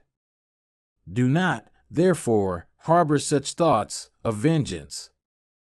This relationship was ordained by the Supreme Ordainer himself. It is, besides, an eternal and unchangeable one. Do thou attend to that relationship. Let thy union with Dhananjaya be made true. If, having slain thy husband through my son, thou dost not revive him today before my eyes, I shall then cast off my life breaths. Without doubt, O reverend lady, afflicted as I am with grief and deprived as I am of both husband and son, I shall sit here today and pray in thy very sight. Having said so unto the daughter of the snake chief, who was a co-wife with her to Arjuna, the princess Chaitravahini sat in prayer, O king, restraining speech. Vyasa continued, ceasing to lament, the cheerless queen, taking upon her lap the feet of her husband, sat there, sighing heavily and wishing also the restoration of her son to life. King Vabhruvahana then, regaining consciousness, saw his mother seated in that guise on the field of battle. Addressing her, he said, What can be more painful than the sight of my mother, who has been brought up in luxury, lying on the bare ground beside her heroic husband stretched thereon? Alas, this slayer of all foes, this foremost of all wielders of weapons, hath been slain by me in battle. It is evident that men do not die till their hour comes. Oh, the heart of this princess seems to be very hard, since it does not break even at the sight of her mighty-armed and broad-chested husband lying dead on the ground. It is evident that one does not die till one's hour comes, since neither myself nor my mother is deprived of life at even such a sight. Alas, alas, the golden coat of mail of this foremost hero of Kuru's race, slain by me, his son, knowingly, is lying on the ground, cut off from his body. Alas, ye Brahmanas, behold my heroic sire lying prostrate on the earth, on a hero's bed, slain by his son. What benefit is done to this hero, slain by me in battle, by those Brahmanas who were commissioned to attend upon this foremost one of Kuru's race engaged in following the steed? Let the Brahmanas direct what expiation should now be undergone by me, a cruel and sinful wretch, that has slain his own sire in battle. Having slain my own sire, I should, suffering every kind of misery, wander over the earth, cruel that I am, covering myself with his skin. Give me the 2 halves of my sire's head today, so that I may wander over the earth with them for that period, for there is no other expiation for me that have slain my own sire. Behold, O daughter of the foremost of snakes, thy husband slain by me. Verily, by slaying Arjuna in battle I have accomplished what is agreeable to thee. I shall today follow in the track by which my sire has gone. O blessed one, I am unable to comfort myself. Be happy today, O mother, seeing myself and the wielder of Gandiva both embrace death today. I swear to thee by truth itself, that I shall cast off my life breaths. Having said these words, the king, deeply afflicted with grief, O monarch, touched water, and exclaimed in sorrow, Let all creatures, mobile and immobile, listen to me. Do thou also listen to me, O mother. I say the truth, O best of all daughters of the snakes. If this best of men, Jaya, my sire, does not rise up, I shall emaciate my own body, sitting on the field of battle. Having slain my sire, there is no rescue for me from that dire sin. Afflicted as I am with the sin of slaying my sire, I shall without doubt have to sink in hell. By slaying a heroic Kshatriya one becomes cleansed by making a gift of 100 kine. By slaying my sire, however, so dire has been my sin that my rescue is impossible. This Dhananjaya, the son of Pandu, was the one hero endued with mighty energy. Possessed of righteous soul, he was the author of my being. How can I be rescued after having slain him? Having uttered these lamentations, the high-souled son of Dhananjaya, King Vabhavahana, touched water and became silent, vowing to starve himself to death. Vaisampayana continued, when the king of Manipura, that chastiser of foes, afflicted with grief, along with his mother, sat down to starve himself to death, Ulupi then thought of the gem that has the virtue of reviving a dead man. The gem, the great refuge of the snakes, thus thought of, came there. The daughter of the prince of snakes, taking it up, uttered these words that highly gladdened the combatants standing on the field. Rise up, O son. Do not grieve. Jishnu has not been vanquished by thee. This hero is incapable of being vanquished by men as also by the deities, with Vasva himself at their head. I have exhibited this illusion, deceiving your senses, for the benefit of this foremost of men, viz., thy illustrious sire. O thou of Kuru's race, desirous of ascertaining the prowess of thyself, his son, this slayer of hostile heroes, O king, came here for battling with thee. It was for that reason, O son, that thou wert urged by me to do battle. O puissant king, O son, do not suspect that thou hast committed any, even the least, fault, by accepting his challenge. He is a rishi, of a mighty soul, eternal and indestructible.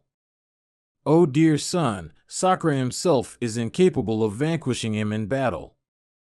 This celestial gem has been brought by me, O king. It always revives the snakes as often as they die. O puissant king, do thou place this gem on the breast of thy sire. Thou shalt then see the son of Pandu revived. Thus addressed, the prince, who had committed no sin, moved by affection for his sire, then placed that gem on the breast of Pritha's son of immeasurable energy. After the gem had been placed on his breast, the heroic and puissant Jishnu became revived. Opening his red eyes, he rose up like one who had slept long. Beholding his sire, the high-souled hero of great energy, restored to consciousness and quite at his ease, Vibhavana worshipped him with reverence. When that tiger among men, O puissant one, awoke from the slumber of death with every auspicious sign of life, the chastiser of Paka rained down celestial flowers.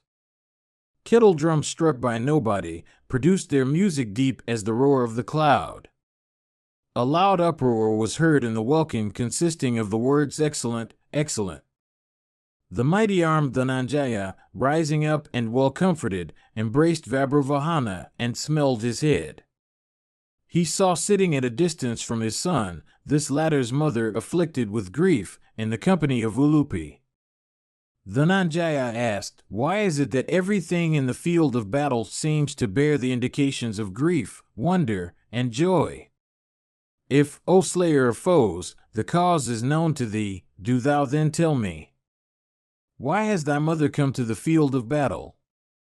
Why also has Ulupi, the daughter of the Prince of Snakes, come here?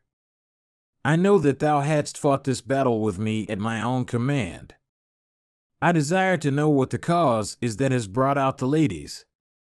The intelligent ruler of Manipura, thug questioned by the Dhananjaya, gratified him by bending his head in reverence, and then said, "Let Ulupi be questioned." Mahabharata, Book 14, Section 81. Arjuna said, "What business brought thee here, O daughter-in-law of Kuru's race, and what also is the cause of the arrival on the field of battle of her who is the mother of the ruler of Manipura? Dost thou entertain friendly motives towards this king, O daughter of a snake? O thou of restless glances, dost thou wish good to me too? I hope, O thou of ample hips, that neither I, nor this Vibhavana here, have, O beautiful lady, done any injury to thee unconsciously. Has Chitrangada of faultless limbs, descended from the race of Chitravahana, done thee any wrong?" Unto him, the daughter of the Prince of Snakes answered smilingly, "Thou hast not offended me, nor has Vibhavana done me any wrong, nor this prince's mother who is always obedient to me as a handmaid. Listen, how all this has been brought about by me. Thou shouldst not be angry with me. Indeed, I seek to gratify thee by bending my head in reverence. O thou of Kuru's race, all this has been done by me for thy good, O puissant one. O mighty-armed Dhananjaya, hear all that I have done. In the great battle of the Bharata princes, thou hadst slain the royal son of Santanu by unrighteous ways. What I have done has expiated thy sin. Thou didst not overthrow Bhishma while battling with thee. He was engaged with Sikandin. Relying on him as thy help, thou didst compass the overthrow of Santanu's son. If thou hadst died without having expiated thy sin, thou wouldst then have fallen without doubt into hell in consequence of that sinful act of thine. Even this which thou hast got from thy son is the expiation of that sin. Formerly, O ruler of earth, I heard this said by the Vasus while they were in the company of Ganga, O thou of great intelligence. After the fall of Santanu's son, those deities, viz., the Vasus, coming to the banks of Ganga, bathed in her waters, and calling the goddess of that stream, they uttered these terrible words having the sanction of Bhagirathi herself, viz., Kama Santanu's son Bhishma has been slain by the Dhananjaya. Verily, O goddess, Bhishma then was engaged with another, and had ceased to fight. For this fault we shall today denounce a curse on the Dhananjaya. To this, the goddess Ganga readily assented, saying, "Be it so." Hearing these words, I became very much afflicted, and penetrating into the nether regions, represented everything to my sire. Informed of what had happened, my sire became plunged in grief. Repairing to the Vasus, he solicited them for thy sake, repeatedly gratifying them by every means in his power. They then said unto him, Dhananjaya has a highly blessed son who, endued with youth, is the ruler of Manipura. He will, standing on the field of battle, cast the Dhananjaya down on the earth. When this will happen, O Prince of Snakes, Arjuna will be freed from our curse. Do thou go back." Thus addressed by the Vasus, he came back and informed me of what had happened. "Having learned all this, O hero, I have freed thee from the curse of the Vasus even in this way. The chief of the deities himself is incapable of vanquishing thee in battle. The sun is one's own self. It is for this that thou hast been vanquished by him. I cannot be held, O puissant one, to have committed any fault. How, indeed, wouldst thou hold me censurable?" Thus addressed, by Ulupi, Vijaya became cheerful of heart and said unto her, "All this that thou hast done, O goddess, is highly agreeable to me." After this, Jaya addressed his son, the ruler of Manipura, and said unto him in the hearing of Chitrangada, the daughter-in-law of Kuru's house, "The horse sacrifice of Yudhishthira will take place on the day of full moon in the coming month of Chatra. Come there, O king, with thy mother and thy counselors and officers." Thus addressed by Partha, King Vabhruvahana of great intelligence, with tearful eyes, said these words to his sire, "O thou that art conversant with every duty, I shall certainly repair, at thy command, to the great horse sacrifice, and take upon myself the task of distributing food among the regenerate ones. For, however, showing thy grace towards me, thou enter thy own city with thy 2 wives. Let no scruple be thine as regards this, O thou that art fully acquainted with every duty. O Lord, having lived for one night in thy own mansion in happiness, thou mayst then follow the steed, O foremost of victorious warriors." The Abanit son of Kunti, thus addressed by his son, answered the child of Chitrangada, saying, "Thou knowest, O mighty armed one, what vow I am observing. O thou of large eyes, till the termination of this my vow, I cannot enter thy city. O foremost of men, this sacrificial horse wanders at will. I have to follow it always. Blessings on thee. I must go away. Place I have none wherein to rest for even a short while." The son of the chastiser of Paka then, duly worshipped by his son and obtaining the permission of his 2 wives, left the spot and proceeded on his way. Mahabharata, Book 14, Section 82. Vaisampayana said, "The sacrificial steed, having wandered over the whole earth bounded by the ocean, then ceased and turned his face towards the city called after the elephant. Following as he did that horse, the diadem-decked Arjuna also turned his face towards the Kuru capital. Wandering at his will, the steed then came to the city of Rajagriha. Beholding him arrived within his dominion, O monarch, the heroic son of Sadeva, observant of Kshatriya duties, challenged him to battle. Coming out of his city, Meghasandi, mounted on his car and equipped with bow and arrows and leathern fence, rushed towards the Dhananjaya who was on foot. Possessed of great energy, Meghasandi approaching the Dhananjaya, O king, said these words from a spirit of childishness and without any skill. This steed of thine, O Bharata, seems to move about, protected by women only. I shall take away the horse. Do thou strive to free him. Although my sires did not teach thee in battle, I, however, shall do the duties of hospitality to you. Do thou strike me, for I shall strike thee." Thus addressed, the son of Pandu, smiling the while, answered him, saying, "To resist him who obstructs me is the vow cast on me by my eldest brother. Without doubt, O king, this is known to thee. Do thou strike me to the best of thy power? I have no anger." Thus addressed, the ruler of Magadha first struck the son of Pandu, showering his arrows on him like the 1,000-eyed Indras showering heavy downpour of rain. Then, O chief of Bharata's race, the heroic wielder of Gandiva, with shafts sped from his excellent bow, baffled all the arrows shot carefully at him by his antagonist. Having thus baffled that cloud of arrows, the eight-bannered hero sped a number of blazing arrows at his foe that resembled snakes with fiery mouths. These arrows he shot at his flag and flagstaff and car and poles and yoke and the horses, sparing the body of his foe and his car driver.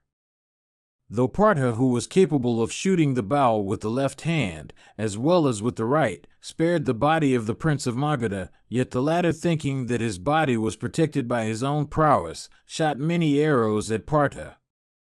The wielder of Gandiva, deeply struck by the Prince of Magadha, shone like a flowering palesa, beauty of frondosa, in the season of spring. Arjuna had no desire of slaying the Prince of Magadha. It was for this that, having struck the son of Pandu, he succeeded in remaining before that foremost of heroes. Then Dhananjaya, becoming angry, drew his bow with great force, and slew his antagonist's steeds, and then struck off the head of his car driver. With a razor-headed shaft he then cut off Megasandi's large and beautiful bow, and then his leathern fence. Then cutting off his flag and flagstaff, he caused it to fall down.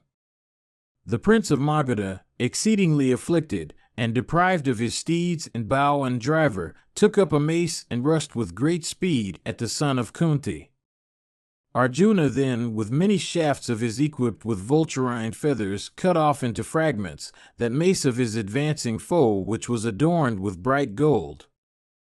Thus cut off into fragments, that mace with its begemmed bonds and knots all severed, fell on the earth like a she-snake helplessly hurled down by somebody. When his foe became deprived of his car, his bow, and his mace, that foremost of warriors, viz., the intelligent Arjuna, did not wish to strike him. The eight-bannered hero then, comforting his cheerless foe who had been observant of Kshatriya duties, said unto him these words, O son, thou hast sufficiently displayed thy adherence to Kshatriya duties. Go now. Great have been the feats, O king, which thou hast accomplished in battle, although thou art very young in years. The command I received from Yudhishthira was that kings who oppose me should not be slain.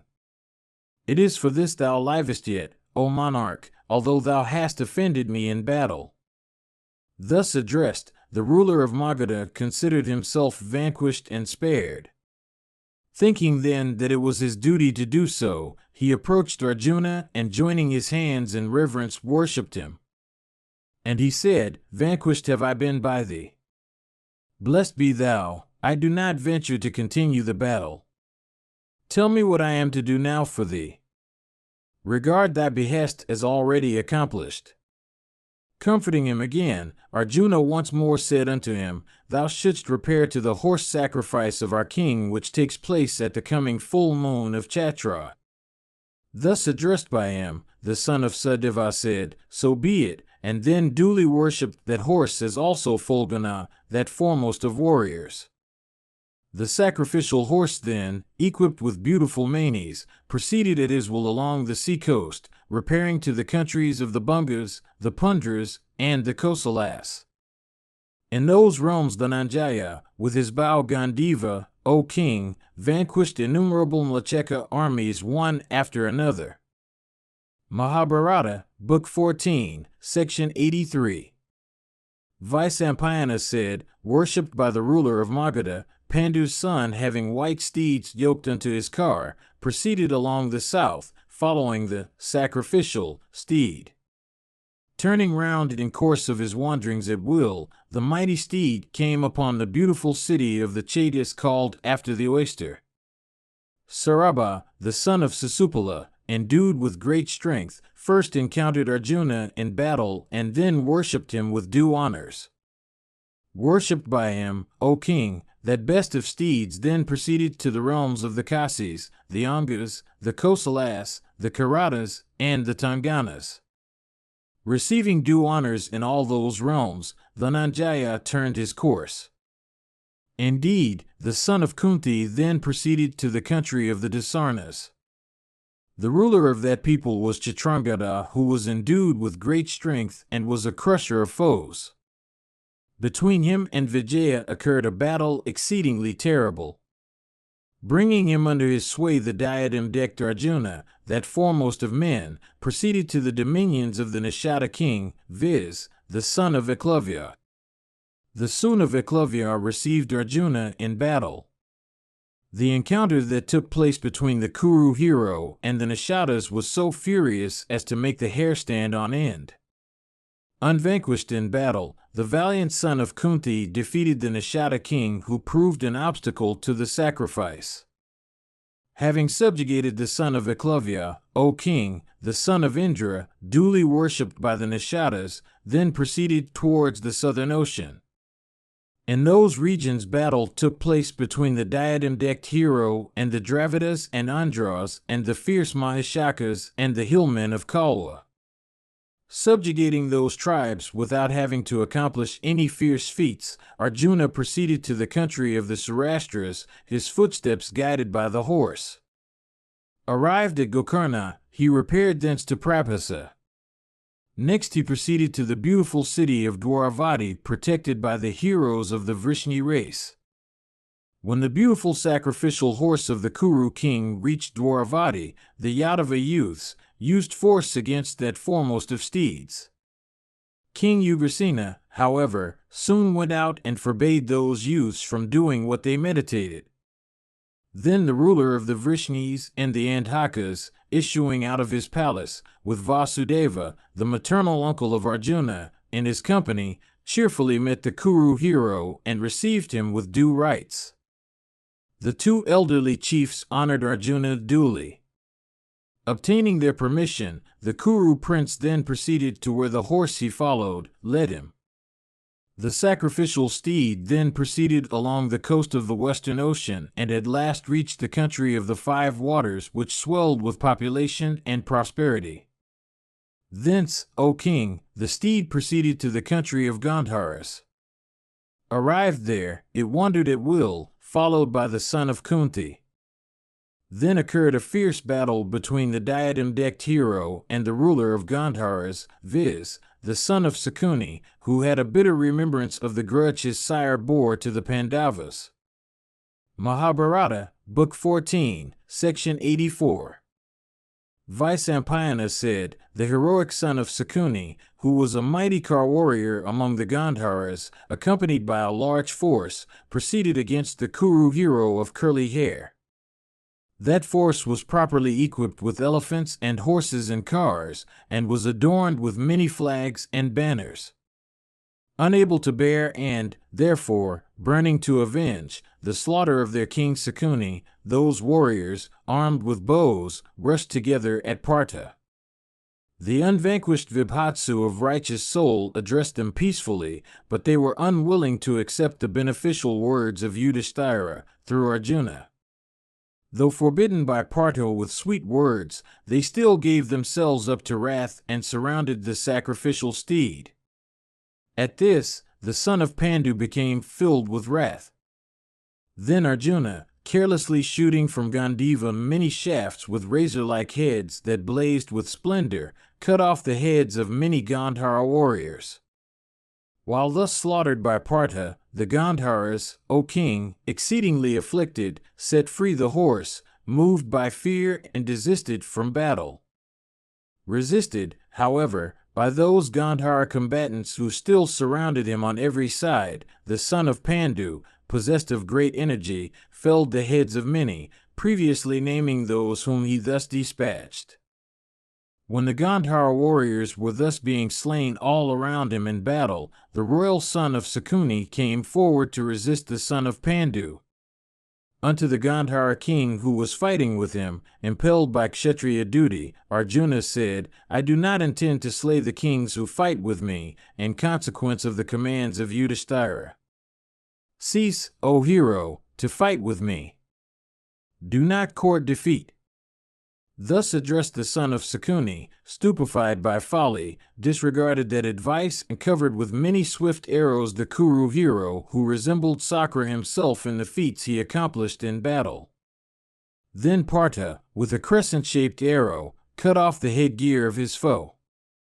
Of immeasurable soul, He also caused that headgear to be borne along a great distance like the head of Jayadratha, after he had cut it off in the battle of Kurukshetra.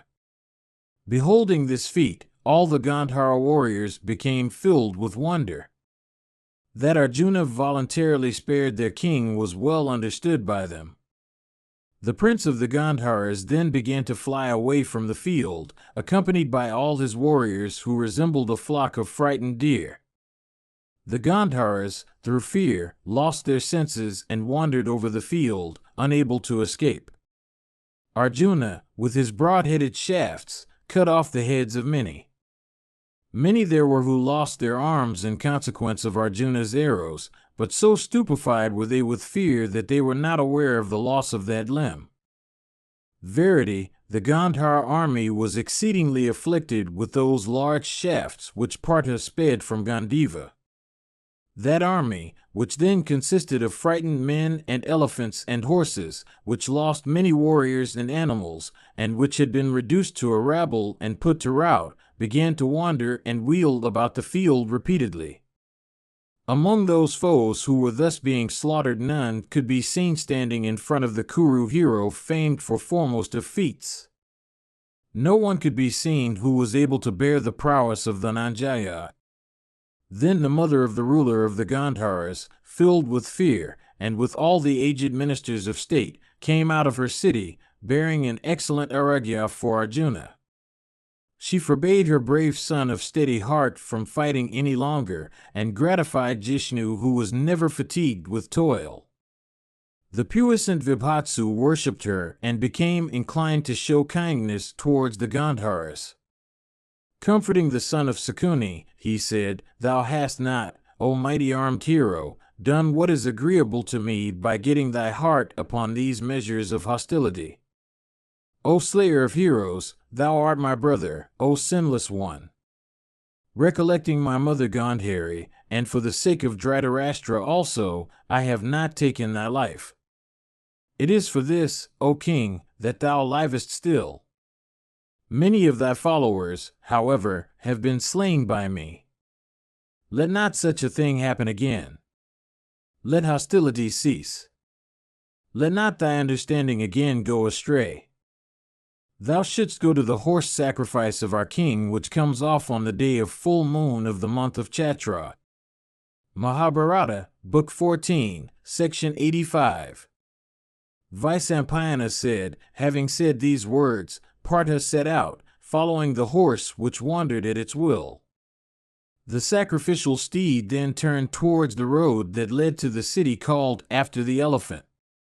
Yudhishthira heard from his intelligence bearers that the steed had turned back. And hearing also that Arjuna was hale and hearty, he became filled with joy. Hearing also the feats accomplished by Vijaya in the country of the Gandharas as also in another realms, the king became exceedingly glad. Meanwhile, King Yudhishthira the Just, seeing that the 12th day of the lighted fortnight in the month of Magha had come, and noticing also that the constellation was favorable, summoned all his brothers, viz., Bhima and Nakula and Sadeva. Endued with great energy, the king, O thou of Kuru's race, that foremost of all persons conversant with duties, said these words in proper time. Indeed, that foremost of all speakers, addressing Bhima, the first of all smiters, said, "Thy younger brother, Arjuna, O Bhimasena, is coming back with the horse. I have learnt this from those men who had followed Arjuna. The time for the sacrifice is come. The sacrificial horse is near. The day of full moon of the month of Magha is at hand. The month is about to expire, O Vrkodara. Let, therefore, learned Brahmanas conversant with the Vedas look for a sacrificial spot for the successful accomplishment of the horse sacrifice." Thus addressed, Bhima obeyed the royal behest. He became very glad upon hearing that Arjuna of curly hair was about to come back. Then Bhima went out with a number of men well conversant with the rules of laying out sacrificial grounds and constructing buildings. And he took with him many Brahmanas well versed in all the rites of sacrifices. Bhima selected a beautiful spot and caused it to be duly measured out for laying the sacrificial compound. Numerous houses and mansions were constructed on it, and high and broad roads also were laid out. Soon enough the Kaurava hero caused the ground to teem with hundreds of excellent mansions. The surface was leveled and made smooth with jewels and gems, and adorned with diverse structures made of gold. Columns were raised, ornamented with bright gold, and high and wide triumphal arches also were constructed on that sacrificial compound. All these were made of pure gold. The righteous-souled prince also caused apartments to be duly constructed for the accommodation of ladies and of the numerous kings who, hailing from many realms, were expected to grace the sacrifice with their presence. The son of Kunti also caused many mansions to be duly erected for Brahmanas who were expected to come from diverse realms. Then the mighty-armed Bhimasena, at the command of the king, sent out messengers to the great kings of the earth. Those best of kings came to the horse sacrifice of the Kuru monarch for doing what was agreeable to him. And they brought many gems with them and many female slaves and horses and weapons. The sounds that arose from those high-souled kings who resided within those pavilions touched the very heavens and resembled the noise made by the roaring ocean. King Yudhishthira, the delighter of the Kurus, assigned unto the monarchs who thus came to his sacrifice diverse kinds of food and drink, and beds also of celestial beauty. The chief of the Bharatas, viz., King Yudhishthira the Just, assigned several stables well filled with different kinds of corn and sugar cane and milk to the animals that came with the guests. To that great sacrifice of King Yudhishthira the Just, who was possessed of high intelligence, there also came a large number of munis, all of whom were utterers of Brahman. Indeed, O Lord of earth, all the foremost ones among the regenerate class that were then alive came to that sacrifice, accompanied by their disciples. The Kuru king received them all. King Yudhishthira of mighty energy, casting off all pride, himself followed all his guests to the pavilions that had been assigned for their residence. Then all the mechanics and engineers, having completed the arrangements of the sacrifice, informed King Yudhishthira of it. Hearing that everything was ready, King Yudhishthira the Just, full of alertness and attention, became highly glad along with his brothers, all of whom honored him duly. Vaisampayana continued, when the great sacrifice of Yudhishthira commenced, many eloquent dialecticians started diverse propositions and disputed thereon, desirous of vanquishing one another. The invited kings beheld the excellent preparations of that sacrifice, resembling those of the chief himself of the deities, made, O Bharata, by Bhimasena. They beheld many triumphal arches made of gold, and many beds and seats and other articles of enjoyment and luxury, and crowds of men collected at different sports. There were also many jars and vessels and cauldrons and jugs and lids and covers. The invited kings saw nothing there that was not made of gold. Many sacrificial stakes also were set up, made, according to the directions of the scriptures, of wood, and adorned with gold. Endued with great effulgence, these were duly planted and dedicated with scriptural mantras. The king saw all animals, again, which belonged to land, and all those which belonged to water, collected there on the occasion. And they also beheld many kine, and many buffaloes, and many old women, and many aquatic animals, many beasts of prey, and many species of birds, and many specimens of viviparous and oviparous creatures, and many that are filth-born, and many belonging to the vegetable kingdom, and many animals and plants that live or grow on mountains. Beholding the sacrificial compound thus adorned with animals and kine and corn, the invited kings became filled with wonder. Large heaps of costly sweetmeats were kept ready for both the Brahmanas and the Vaishyas. And when the feeding was over of 100,000 Brahmanas, drums and cymbals were beat. and so large was the number fed that the sounds of drums and cymbals were repeatedly heard. Indeed, from day to day those sounds continued. Thus was performed that sacrifice of King Yudhishthira of great intelligence. Many hills of food, O king, were dedicated on the occasion. Many large tanks were seen of curds and many lakes of ghee. In that great sacrifice, O monarch, was seen the entire population of Jamvudvipa, with all its realms and provinces, collected together. Thousands of nations and races were there. A large number of men, O chief of Bharata's race, adorned with garlands and wearing bright earrings made of gold, taking innumerable vessels in their hands, distributed the food unto the regenerate classes by hundreds and thousands.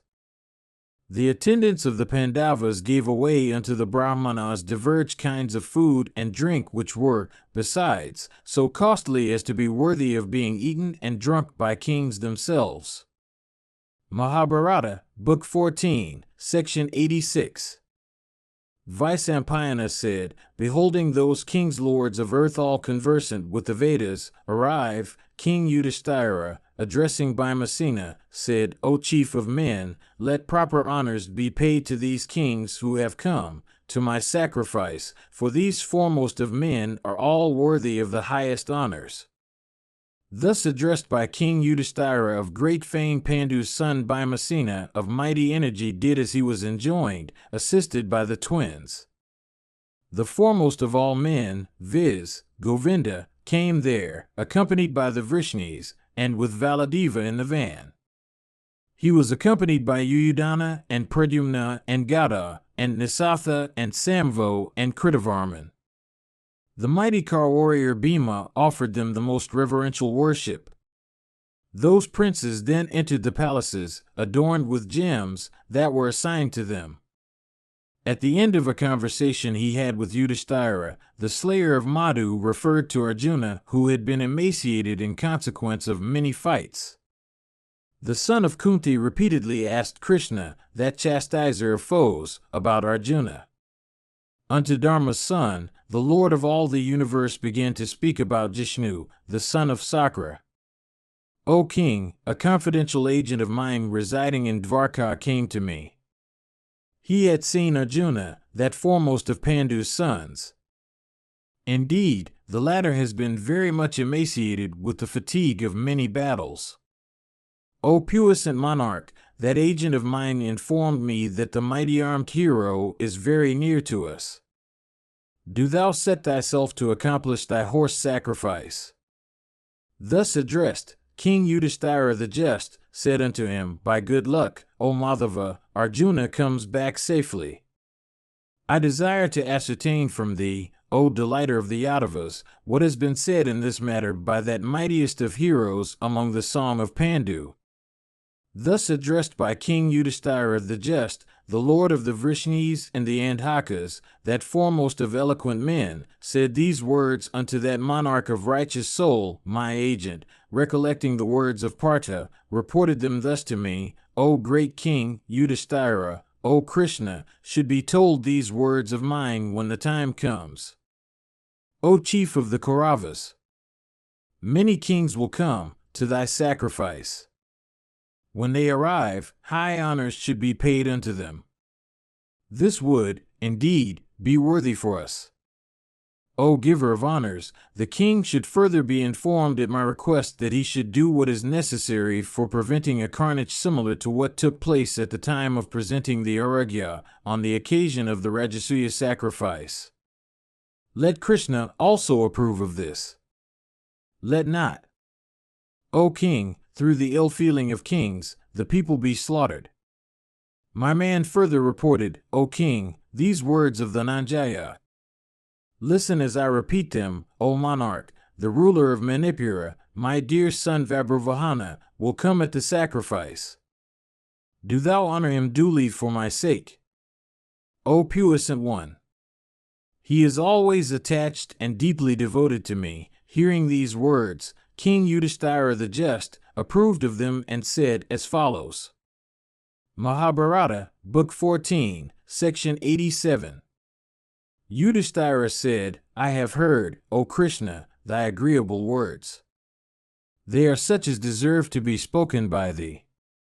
Gladsome and sweet as nectar are they, indeed, they fill my heart with great pleasure, O puissant one. O Hrishikesa, I have heard that innumerable have been the battles which Vijaya has fought with the kings of the earth. For what reason is Partha always dissociated from ease and comfort? Vijaya is exceedingly intelligent. This, therefore, pains my heart very much. I always, O Janardana, think, when I am withdrawn from business, of Kunti's son Jishnu.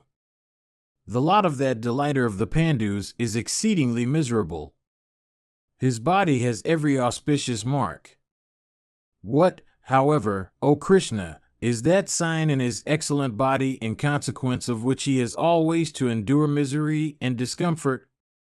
That son of Kunti has to bear an exceedingly large share of unhappiness. I do not see any censurable indication in his body. It behoves thee to explain the cause to me, and I deserve to hear it. Thus addressed, Hrishikesa, that enhancer of the glory of the Bhoja princes, having reflected for a long time, answered as follows: I do not see any censurable feature in this prince, except that the cheekbones of this lion among men are a little too high. It is in consequence of this that foremost of men has always to be on the road. I really do not see anything else in consequence of which he could be made so unhappy. Thus answered by Krishna of great intelligence, that foremost of men, viz., King Yudhishthira, said unto the chief of the Vrishnis that it was even so. The princess Draupadi, however, looked angrily and askance at Krishna, for she could not bear the ascription of any fault to Arjuna. The slayer of Kisari, viz., Hrishikesa, approved of that indication of love for his friend, which the princess of Panchala, who also was his friend, displayed.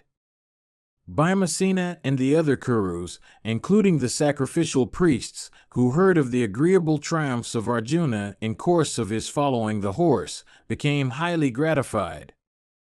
While they were still engaged in discoursing on Arjuna, an envoy came from that high-souled hero bearing a message from him. Repairing to the presence of the Kuru king, the intelligent envoy bowed his head in reverence and informed him of the arrival of that foremost of men, viz., Fulguna. On receipt of this intelligence, tears of joy covered the king's eyes. Large gifts were made to the messenger for the very agreeable tidings he had brought. On the second day from that date, a loud din was heard when that foremost of men, that chief of the Kurus, came.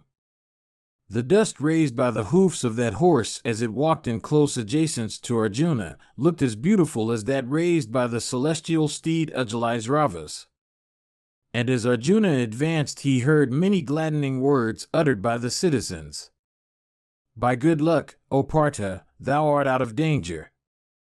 Praise to you and King Yudhishthira. Who else than Arjuna could come back after having caused the horse to wander over the whole earth and after having vanquished all the kings in battle? We have not heard of such a feat having been achieved by even Sagara and other high-souled kings of antiquity. Future kings also will never be able to accomplish so difficult a feat, O foremost one of Kuru's race, as this which thou hast achieved. Listening to such words, agreeable to the ear of the citizens, the righteous-souled Fulguna entered the sacrificial compound. Then King Yudhishthira with all his ministers, and Krishna, the delighter of the Yadus, placing Dhritarashtra in their van, went out for receiving the Nanjaya.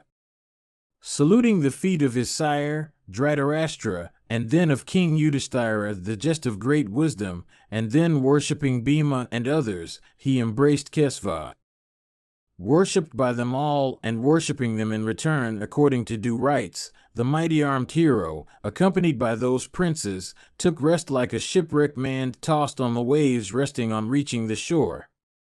Meanwhile King Vabruvahan of great wisdom, accompanied by his mothers, Chitrangada and Ulupi, came to the Kuru capital. The mighty armed prince duly saluted all his seniors of Kuru's race and the other kings present there, and was honored by them all in return. He then entered the excellent abode of his grandmother Kunti. Mahabharata, Book 14, Section 88. Vyasa said, entering the palace of the Pandavas, the mighty armed prince saluted his grandmother in soothing and sweet accents. Then Queen Chitrangada and Ulupi, the daughter of the snake, Kauravas, together approached Partha and Krishna with humility. They then met Subhadra and the other ladies of the Kuru race with due formalities. Kunti gave them many gems and costly things. Draupadi and Subhadra and the other ladies of Kuru's race all made presents to them. The two ladies took up their residence there, using costly beds and seats, treated with affection and respect by Kunti herself from desire of doing what was agreeable to Partha. King Vabhruvahana of great energy, duly honored by Kunti, then met Dhritarashtra according to due rites. Repairing then to King Yudhishthira and Bhima and the other Pandavas, the mighty prince of Manipura saluted them all with humility. They all embraced him with great affection and honored him duly. And those mighty Kar warriors, highly gratified with him, made large gifts of wealth unto him. The king of Manipura then humbly approached Krishna, that hero armed with the discus and the mace, like a second Pradyumna approaching his sire. Krishna gave unto the king a very costly and excellent car adorned with gold, and unto which were yoked excellent steeds. Then King Yudhishthira the just, and Bhima, and Fulgana, and the twins, each separately honored him and made costly presents unto him. On the third day, the sage Vyasa, the son of Satyavati, that foremost of eloquent men, approaching Yudhishthira said, From this day, O son of Kunti, do thou begin thy sacrifice. The time for it has come. The moment for commencing the rite is at hand. The priests are urging thee. Let the sacrifice be performed in such a way that no limb may become defective. In consequence of the very large quantity of gold that is required for this sacrifice, it has come to be called the sacrifice of profuse gold. Do thou also, O great king, make the dakshina of this sacrifice 3 times of what is enjoined. Let the merit of thy sacrifice increase 3-fold. The Brahmanas are competent for the purpose. Attaining to the merits then of 3 horse sacrifices, each with profuse presents, thou shalt be freed, O king, from the sin of having slain thy kinsman. The bath that one performs upon completion of the horse sacrifice, O monarch, is highly cleansing and productive of the highest merit. That merit will be thine, O king of Kuru's race. Thus addressed by Vyasa of immeasurable intelligence, the righteous-souled Yudhishthira of great energy underwent the diksha for performance of the horse sacrifice. The mighty armed monarch then performed the great horse sacrifice characterized by gifts of food and presents in profusion and capable of fructifying every wish and producing every merit. The priests, well conversant with the Vedas, did every rite duly, moving about in all directions. They were all well trained and possessed of omniscience. In nothing was there a swerving from the ordinances, and nothing was done improperly. Those foremost of regenerate persons followed the procedure as laid down in the scriptures, and as it should be followed in those points about which no directions are given.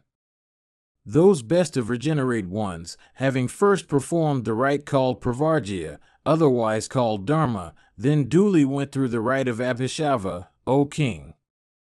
Those foremost of soma drinkers, O monarch, extracting the juice of the soma, then performed the savana rite following the injunctions of the scriptures. Among those that came to that sacrifice none could be seen who was cheerless, none who was poor, none who was hungry, none who was plunged into grief, and none that seemed to be vulgar. Bhimasena of mighty energy at the command of the king, caused food to be ceaselessly distributed among those that desired to eat. Following the injunctions of the scriptures, priests, well versed in sacrificial rites of every kind, performed every day all the acts necessary to complete the great sacrifice. Amongst the Sadasayas of King Yudhishthira of great intelligence, there was none who was not well conversant with the 6 branches of Vedic learning. There was none among them that was not an observer of vows, none that was not an upadhyaya, none that was not well versed in dialectical disputations. When the time came for erecting the sacrificial stake, O chief of Bharata's race, 6 stakes were set up that were made of Vilwa, 6 that were made of Kadira, and 6 that were made of Saravarnan. 2 stakes were get up by the priests that were made of Devadaru in that sacrifice of the Kuru king, and 1 that was made of Sleshmataka. At the command of the king, Bhima caused some other stakes to be set up, for the sake of beauty only, that were made of gold. Adorned with fine cloths supplied by the royal sage, those stakes shone there like Indra and the deities, with the 7 celestial rishis standing around them in heaven. A number of golden bricks were made for constructing there with a chayana. The chayana made resembled in beauty that which had been made for Deksha, the lord of creatures, on the occasion of his great sacrifice. The chayana measured 8 and 10 cubits and 4 stories or layers. A golden bird, of the shape of Garuda, was then made, having 3 angles. Following the injunctions of the scriptures, the priests possessed of great learning then duly tied to the stakes both animals and birds, assigning each to its particular deity. Bulls, possessed of such qualifications as are mentioned in the scriptures, and aquatic animals were properly tied to the stakes after the rites relating to the sacrificial fire had been performed. In that sacrifice of the high-souled son of Kunti, 300 animals were tied to the stake setup, including that foremost of steeds. That sacrifice looked exceedingly beautiful, as if adorned with the celestial rishis, with the Gandharvas singing in chorus and the diverse tribes of Apsaras dancing in merriment.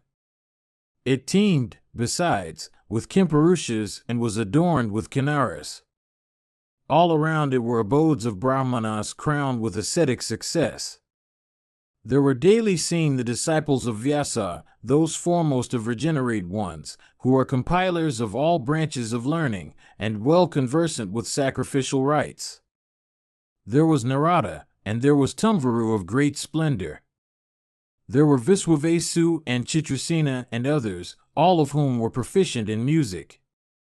At intervals of the sacrificial rites, those Gandharvas, skilled in music and well versed in dancing, used to gladden the Brahmanas who were engaged in the sacrifice.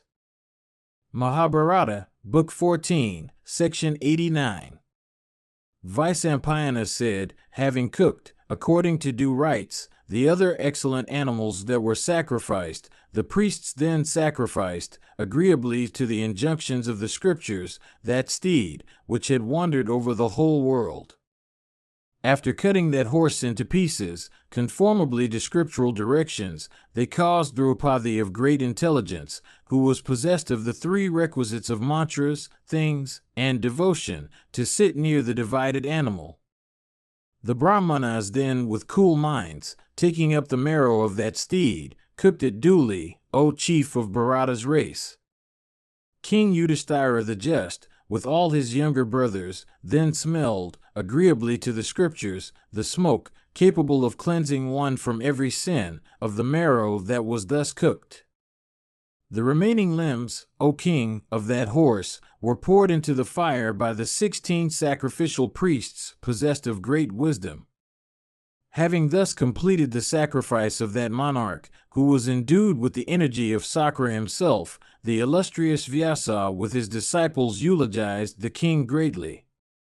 Then Yudhishthira gave away unto the Brahmanas 1,000 crores of golden nishkas, and unto Vyasa he gave away the whole earth.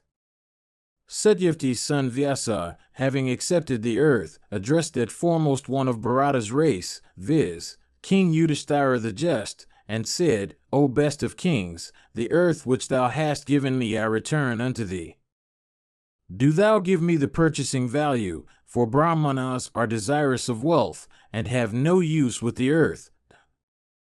The high-souled Yudhishthira of great intelligence, staying with his brothers in the midst of the kings invited to his sacrifice, said unto those Brahmanas, The dakshina ordained in the scriptures for the great horse sacrifice is the earth.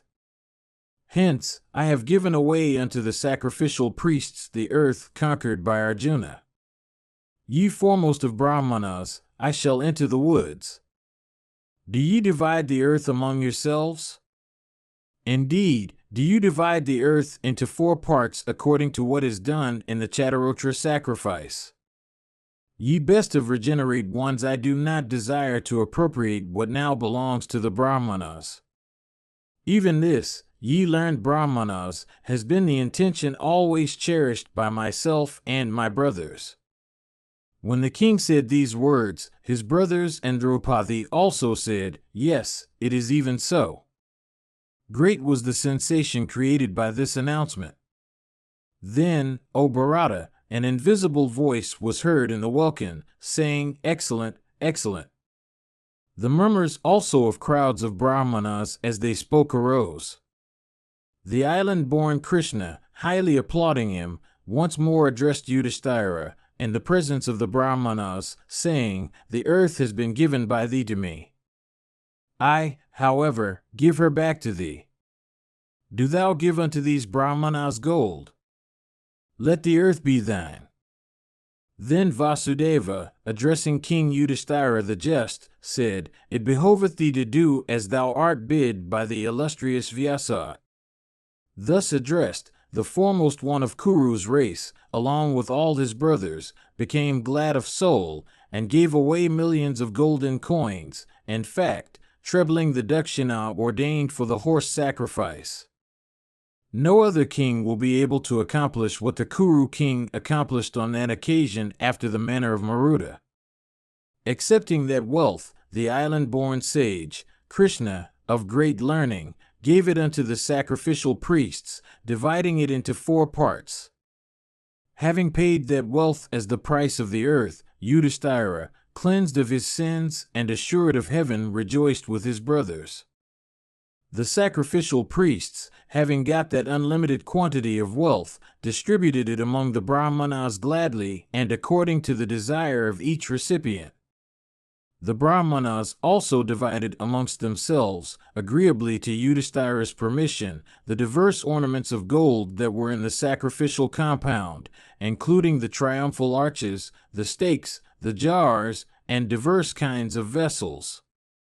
After the Brahmanas had taken as much as they desired, the wealth that remained was taken away by Kshatriyas and Vaishyas and Sudras and diverse tribes of Mlakekas.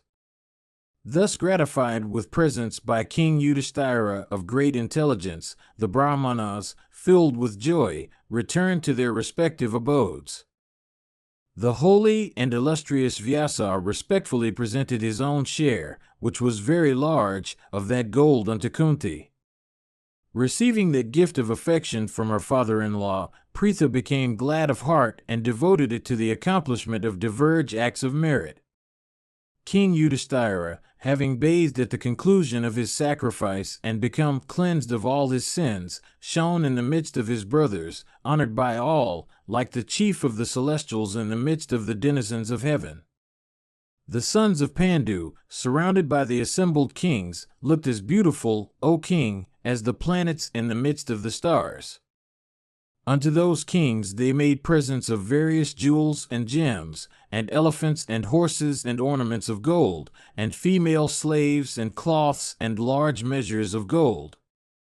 Indeed, Pritha's son, by distributing that untold wealth among the invited monarchs, shone, O king, like Vaishravana, the lord of treasures. Summoning next the heroic king Vabhruvahana, Yudhishthira gave unto him diverse kinds of wealth in profusion and gave him permission to return home. The son of Pandu, for gratifying his sister Dusala, established her infant grandson in his paternal kingdom. The Kuru king Yudhishthira, having a full control over his senses, then dismissed the assembled kings, all of whom had been properly classed and honored by him. The illustrious son of Pandu, that chastiser of foes, then duly worshipped the high-souled Govinda and Valadeva of great might, and the thousands of other Vrishni heroes having Pradyumna for their first. Assisted by his brothers, he then dismissed them for returning to Dvarka.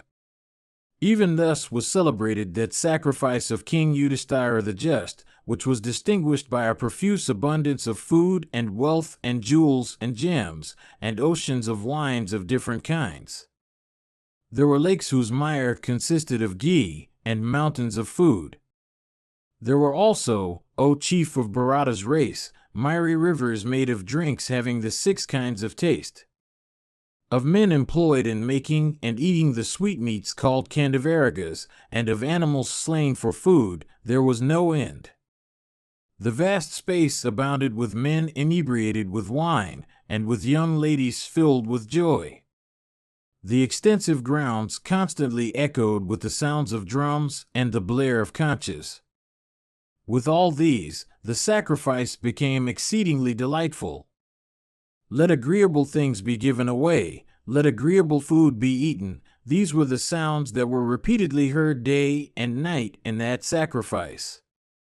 It was like a great festival, full of rejoicing and contented men. People of diverse realms speak of that sacrifice to this day. Having showered wealth in torrents, and diverse objects of desire, and jewels and gems, and drinks of various kinds, the foremost one of Bharata's race, cleansed of all his sins, and his purpose fulfilled, entered his capital. Mahabharata, Book 14, Section 90. Janamejaya said, "It behoveth thee to tell me of any wonderful incident that occurred in the sacrifice of my grandsires." Vaisampayana said, "Hear, O chief of kings, of a most wonderful incident that occurred, O puissant monarch, at the conclusion of that great horse sacrifice.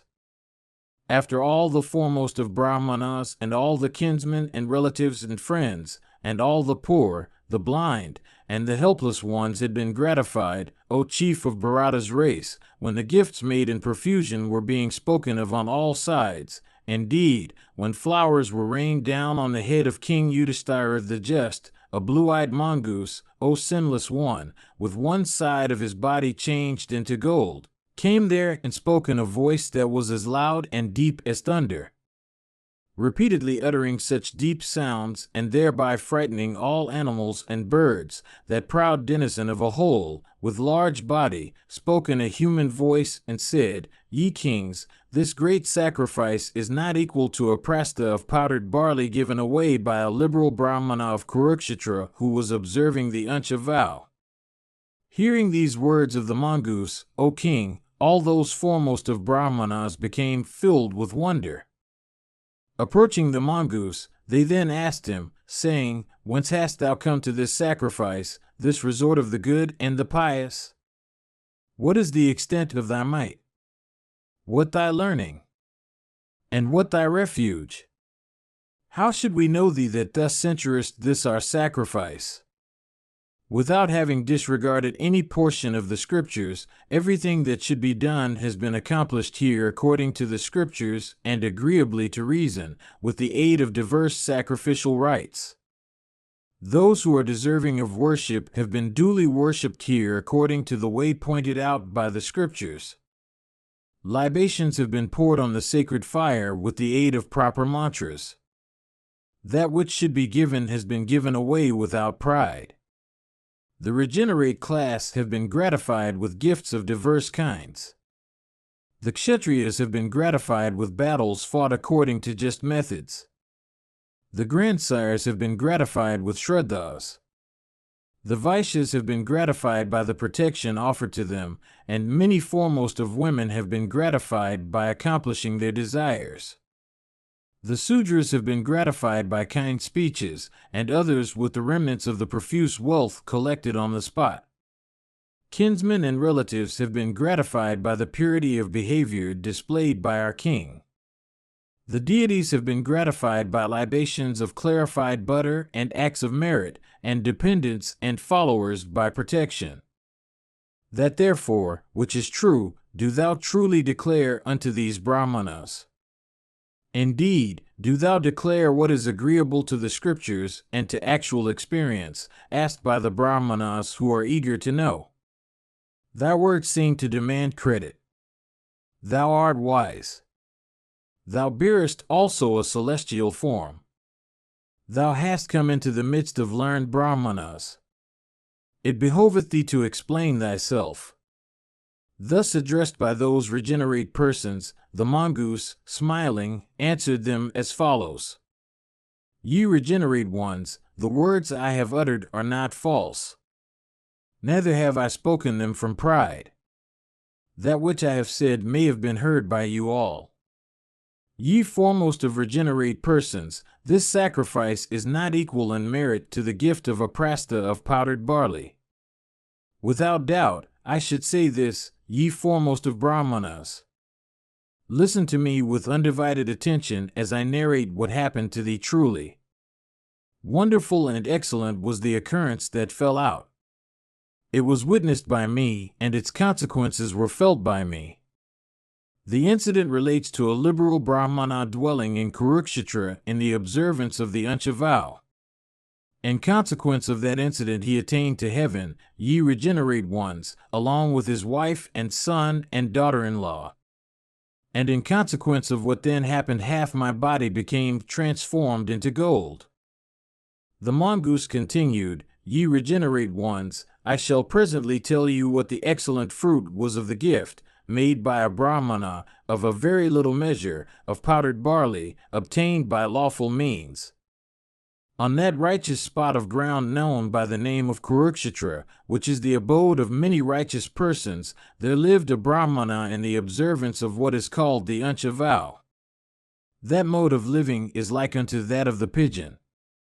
He lived there with his wife and son and daughter-in-law and practiced penances. Of righteous soul, and with senses under complete control, he adopted the mode of living that is followed by a parrot. Of excellent vows, he used to eat every day at the 6th division. If there was nothing to eat at the 6th division of the day, that excellent Brahmana would fast for that day and eat the next day at the 6th division. On one occasion, ye Brahmanas, there occurred a dreadful famine in the land. During that time there was nothing stored in the abode of that righteous Brahmana. The herbs and plants were all dried up and the whole realm became void of food store. When the accustomed hours came for eating, the Brahmana had nothing to eat. This occurred day after day. All the members of his family were afflicted with hunger, but were obliged to pass the days as best they could. One day, in the month of Jyeshtha, while the sun was in the meridian, the Brahmana was engaged in picking up grains of corn. Afflicted by heat and hunger, he was practicing even this penance. Unable to obtain grains of corn, the Brahmana soon became worn out with hunger and toil. Indeed, with all the members of his family, he had no food to eat. That best of Brahmanas passed the days in great suffering.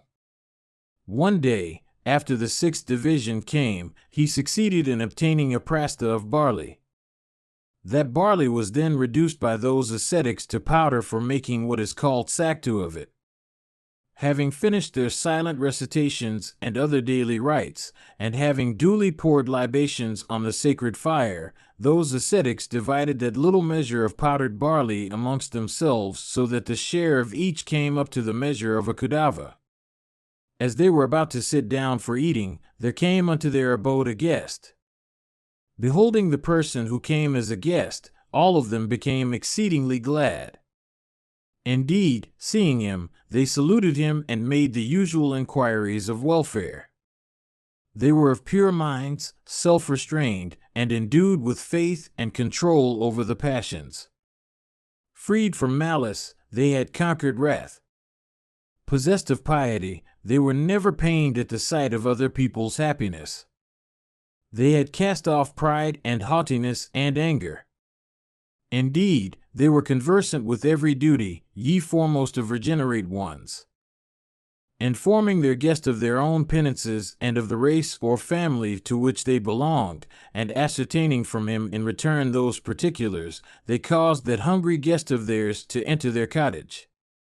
Addressing him, they said, "This is the arugya for thee. This water is for washing thy feet. There are scattered some kusa grass for thy seat, O sinless one.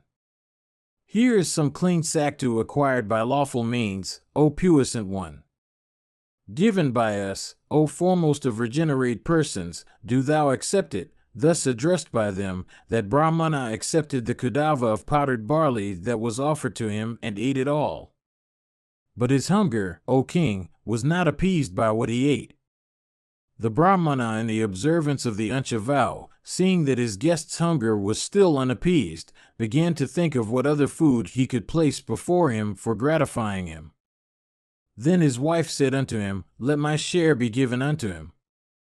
Let this foremost of regenerate persons be gratified, and let him then go whithersoever he will." Knowing that his chaste wife, who said so, was herself afflicted by hunger, that best of Brahmanas could not approve of her share of the powdered barley being given to the guest. Indeed, that best of Brahmanas possessed of learning, knowing from his own state that his aged, toil-worn, cheerless, and helpless wife was herself afflicted by hunger, and seeing that lady who had been emaciated into mere skin and bone was quivering with weakness, addressed her and said, "O beautiful one, with even animals, with even worms and insects, wives are fed and protected. It behoveth thee not, therefore, to say so. The wife treats her lord with kindness and feeds and protects him. Everything appertaining to religion, pleasure, and wealth, careful nursing, offspring for perpetuating the race, are all dependent on the wife. Indeed, the merits of a person himself, as also of his deceased ancestors, depend also on her. The wife should know her lord by his acts. Verily, that man who fails to protect his wife earns great infamy here and goes into hell hereafter. Such a man falls down from even a position of great fame and never succeeds in acquiring regions of happiness hereafter." Thus addressed, she answered him, saying, "O regenerate one, our religious acts and wealth are united. Do thou take a fourth of this barley. Indeed, be gratified with me. Truth, pleasure, religious merit, and heaven as acquirable by good qualities of women, as also all the objects of their desire, O foremost of regenerate ones, are dependent on the husband. In the production of offspring, the mother contributes her blood. The father contributes his seed. The husband is the highest deity of the wife. Through the grace of the husband, women obtain both pleasure and offspring as the reward. Thou art my paddy, Lord, for the protection thou givest me. Thou art my bartry for the means of sustenance thou givest me. Thou art, again, boon giver to me in consequence of thy having presented me a son. Do thou, therefore, in return for so many favors, take my share of the barley and give it unto the guest. Overcome by decrepitude, thou art of advanced years. Afflicted by hunger, thou art exceedingly weakened. Worn out with fasts, thou art very much emaciated. If thou couldst part with thy share, why should not I part with mine?" Thus addressed by her, he took her share of the powdered barley, and addressing his guest said, "O regenerate one, O best of men, do thou accept this measure of powdered barley as well."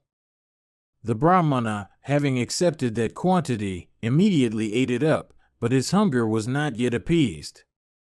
Beholding him ungratified, the Brahmana, in the observance of the Ancha vow, became thoughtful. His son then said unto him, "O best of men, taking my share of the barley, do thou give it to the guest. I regard this act of mine as one of great merit. Therefore, do it. Thou shouldst be always maintained by me with great care. Maintenance of the father is a duty which the good always covet. The maintenance of the father in his old age is the duty ordained for the son.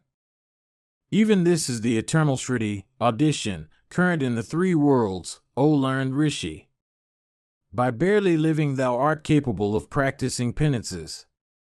The life breath is the great deity that resides in the bodies of all embodied creatures. The Father, at this, said, If thou attainest to the age of even 1,000 years, thou wilt still seem to me to be only a little child. Having begotten a son, the sire achieves success through him. O puissant one, I know that the hunger of children is very strong. I am old. I shall somehow succeed in holding my life breaths. Do thou, O son, become strong by eating the food that has fallen to thy share.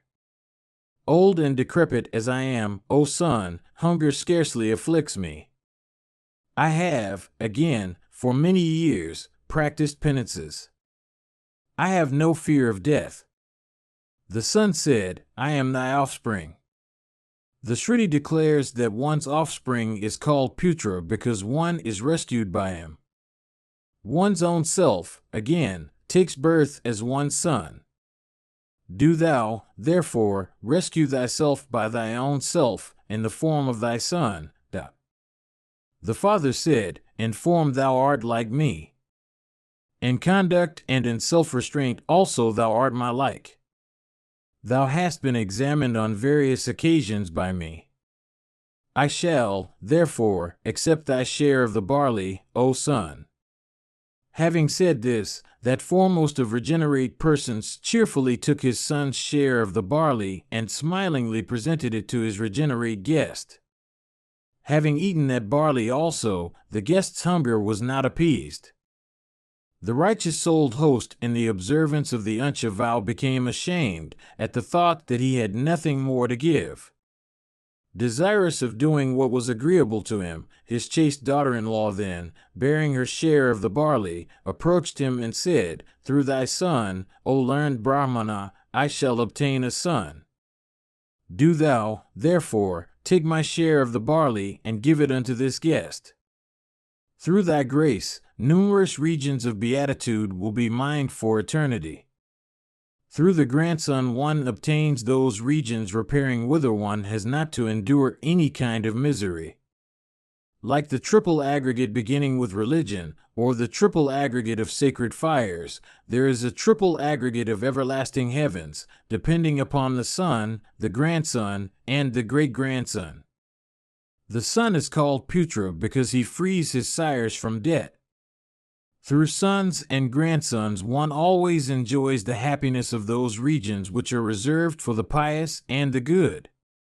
The father-in-law said, O thou of excellent vows and conduct, beholding thee wasted by wind and sun, deprived of thy very complexion, emaciated and almost destitute of consciousness through hunger, how can I be such a transgressor against the rules of righteousness as to take thy share of the barley? O auspicious damsel, it behoves thee not to say so, for the sake of those auspicious results for which every family must strive. O auspicious damsel, how can I behold thee, at even this, the sixth division of the day, abstaining from food and observing vows?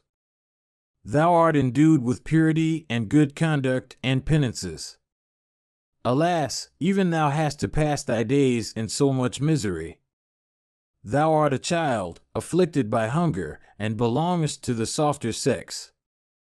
Thou shouldst be always protected by me.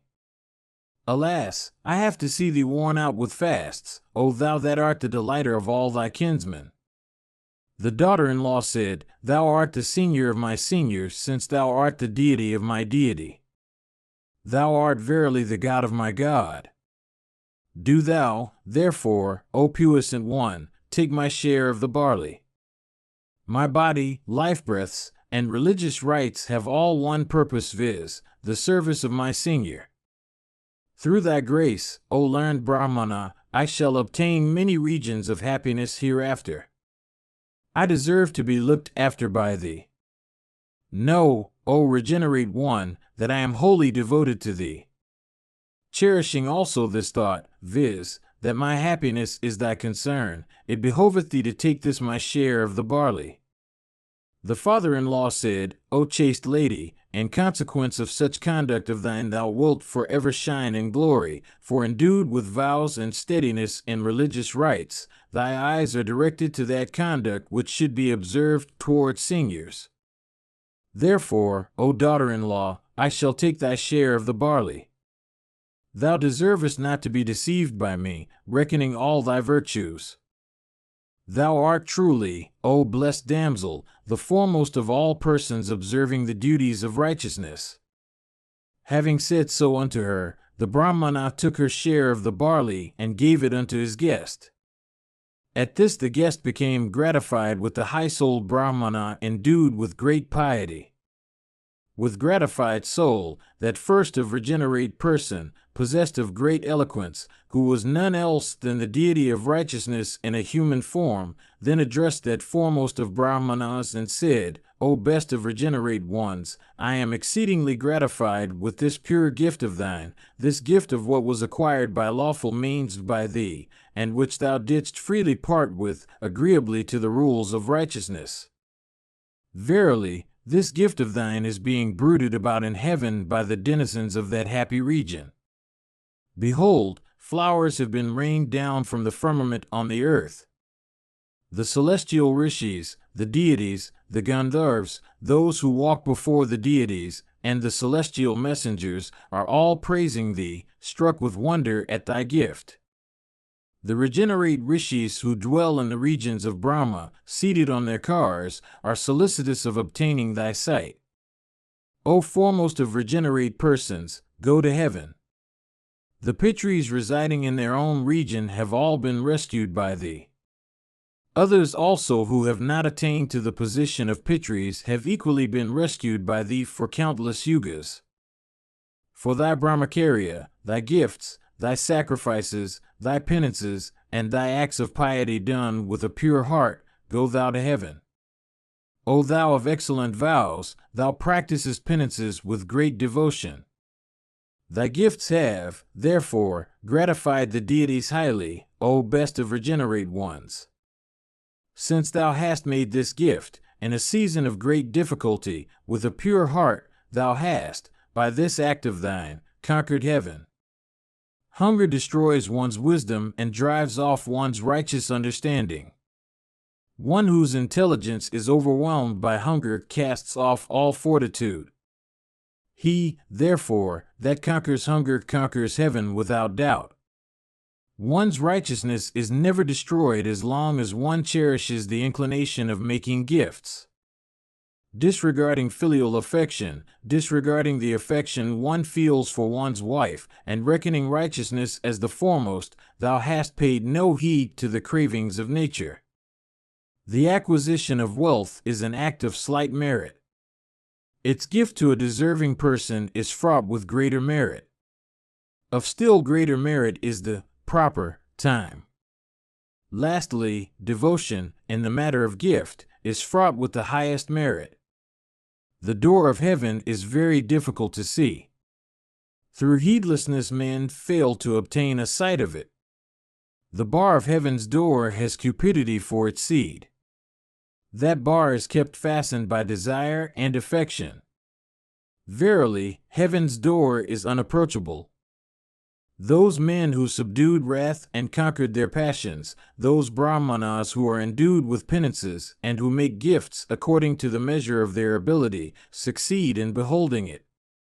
It has been said that he that gives away 100, having 1,000, he that gives away 10, having 100, and he that gives a handful of water, having no wealth, are all equal in respect of the merit they earn. King Rantadeva, when divested of all his wealth, gave a small quantity of water with a pure heart. Through this gift, O learned Brahmana, he went to heaven. The deity of righteousness is never gratified so much with large gifts of costly things as with gifts of even things of no value, if acquired lawfully and given away with devotion and faith. King Raga had made gifts of thousands of kine unto the regenerate class. By giving away only one cow that did not belong to him, he fell into hell. Usanara's son Sivi of excellent vows, by giving away the flesh of his own body, is rejoicing in heaven, having attained to the regions of the righteous. Mere wealth is not merit. Good men acquire merit by exerting to the best of their power and with the aid of pious meals. One does not acquire such merit by means of even diverse sacrifices as with even a little wealth that has been earned lawfully. Through wrath, the fruits of gifts are destroyed. Through cupidity one fails to go to heaven. One conversant with the merits of gift and leading a just course of conduct succeeds, through penances, in enjoying heaven.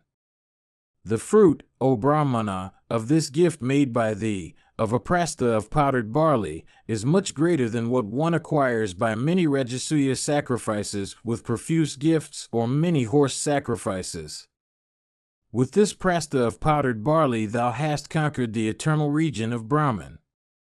Go thou in happiness, O learned Brahmana, to the abode of Brahman that is without the stain of darkness. O foremost of regenerate persons, a celestial car is here for all of you. Do thou ascend it as pleases thee, O Brahmana, I am the deity of righteousness. Behold me. Thou hast rescued thy body. The fame of thy achievement will last in the world. With thy wife, thy son, and thy daughter-in-law, go now to heaven. After the deity of righteousness had said these words, that Brahmana, with his wife, son, and daughter-in-law, proceeded to heaven. After that learned Brahmana, conversant with all duties, had thus ascended to heaven with his son, daughter-in-law, and wife numbering the fourth, I came out of my hole. There with the scent of that powdered barley, with the mire caused by the water, which the Brahmana had given to his guest, with the contact of my body, with the celestial flowers that had been rained down, with the particles of the barley powder which that good man had given away, and the penances of that Brahmana, my head became gold, behold, in consequence of the gift of that Brahmana who was firm in truth, and his penances, half of this my ample body has become golden. Ye regenerate ones, for converting the rest of my body into gold, I repeatedly repair, with a cheerful heart, to the retreats of ascetics and the sacrifices performed by kings. Hearing of this sacrifice of the Kuru king endued with great wisdom, I came hither with high hopes. I have not, however, been made gold. Ye foremost of Brahmanas, it was for this that I uttered those words, viz., that this sacrifice can by no means compare with the gift of that prastha of powdered barley. With the grains of that prastha of powdered barley, I was made gold on that occasion. This great sacrifice, however, is not equal to those grains. Even this is my opinion. Having said those words unto all those foremost of Brahmanas, the mongoose disappeared from their sight. Those Brahmanas then returned to their respective homes. Vaisampayana continued, O conqueror of hostile towns, I have now told thee all relating to that wonderful incident which occurred in that great horse sacrifice. Thou shouldst not, O king, think highly of sacrifice. Millions of rishis have ascended to heaven with the aid of only their penances. Abstention from injury as regards all creatures, contentment, conduct, sincerity, penances, self-restraint, truthfulness, and gifts are each equal in point of merit to sacrifice. Mahabharata, Book 14, Section 91. Janamejaya said, O puissant Rishi, kings are attached to sacrifices.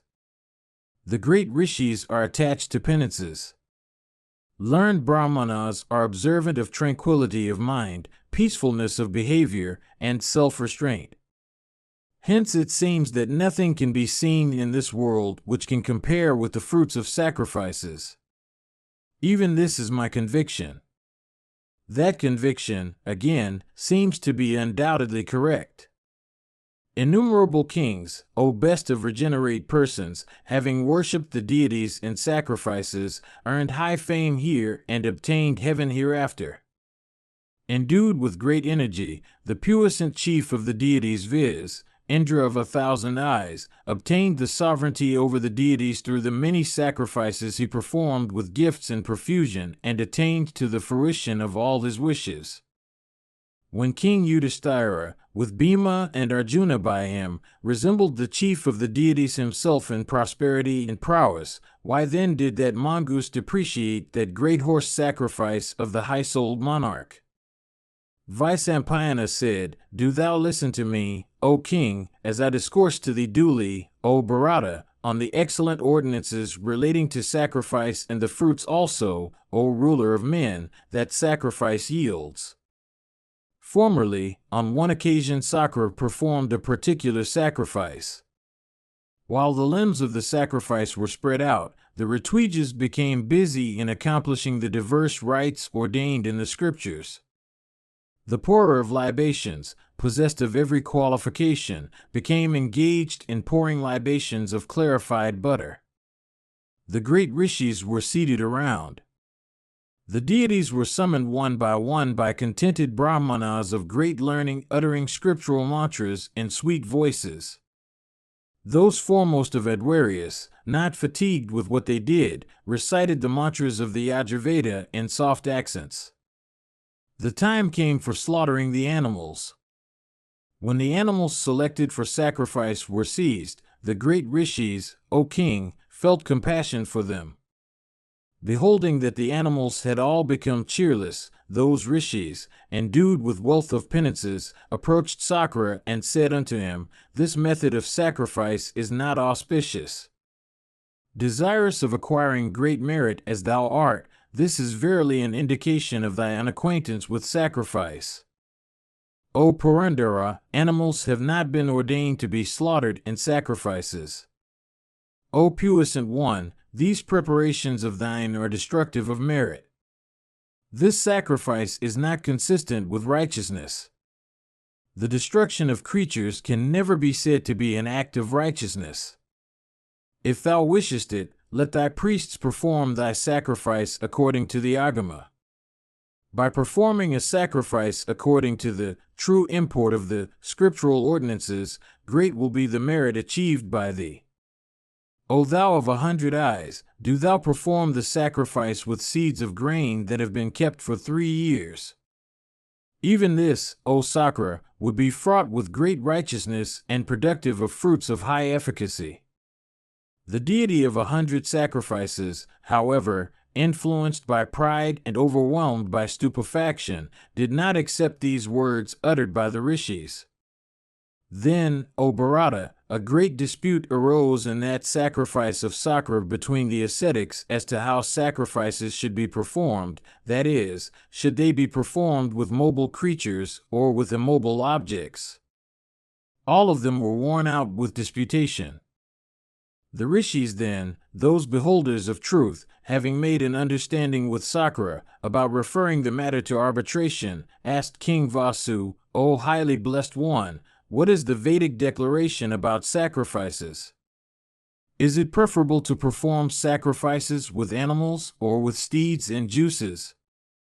Hearing the question, King Vasu, without all judging of the strength or weakness of the arguments on the two sides, at once answered, saying, "Sacrifices may be performed with whichever of the two kinds of objects is ready." Having answered the question thus, he had to enter the nether regions. Indeed, the puissant ruler of the Chaitya's had to undergo that misery for having answered falsely.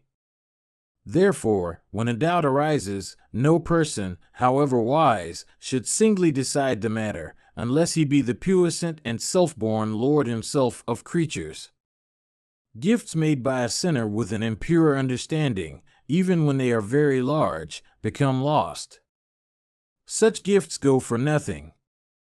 By the gifts made by a person of unrighteous conduct, one, that is, who is of sinful soul and who is a destroyer, just fame is never acquired either here or hereafter. That person of little intelligence who, from desire of acquiring merit, performs sacrifices with wealth acquired by unrighteous means, never succeeds in earning merit. That low wretch of sinful soul, who hypocritically assuming a garb of righteousness makes gifts unto Brahmanas, only creates the conviction in men about his own righteousness, without earning true merit. That Brahmana of uncontrolled conduct, who acquires wealth by sinful acts, overwhelmed by passion and stupefaction, attains at last to the goal of the sinful. Someone, overwhelmed by cupidity and stupefaction, becomes bent on strong wealth. He is seen to persecute all creatures, urged by a sinful and impure understanding. He who, having acquired wealth by such means, makes gifts or performs sacrifices therewith, never enjoys the fruits of those gifts or sacrifices in the other world in consequence of the wealth having been earned by unrighteous means. Men endued with wealth of penances, by giving away, to the best of their power, grains of corn picked up from the fields, or roots, or fruits, or potherbs, or water, or leaves, acquire great merit and proceed to heaven. Even such gifts, as also compassion to all creatures, and brahmacharya, truthfulness of speech and kindness, and fortitude, and forgiveness, constitute the eternal foundations of righteousness which itself is eternal. We hear of Visvamitra and other kings of ancient times. Indeed, Visvamitra, and Asita, and King Janaka, and Kakshasena, and Arshtasena, and King Sindhudwipa, these and many other kings, endued with wealth of penances, having made gifts of articles acquired lawfully, have attained to high success. Those amongst Brahmanas and Kshatriyas and Vaishyas and Sudras who betake themselves to penances, O Bharata, and who purify themselves by gifts and other acts of righteousness, proceed to heaven. Mahabharata, Book 14, Section 92. Janamejaya said, If, O illustrious one, heaven is the fruit of wealth acquired by lawful means, do thou discourse to me fully on it. Thou art well conversant with the subject, and therefore it behoveth thee to explain it. O regenerate one, thou hast said unto me what the high fruit was that accrued unto that Brahmana, who lived according to the Uncha mode, through his gift of powdered barley. Without doubt, all thou hast said is true. In what way, however, was the attainment held certain of the highest end in all sacrifices? O foremost of regenerate persons, it behoveth thee to expound this to me in all its details. Vaisampayana said, In this connection is cited this old narrative, O chastiser of foes, of what occurred in former days in the great sacrifice of Agastya. In olden days, O king, Agastya of great energy, devoted to the good of all creatures, entered into a diksha extending for 12 years. In that sacrifice of the high-souled rishi, many hatras were engaged that resembled blazing fires in the splendor of their bodies. Among them were men that subsisted upon roots or fruits, or that used 2 pieces of stone only for husking their corn, or that were supported by only the rays of the moon. Among them were also men who never took any food unless it was placed before them by others solicitous of feeding them, and those who never ate anything without having first served the deities, the pitris, and guests, and those who never washed the food which they took. There were also yadis and bhikshus among them, O king. All of them were men who had obtained a sight of the deity of righteousness in his embodied form. They had subjugated wrath and acquired a complete mastery over all their senses. Living in the observance of self-restraint, they were freed from pride and the desire of injuring others. They were always observant of a pure conduct and were never obstructed, in the prosecution of their purposes, by their senses. Those great rishis attended that sacrifice and accomplished its various rites. The illustrious rishi, Agastya, acquired the food that was collected in that sacrifice, and that came up to the required measure, by lawful means according to the best of his power. Numerous other ascetics at that time performed large sacrifices. As Agastya, however, was engaged in that sacrifice of his, the 1,000-eyed Indra, O best of the Bharatas, ceased to pour rain on the earth.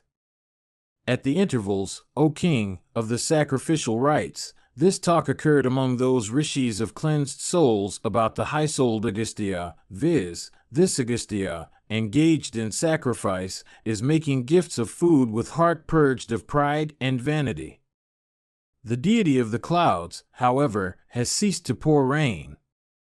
How, indeed, will food grow? This sacrifice of the rishi, ye brahmanas, is great and extends for 12 years. The deity will not pour rain for these 12 years. Reflecting on this, it behoveth you to do some favor unto this rishi of great intelligence, viz., Agastya of severe penances. When these words were said, Agastya of great prowess, gratifying those ascetics by bending his head, said, If Vyasa does not pour rain for those 12 years, I shall then perform the mental sacrifice. Even this is the eternal ordinance. If Vyasa does not pour rain for these 12 years, I shall then perform the touch sacrifice. Even this is the eternal sacrifice. If Vyasa does not pour rain for these 12 years, I shall then, putting forth all my exertion, make arrangements for other sacrifices characterized by the observance of the most difficult and severe vows. This present sacrifice of mine, with seeds, has been arranged for by me with labor extending for many years. I shall, with seeds, accomplish much good. No impediment will arise. This my sacrifice is incapable of being baffled. It matters little whether the deity pours rains or no downpours happen. Indeed, if Indra does not, of his own will, show any regard for me, I shall, in that case, transform myself into Indra and keep all creatures alive. Every creature, on whatever food he has been nourished, will continue to be nourished on it as before. I can even repeatedly create a different order of things. Let gold and whatever else of wealth there is, come to this place today. Let all the wealth that occurs in the three worlds come here today of its own accord. Let all the tribes of celestial apsaras, all the Gandharvas along with the Kinnaras, and Viswavasu, and others there are, of that order, approach this sacrifice of mine. Let all the wealth that exists among the northern Kurus come of their own accord to these sacrifices. Let heaven, and all those who have heaven for their home, and Dharma himself, come hither. After the ascetic had uttered these words, everything happened as he wished, in consequence of his penances, for Agastya was endued with a mind that resembled a blazing fire and was possessed of extraordinary energy. The rishis who were there beheld the power of penances with rejoicing hearts. Filled with wonder, they then said these words of grave import. The rishis said, We have been highly gratified with the words thou hast uttered. We do not, however, wish that thy penances should suffer any diminution. Those sacrifices are approved by us which are performed by lawful means. Indeed, we desire duly those sacrifices which rest on lawful means. Earning our food by lawful means and observant of our respective duties, we shall seek to go through sacrificial initiations and the pouring of libations on the sacred fire and the other religious rites. We should adore the deities, practicing brahmacharya by lawful means. Completing the period of brahmacharya, we have come out of our abode, observing lawful methods. That understanding, which is freed from the desire of inflicting any kind of injury on others, is approved by us.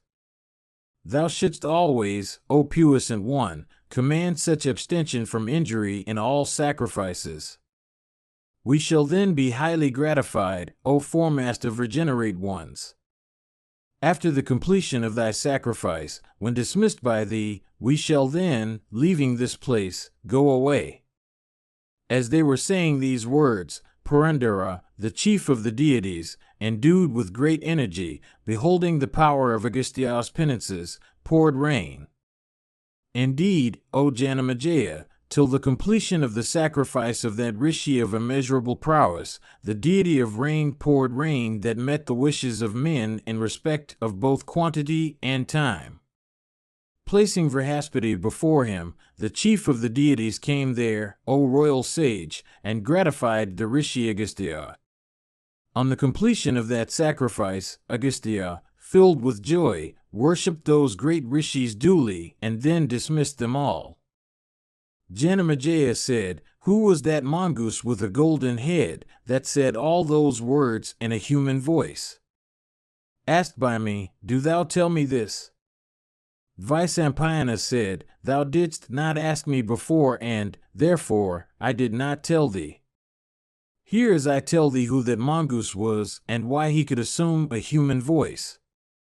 In former times, the rishi Jamadagni proposed to perform a shraddha. His homa cow came to him and the rishi milked her himself. He then placed the milk in a vessel that was new, durable, and pure. The deity Dharma, assuming the form of anger, entered that vessel of milk. Indeed, Dharma was desirous of ascertaining what that foremost of rishis would do when seeing some injury done to him. Having reflected thus, Dharma spoiled that milk. Knowing that the spoiler of his milk was anger, the ascetic was not at all enraged with him. Anger, then, assuming the form of a Brahmana lady, showed himself to the rishi. Indeed, anger, finding that he had been conquered by that foremost one of Bhrigu's race, addressed him, saying, "O chief of Bhrigu's race, I have been conquered by thee. There is a saying among men that the Bhrigus are very wrathful. I now find that that saying is false, since I have been subdued by thee. Thou art possessed of a mighty soul. Thou art endued with forgiveness. I stand here today, owning thy sway. I fear thy penances, O righteous one. Do thou, O puissant rishi, show me favor." Jamadagni said, "I have seen thee, O anger, in thy embodied form. Go thou whithersoever thou likest, without any anxiety. Thou hast not done me any injury today. I have no grudge against thee. Those for whom I had kept this milk are the highly blessed Pitris. Present thyself before them and ascertain their intentions." Thus addressed, penetrated with fear, anger vanished from the sight of the rishi. Through the curse of the Pitris he became a mongoose. He then began to gratify the Pitris in order to bring about an end of his curse. By them he was told these words, "By speaking disrespectfully of Dharma thou shalt attain to the end of thy curse." Thus addressed by them, he wandered over places where sacrifices were performed and over other sacred places, employed in censuring great sacrifices. It was he that came to the great sacrifice of King Yudhishthira. Dispraising the son of Dharma by a reference to the prasta of powdered barley, anger became freed from his curse, for Yudhishthira, as Dharma's son, was Dharma's self. Even this is what occurred in the sacrifice of that high-souled king.